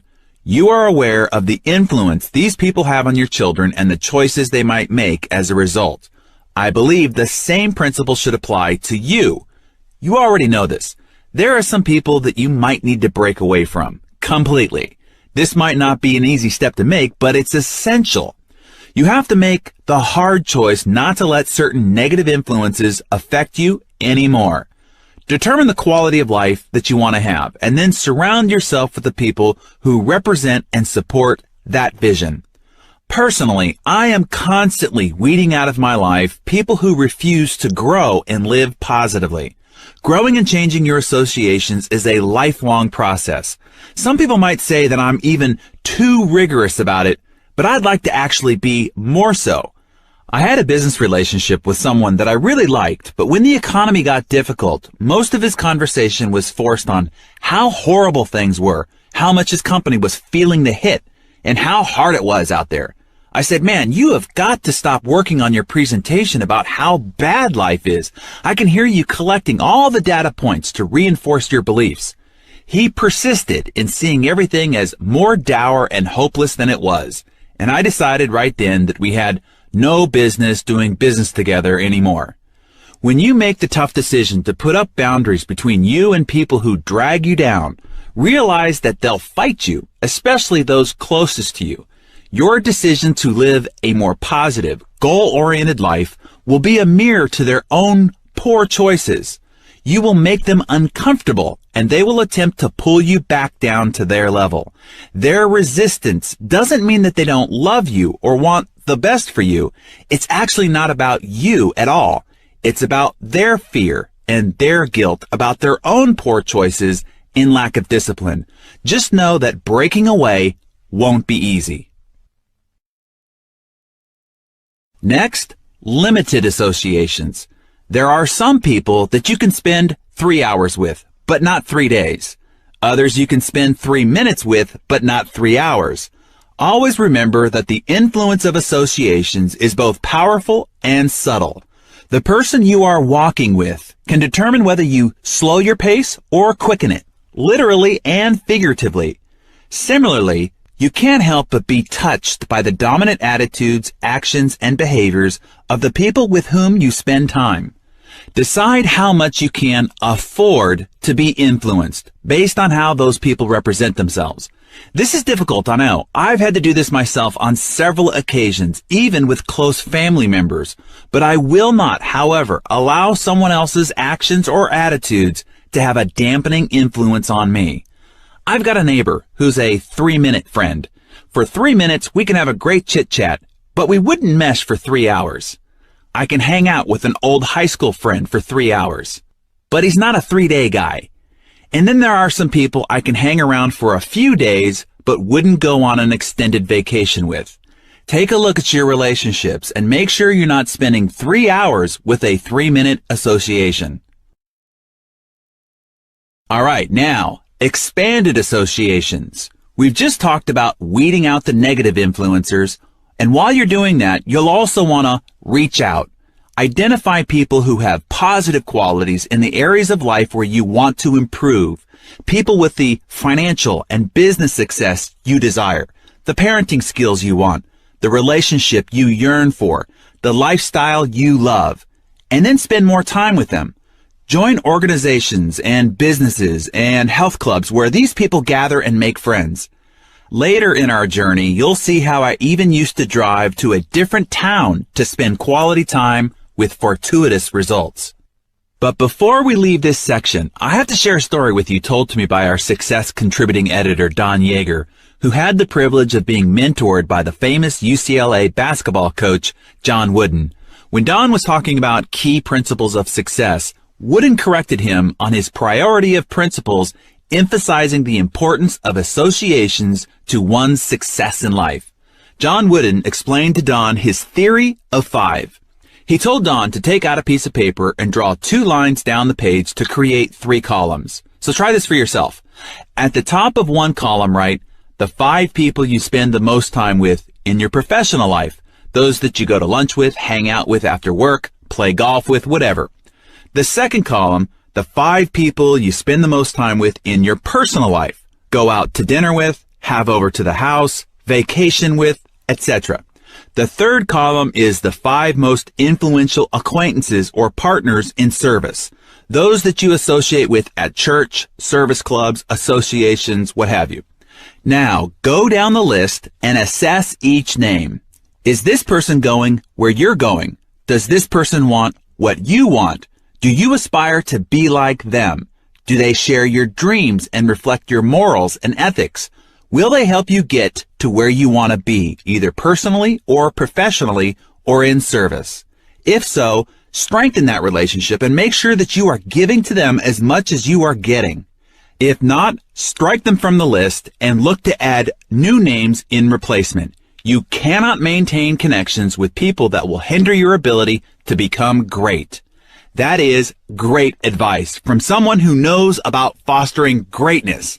At thecompoundeffect.com/free, I'll provide you a worksheet that will help you accumulate and assess your association list. All right, back to the book.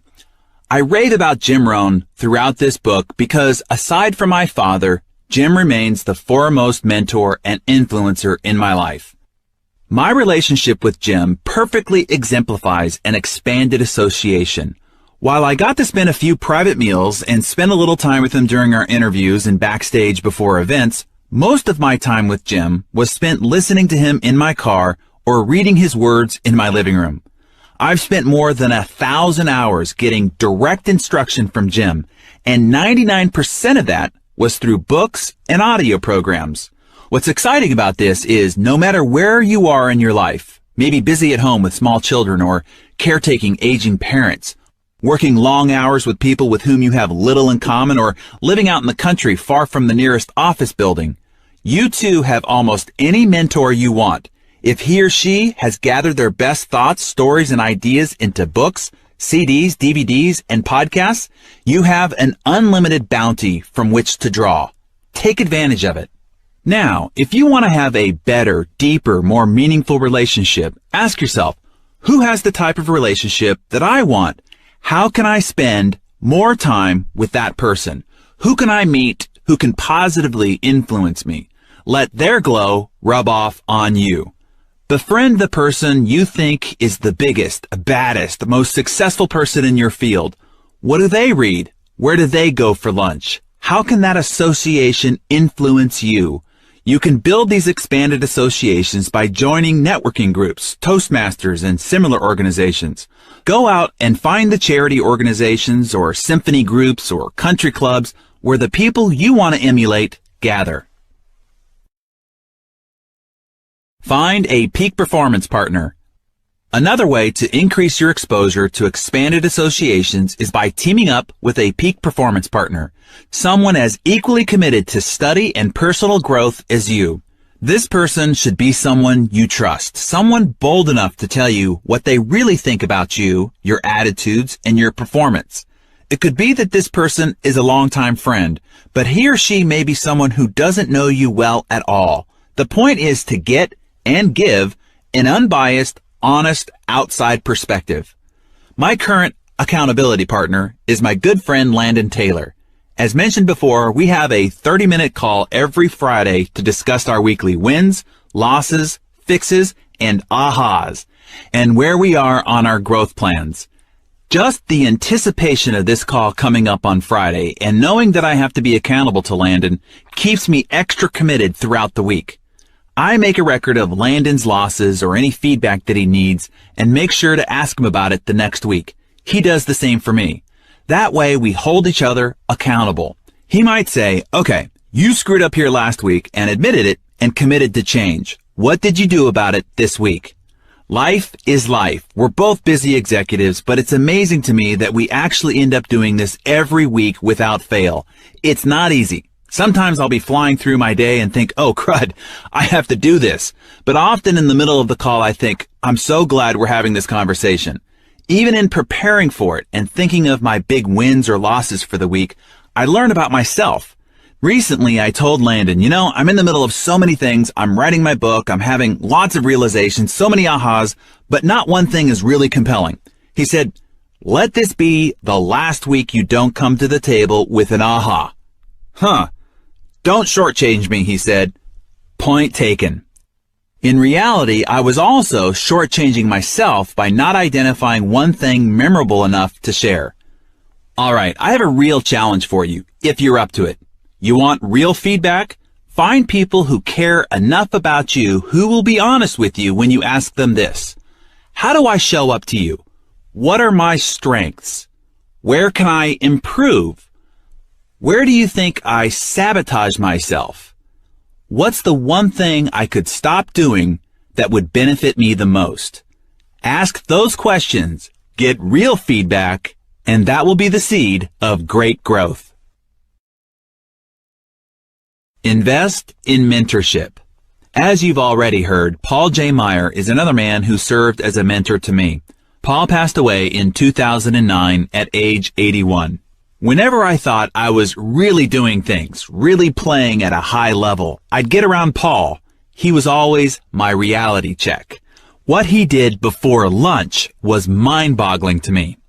I got to spend a lot of time with him. Paul bought one of my companies, and I did a turnaround for one of his companies. He was a very powerful spirit in my life. After spending a couple of hours with Paul, hearing about all his plans and ventures and activities, my head would spin. Just trying to make sense of all he had going on exhausted me. After time with Paul, I'd want to go and take a nap, but my association with him raised my game. His walking pace was my running pace. It expanded my ideas about how big I could play and how ambitious I could be. You have to get around people like that. You're never too good for a mentor. During my interview with Harvey McKay, he told me, I have 20 coaches, if you can believe it. I have a speech coach, I have a writing coach, I have a humor coach, I've got a language coach, and on and on. I have always found it interesting that the most successful people, the truly top performers, are the ones willing to hire and pay for the best coaches and trainers there are. It pays to invest in your improved performance. Finding and engaging a mentor doesn't have to be a mysterious or intimidating process either. When I sat down with Ken Blanchard, he explained the simplicity of engaging a mentor. He said, the first thing you want to remember with a mentor is that it doesn't need to take a lot of their time. The best advice I've ever gotten is in short clips, having lunch or breakfast with somebody, just telling them what I was working on and asking their advice and all. You will be amazed how successful business people are willing to be mentors to people when it's not taking a lot of their time. John Wooden reinforced the point that others desire to be mentors. He said, mentoring is your true legacy. It's the greatest inheritance you can give to others, and it should never end. It's why you get up every day, to teach and to be taught. He went on to explain that mentorship is also a two-way street. An individual needs to be open to being mentored. It's our responsibility to be willing to allow our lives and our minds to be touched, molded, and strengthened by the people who surround us. Develop your own personal board of advisors. As part of my plan to be wiser, more strategic, and operate more effectively, as well as to expand the time and interaction that I have with high-minded leaders, I've been developing a board of advisors in my personal life. I've hand-selected a dozen people because of their areas of expertise, creative thinking ability, and/or my great respect for who they are. Once a week, I reach out to a few of them and solicit ideas, run thoughts by them, and ask for feedback and input. Having started this process, I can tell you the benefits I've already received have been profound, far more than I anticipated. It's surprising the genius people are willing to share when you show sincere interest. So, who should be on your personal board of advisors? Seek out positive people who have achieved the success you want to create in your own life. Remember this adage, never ask advice of someone with whom you wouldn't want to trade places.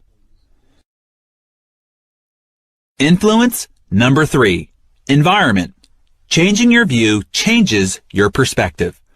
When I was in real estate, working in the East Bay of San Francisco, I lived and worked within a very limited demographic. I saw the same kinds of people operating at the same level over and over. I knew that I needed to find an elevated circle of associations in order to go where I wanted to go. I started driving across the bay to one of the richest and most beautiful spots on the planet, Tiburon in Marin County, north of San Francisco.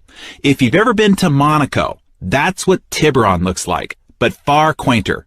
It's a spectacular spot. I would go to a delightful seafood restaurant called Sam's on the Wharf. The food was great, but more importantly, the restaurant was popular with the area's most affluent residents. Aside from going to Sam's to expand my associations, I'd also sit on the wharf and look up at the hillside. I was mesmerized by the multi-million-dollar houses that just hung off the cliffs. One in particular always caught my eye, A blue 4-story home with an elevator and a whale lightning rod at the top. While I sat there and looked up at this hillside, I used to ask myself all the time, which would be the perfect house? If someone could just give me one of them, which one would I pick? The answer was always the same, this big, beautiful blue one.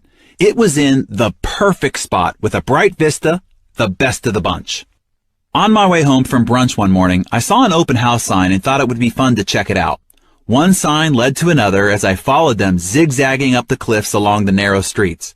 I finally reached the top of the hill and found the advertised home.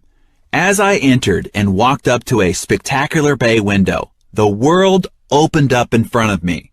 From the peninsula tip of Tiburon, Angel Island across the bay, Berkeley and the East Bay, the Bay Bridge, and the entire San Francisco skyline over to the Golden Gate Bridge in a 300-degree expanse. I walked out onto the balcony and looked around. Suddenly, I realized that this was the very house I had been looking at for years.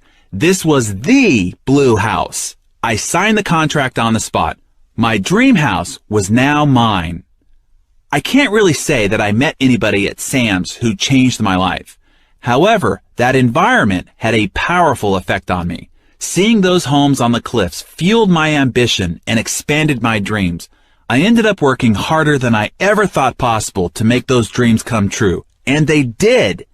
The dream in your heart may be bigger than the environment in which you find yourself. Sometimes you have to get out of that environment to see that dream fulfilled. It's like planting an oak sapling in a pot. Once it becomes root-bound, its growth is limited. It needs a great space to become a mighty oak. So do you.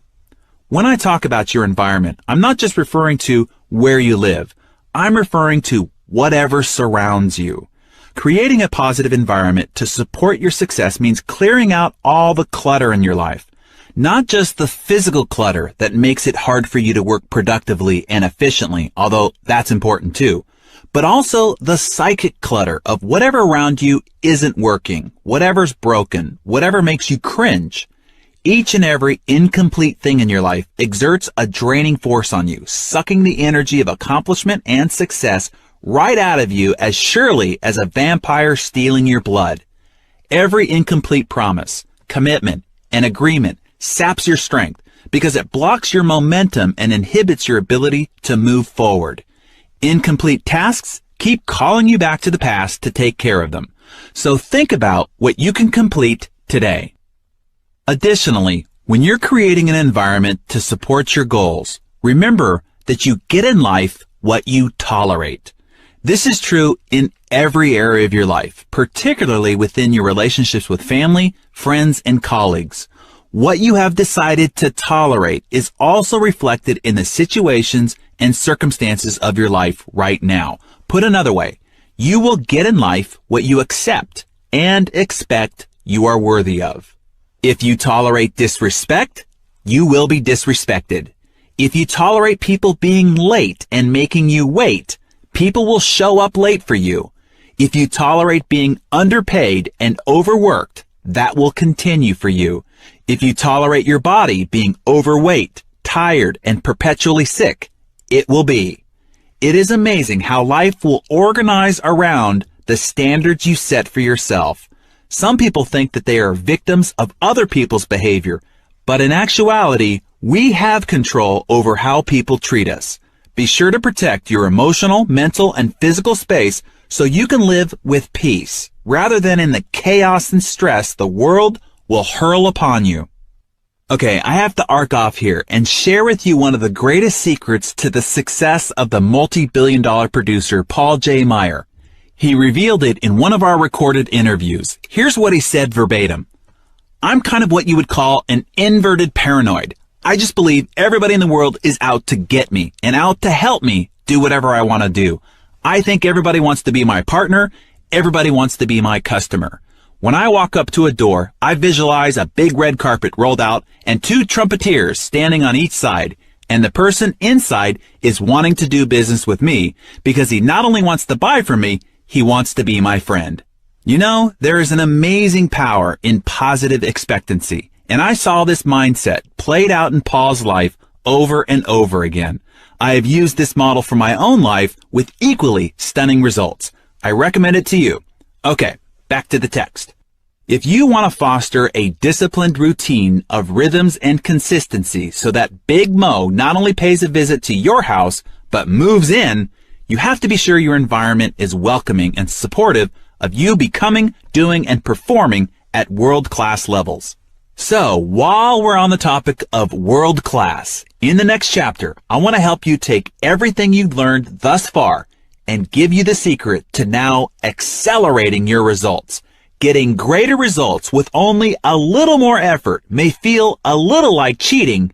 It certainly is an unfair advantage. But who said life was fair?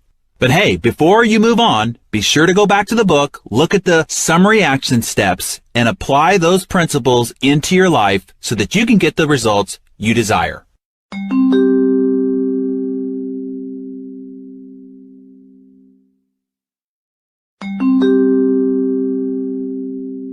Chapter 6. Acceleration. When I lived in La Jolla, California, for exercise and a test of will, I would regularly bike the 2 miles straight up Mount Soledad.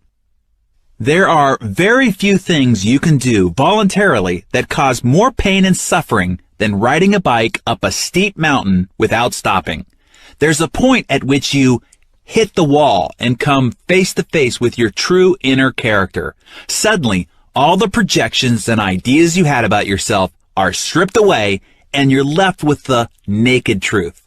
Your mind starts inventing all sorts of convenient alibis on why it's okay to stop. It is then when you are faced with one of life's greatest questions. Do you push through the pain and continue on, or will you crack like a walnut and give up? Lance Armstrong was the success cover feature in our June 2009 issue. I remember watching Lance during his first Tour de France victory. The Tour had entered the grueling mountain stages of the race. The other riders dismissed Lance because he'd never been a renowned climber. During the third mountain ascent through the freezing rains, mist, and then hail, Lance got separated from his team. He was left fighting the top climbers in the world alone.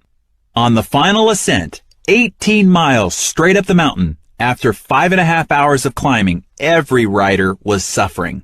Each needed to search the depths of his stamina and self-definition. Could they endure? It became a test of who could survive the hardships and find the strength to keep going.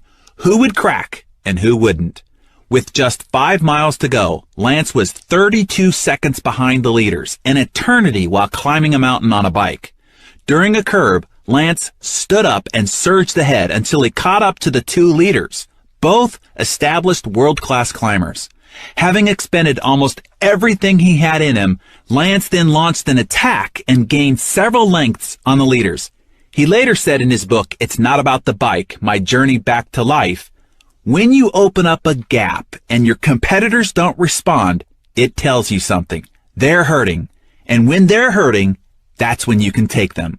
Completely exhausted, struggling to breathe, his legs and arms burning with fatigue, Lance kept pounding on the pedals. Some tried, but no one could catch him. They just didn't have it in them. At the finish line, with fists pumping in the air, the unexpected contender won the stage race and then ultimately won the Tour de France. In this chapter, I want to talk to you about those moments of truth and how the compound effect can help you break through to new and greater levels of success faster than you ever imagined possible. When you've prepared, practiced, studied, and consistently put in the required effort, sooner or later, you'll be presented with your own moment of truth. In that moment, you will define who you are and who you are becoming. It is in those moments where growth and improvement live, when we either step forward or shrink back, when we climb to the top of the podium and seize the medal, or we continue to applaud sullenly from the crowd for others' victories. We'll also look at how you can consistently deliver more than people expect, compounding your good fortune even further. Moments of truth. Lance said in his autobiography this, There is a point in every race when a rider encounters his real opponent and understands that it's himself. He said, "In my most painful moments on the bike, I am at my most curious and wonder each and every time how I will respond. Will I discover my innermost weakness, or will I seek out my innermost strength?" When I was in real estate, I would hit the wall several times a day. While driving to an expired listing property after just getting pummeled by the last prospect, I'd start conjuring up all sorts of excuses to skip the sales call and head back to the office. While out canvassing a neighborhood, dogs would snarl at me, or it looked like it might start to rain. I'd be in the midst of money time, that's 5 to 9 p.m. cold calling, and frequently get chewed out for interrupting somebody's dinner or favorite TV show. I was sure at that point that I needed to take a break or go to the bathroom or get a glass of water. But instead of quitting, every time I hit one of those mental and emotional walls, I would recognize that my competitors were facing the same challenges. I knew that this was another moment that if I kept going, I would be strides ahead of them. These were the defining moments of success and progress. It wasn't difficult, painful, or challenging when I was just running with the herd, just keeping up, but not really getting ahead. It's not getting to the wall that counts, it's what you do after you hit it. Lou Holtz, the famous football coach, knew it was what you did after you did your best that created victories. In one game, his team was down 42-0 at halftime. During the halftime break, Lou showed his team a dramatic highlight reel of second efforts to block, tackle, and recover the ball. He then told the players that they were not on his team because they could give their all on every play. Every player on every team does that. He said they were on his team because of their ability to make that critical extra effort on each play. It's the extra effort after you've done your best that is the difference maker. His team went on to win that game in the second half. That is how you win. Muhammad Ali was one of the greatest fighters of all time, not only because of his speed and agility, but because of his strategy. On October 30th, 1974, Ali regained his heavyweight championship, beating George Foreman in one of the biggest upsets in boxing history in the Rumble in the Jungle. Almost no one, not even Ali's longtime supporter Howard Cosell, believed the former champion had a chance of winning. Both Joe Frazier and Ken Norton had beaten Ali previously, and George Foreman had knocked both of them out only in the second round. Ali's strategy? To take advantage of the younger champion's weakness, his lack of staying power. Ali knew that if he could get Foreman to his wall, he could then take the advantage. This is when Ali came up with the tactic later termed rope-a-dope. Ali would lean on the ropes, shielding his face, while Foreman threw hundreds of punches over 7 rounds. By the 8th round, Foreman was exhausted. He was at his wall. It was then that Ali dropped Foreman with a combination at center ring. Hitting the wall isn't an obstacle, it's an opportunity. During Lance Armstrong's second attempt at winning the Tour de France, it was once again time to head into the mountains. The first big climb would be where Lance had experienced a devastating crash earlier that same year, giving him a concussion and breaking his 7th lumbar vertebra during a wet day in the spring. Now during race time, it was raining yet again. Instead of being concerned or hesitant, here's what Lance said: "This is perfect attacking weather, mainly because I know the other riders don't like it. I believe that nobody in the world is better at suffering than me. It's a good day for me." And he was right. Lance brought home his second victory. When conditions are great, and things are easy, and there aren't any distractions, no one's interrupting, temptations aren't luring, and nothing is disturbing your stride, that too is when most everyone else does great. It's not until situations are difficult, when problems come up and temptation is great, that you get to prove your worthiness for progress. As Jim Rohn would say, don't wish it were easier, wish you were better. When you hit the wall in your disciplines, routines, rhythms, and consistency, realize that is when you are separating yourself from your old self, scaling that wall, and finding your new, powerful, triumphant, and victorious self. Multiplying your results. I have an exciting opportunity for you. We've talked about how the simple disciplines and behaviors will compound over time, delivering amazingly powerful results for you. But what if you could speed up the process and multiply your results? Would you be interested? I want to show you how just a little bit more effort can add exponentially to your outcomes. Let's say that you're weight training and your program calls for you to do 12 repetitions of a certain weight. Now, if you do the 12, you're fulfilling the expectations of your program. Great job. Stay consistent and ultimately you will see this discipline compound into powerful results for you. Yet, if you get to 12, and even if you've hit your max and you push out another 3 to 5 reps, the impact on that set will be multiplied several times. You won't just add a few reps to the aggregate of your workout. No, those reps done after you hit your max will multiply your results. You've just pushed through the wall of your maximum. The previous reps just got you there. The real growth happens with what you do after you hit the wall. Arnold Schwarzenegger made famous a weight training method called the cheating principle. Arnold was a stickler for perfect technique. He contended that once you reached your maximum number of lifts in perfect form, adjusting your wrists or leaning back a little bit to recruit other muscles to assist the working muscles, cheating a little, would allow you to do 5 or 6 more reps, which would significantly improve the results of that set. You can also achieve this by having a workout partner who assists in those last few reps you couldn't have done on your own. If you're a runner, you know this experience. You get to the goal that you set for yourself that day and you're feeling the burn. You're at your wall, but you go a little farther, a little longer. This little longer is really a massive expansion of your limits. You have multiplied the results of that single run.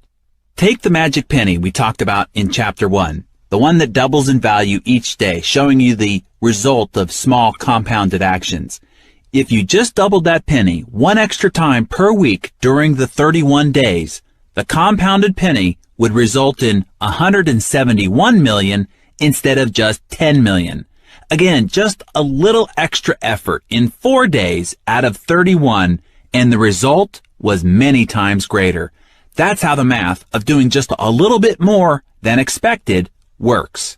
Viewing yourself as your toughest competitor is one of the best ways to multiply your results. Go above and beyond when you hit the wall. Another way to multiply your results is pushing past what other people expect of you, doing more than enough. Beat the expectations. Oprah is famous for using this principle, blasting beyond anyone's expectations with her generosity and ability to live and work in a big way. Do you remember how she launched her 19th season in September of 2004? When it comes to Oprah, we know to expect some fanfare, but she blew everyone away. That season opener was all the media or anyone else talked about for days afterwards. Let's go back in time for a minute. The audience members were selected because their friends and family members had written in saying how each of them desperately needed a new car. Oprah opened the show by calling 11 people to the stage. She gave every one of them a car, a 2005 Pontiac G6. Then, the real surprise. She surpassed everyone's expectations when she distributed gift boxes to the rest of the audience, saying one of the boxes contained a key to the 12th car. But when the audience members opened their boxes, every one of them had a set of keys, and she screamed, "Everybody gets a car! Everybody gets a car!" While this might be her most famous example, Oprah continues to go beyond her expectations in most everything she does. In other segments of that same season opener, Oprah surprised a 21-year-old girl who had spent years in foster care and homeless shelters with a 4-year college scholarship, a makeover, and $10,000 in clothes. And she gave a family with 8 foster children who were going to be kicked out of their house $130,000 to pay for and repair their home. Now, you might be saying, yeah, but she's Oprah. Of course she can do those things. But the truth is, there are plenty of others in Oprah's position with the finances and the fame who could do those things, but never venture out into the realm of extraordinary. Oprah does. And that's what makes her Oprah. Take a lesson from her. You can do more than expected in every aspect of your life. Now, this is a small example, but when it was time to propose to my wife, Georgia, I could have done what was expected and met with her father to ask for his daughter's hand in marriage. Instead, I decided to pay great respect to her father by preparing my speech in Portuguese. I got Georgia's sister to translate what I wanted to say. He understood English well enough, but wasn't entirely comfortable with it.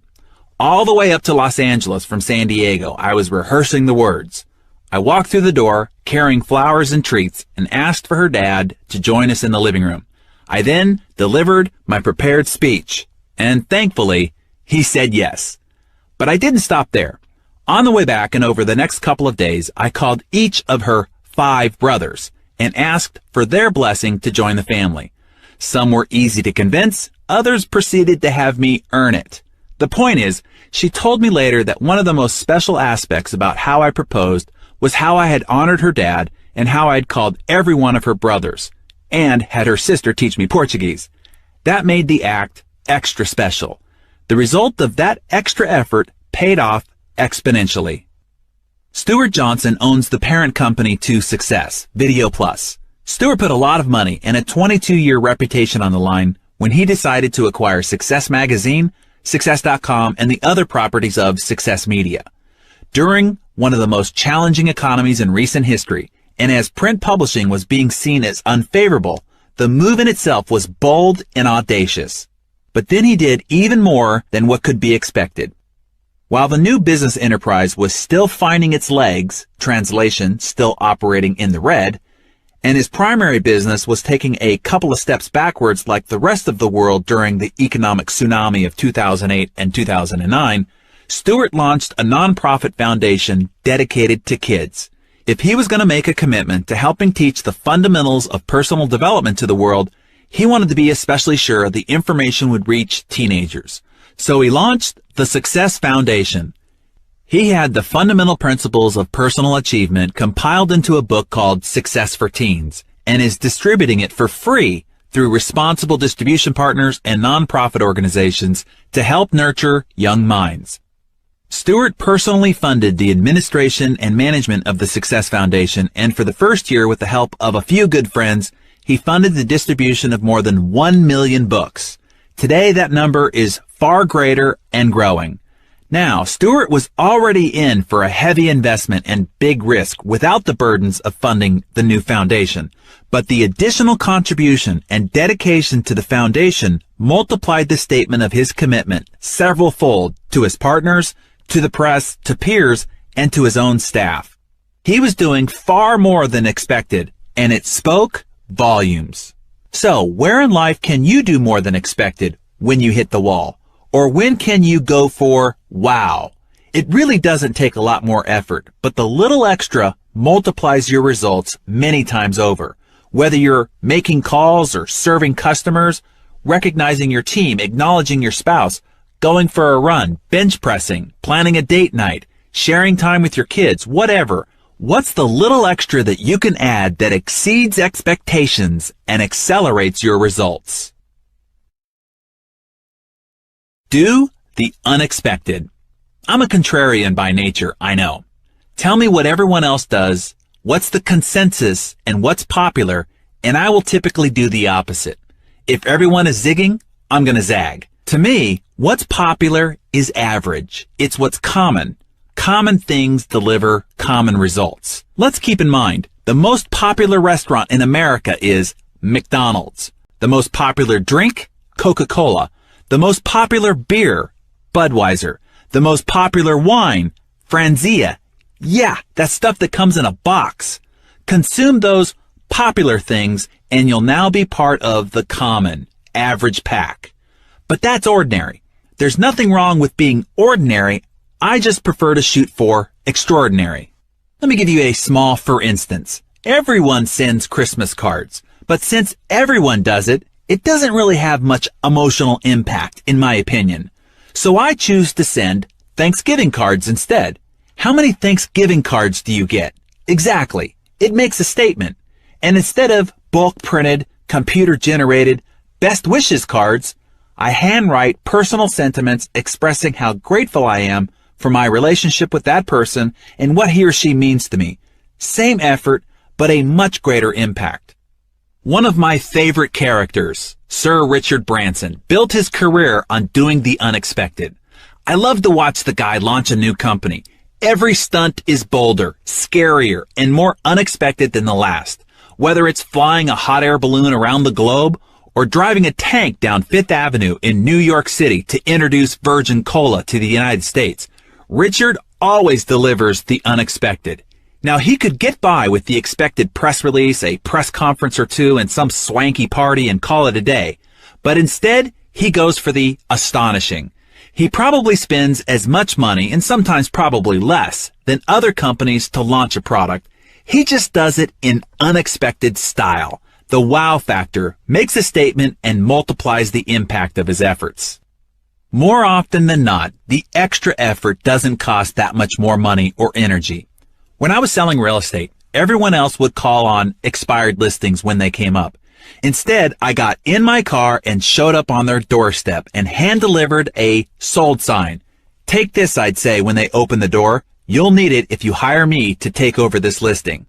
For the price it took to keep my gas tank full, I immediately and exponentially increased my chance of getting the listing.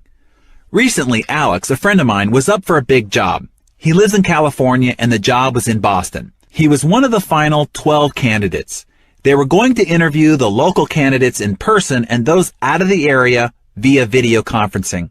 He called me asking if I knew how to facilitate a webcam video conference. I asked him, "How badly do you want this job?"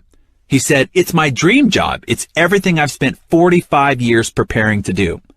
"Then get on a plane and show up in person," I said. "No need," Alex said. "They'll be flying in the final 3 for the last interview." "Listen," I told him, "if you want to be in that final 3, you should separate yourself by doing the unexpected. Fly across the country on a moment's notice and show up in person. That's how you make a statement." If I set my sights on something, I'm going to ensure success by going all in and all out. I launch what I call shock and awe campaigns. During this same job hunt, I suggested to Alex that he pull out all the stops, attack from every possible front, and do it relentlessly. Research all the decision makers, I told him, find out their interests, hobbies, their kids' hobbies, spouses' hobbies, neighbors' hobbies, etc. Send them books, articles, gifts, and other resources you think they might like. Is that over the top? Heck yes, that's the point. They'll know you're trying to butter them up, but they'll appreciate your gumption and creativity. You'll certainly get their attention and most likely their respect. Then I continued, research all the people in the organization. Take that list and run it by your entire network to see if they know anyone who might know someone in this organization. Search every name against your LinkedIn database. Find a few people to connect with. Talk with them and ask them to put in a good word for you. Send them gifts, notes, and other things, and ask them to hand deliver these things to the decision makers. Phone, email, fax, text, tweet, Facebook them during the process. Could this be overly aggressive? Again, heck yes, but I have found that you may lose 1 out of 5 for being too aggressive, but guess what? You get the other 4.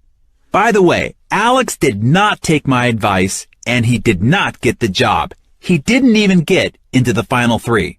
I can unequivocally say he was a far better choice than the person the organization ultimately hired. But Alex failed to make an impression, and it cost him his dream job. I sit on the board of a company that needed a congressman to sign off on a piece of legislation that affected whether this company could move forward on an important project. This guy wasn't budging, not because of the actual issue, but because of a political axe he was grinding against others who publicly favored the issue.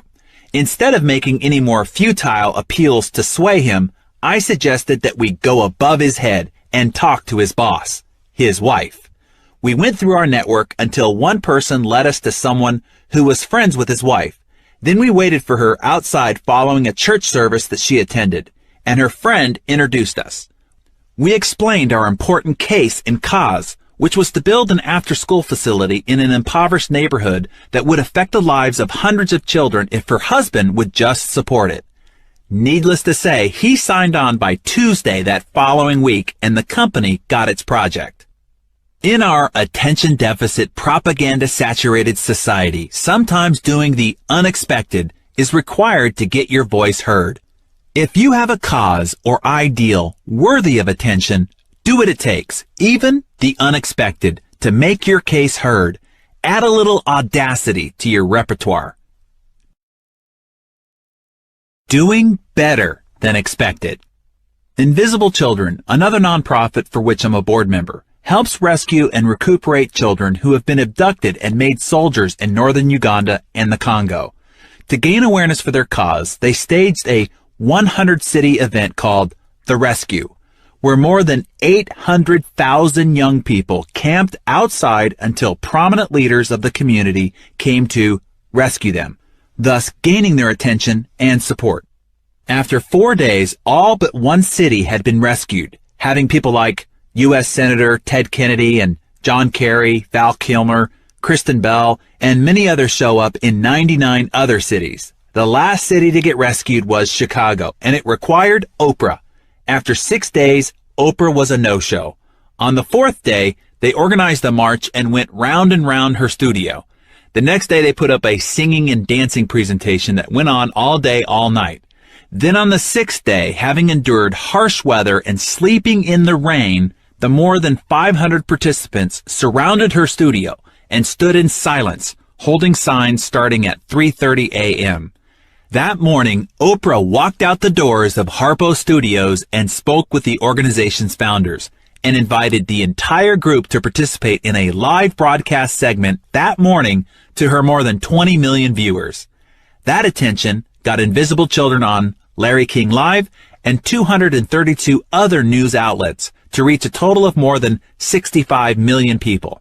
A bill is currently moving through Congress supporting Invisible Children's effort to save these children.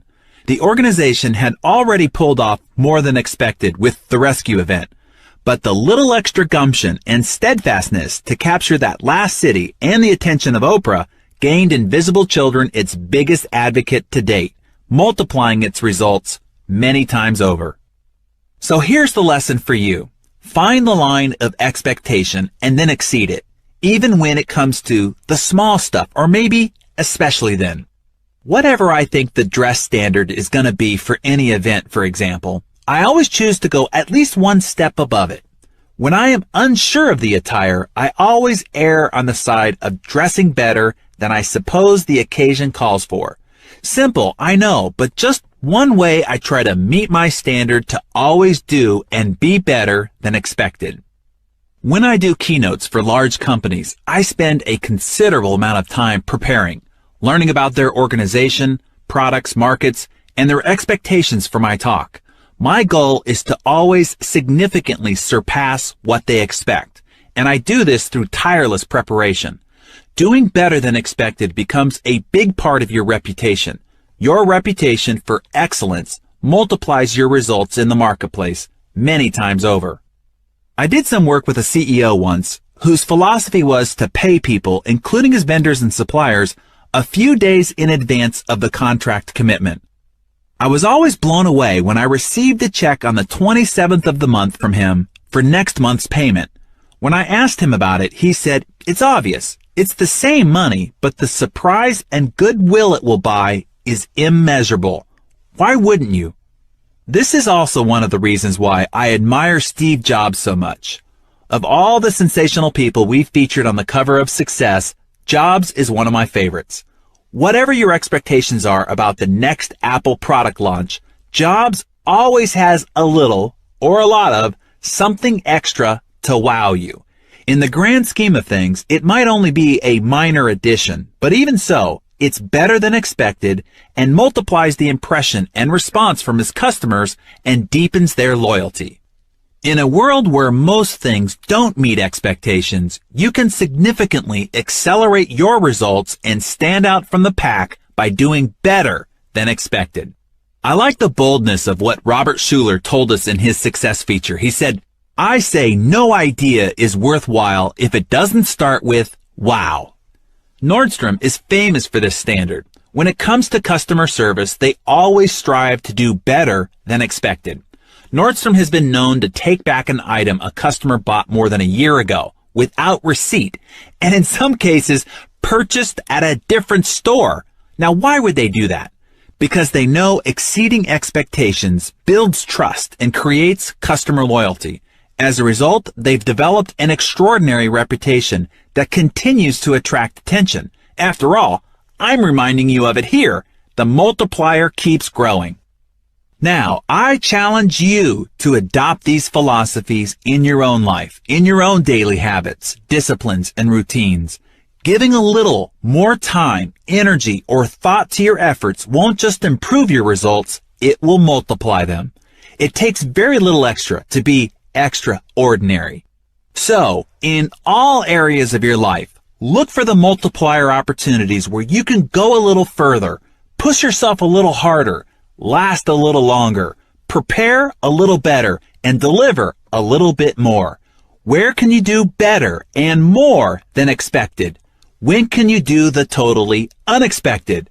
Find as many opportunities for wow, and the level and speed of your accomplishments will astonish you and everyone else around you.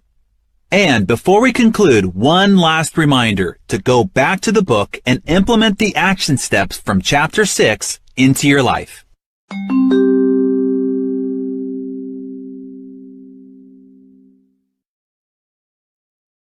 And in conclusion, as we talked about before, learning without execution is useless.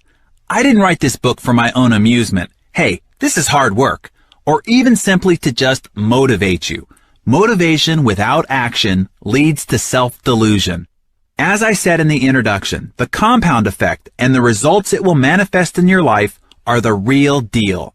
Never again will you wish and hope that success will find you. The compound effect is a tool that, when combined with consistent, positive action, will make a real and lasting difference in your life. Let this book and the audio and its philosophy become your guide. Let the ideas and strategies sink in and produce genuine, tangible, and measurable outcomes for you.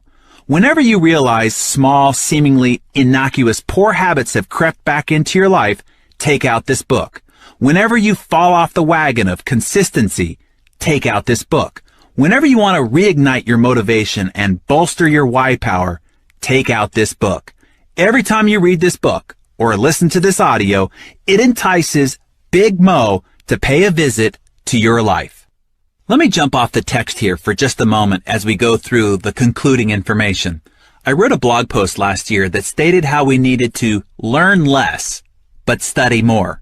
The conundrum I think we find ourselves in, especially if you have found your way to this book, Read Success, or my blog, or personal development materials, is learning is not what we lack. In fact, it might be what's bottlenecking us.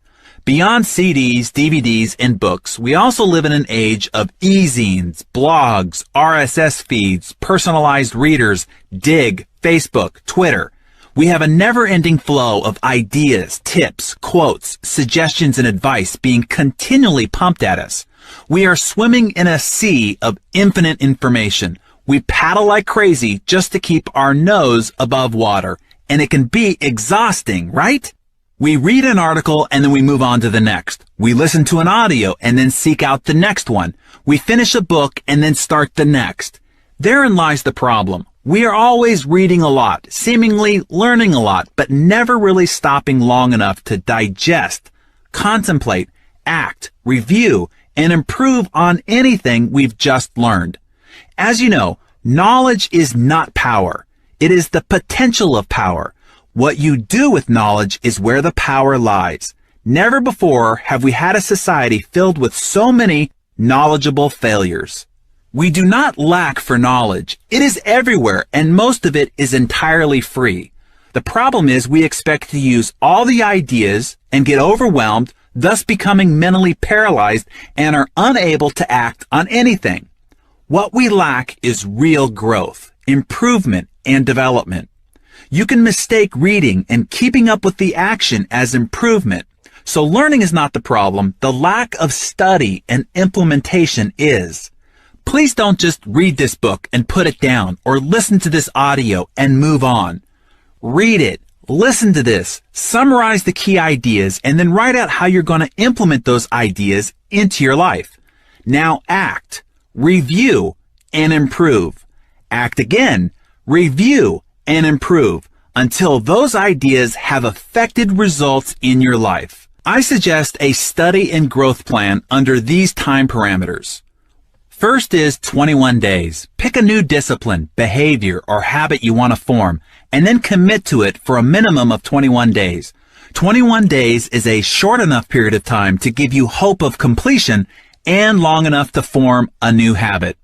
I also suggest that you only work on 1 or 2 new habits and disciplines at a time. That's a minimum of 17 new disciplines and habits that you can form over a period of an entire year. That will revolutionize your life. Think about it. 17 new disciplines and habits by next year. It has been said that we are 1 or 2 habits away from a major transformation. Imagine 17 of them. Second, 90 days. Pick a theme of growth to work on and then commit to it for 90 days. In Mastering the Rockefeller Habits, Vern Harnish talks about having a quarterly theme for your business. I think you should do that for your life as well. This could be a get fit theme, or magical marriage, or servant leader, or dinner time dad. Whatever significant improvement you'd like to make in your life, focus on it for a 90-day stretch. The next time chunk, 3 years. With focused and concerted study, I have found that it takes about 3 years to get good at anything you set out to improve. Our microwave instant results expectation falsifies what it really takes for true transformational growth and improvement. One of the most important skills and attitudes you can develop is patience. Give yourself a break. Don't expect to be an overnight sensation. There's no such thing. Stick with your growth plan. It will pay huge dividends in the end. And lastly, 5 to 7 years. This is the time that it takes to develop mastery. You can master most any skill, quality, or attribute if you study, practice, review, and improve over a 5 to 7 year period of time. You could become world-class at most anything, but it takes focused study. All right, back to the book. Let me share with you what motivates me. My core value in life is significance. My desire is to make a positive difference in other people's lives. So to accomplish my goals, I need you to accomplish your goals. It's your testimony of life-changing results that I'm after. I want to receive your email or letter, or have you stop me in the airport next year or 5 or 10 years from now to tell me about the incredible results you've realized because of the ideas you've gained from this book. Only then will I have accomplished my goals, my objectives, that I'm living up to my core values in life. Now, for you to get those results and me my testimonial, I know you have to take immediate action on your new insights and knowledge. Ideas uninvested are wasted. I don't want that to happen. It's now time to act on your new convictions. You now have the power, and I expect you to seize it. You are ready to make dramatic improvements, right?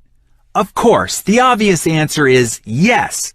But you know by now that saying you're ready to make the necessary changes and actually making them isn't the same thing.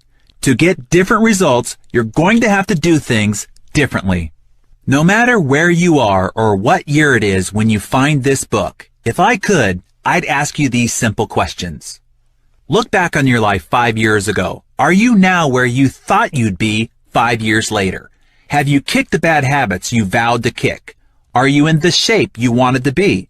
Do you have the cushy income, the enviable lifestyle, and the personal freedom you expected? Do you have the vibrant health, abundant loving relationships, and world-class skills you intended to have by this point in your life? If not, why? It's simple. Choices. It's time to make a new choice. Choose not to let the next 5 years be a continuum of the last. Choose to change your life once and for all. Let's make the next 5 years of your life fantastically different than the last 5.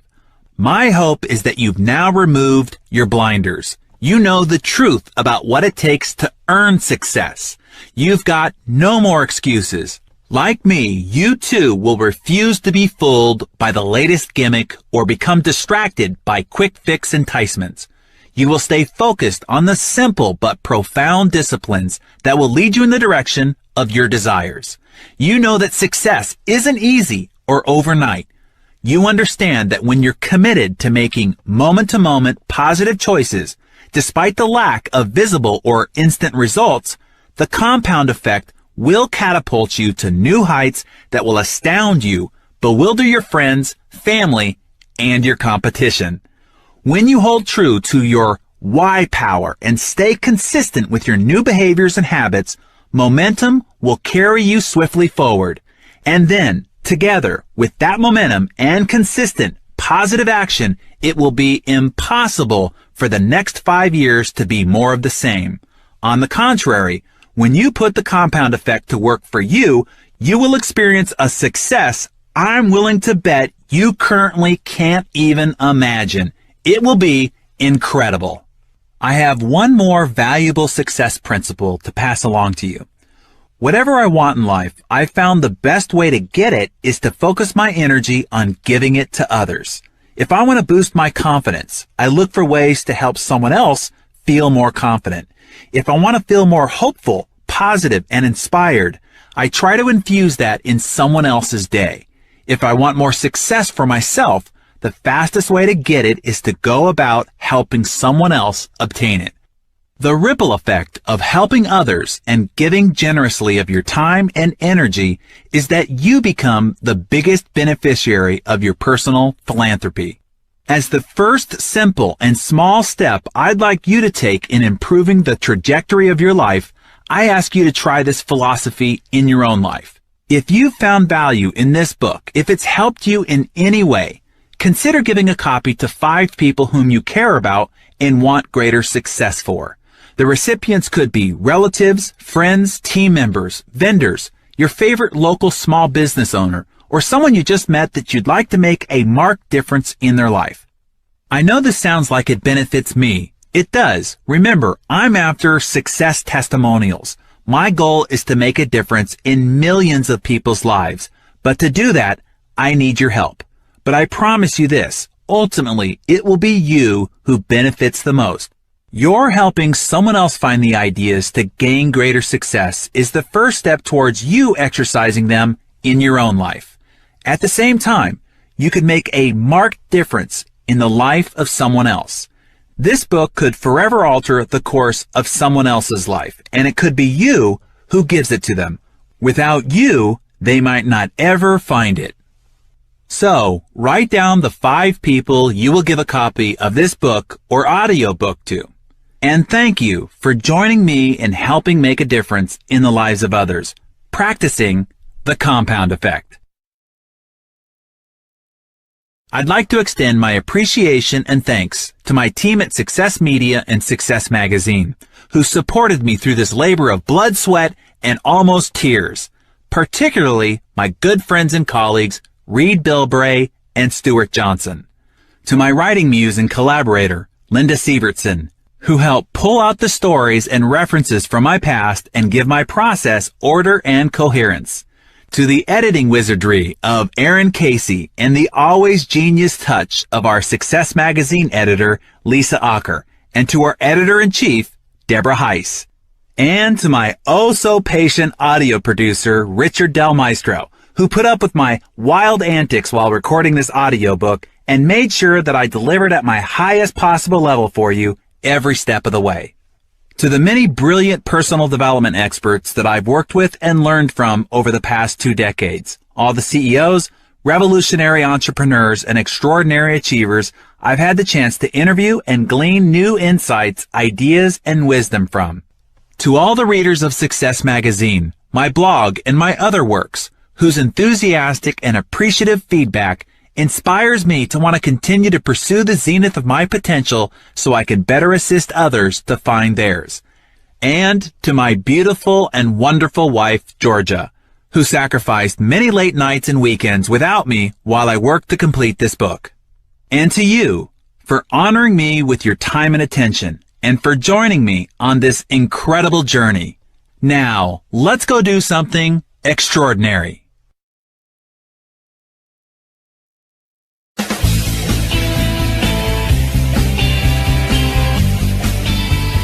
I hope you've enjoyed this audiobook and that you'll commit to using the ideas you've heard here to dramatically improve your life. Also, be sure to access the free resources available on thecompoundeffect.com to plan your path and chart your progress. Remember, the compound effect isn't about taking huge strides or unimaginable leaps. It's about consistently completing the right actions time and time again. Do that, and I know you'll create the life of your dreams. And remember, when you achieve that success, send me your letter. Maybe soon we'll be sharing your success story.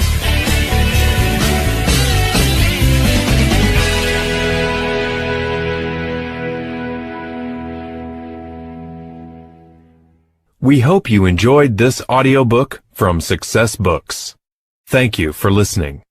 To learn more about Darren Hardy and to access free resources available with this program, visit thecompoundeffect.com/free. This recording of The Compound Effect, Multiplying Your Success One Simple Step at a Time, was read by Darren Hardy. It is published by Success Books.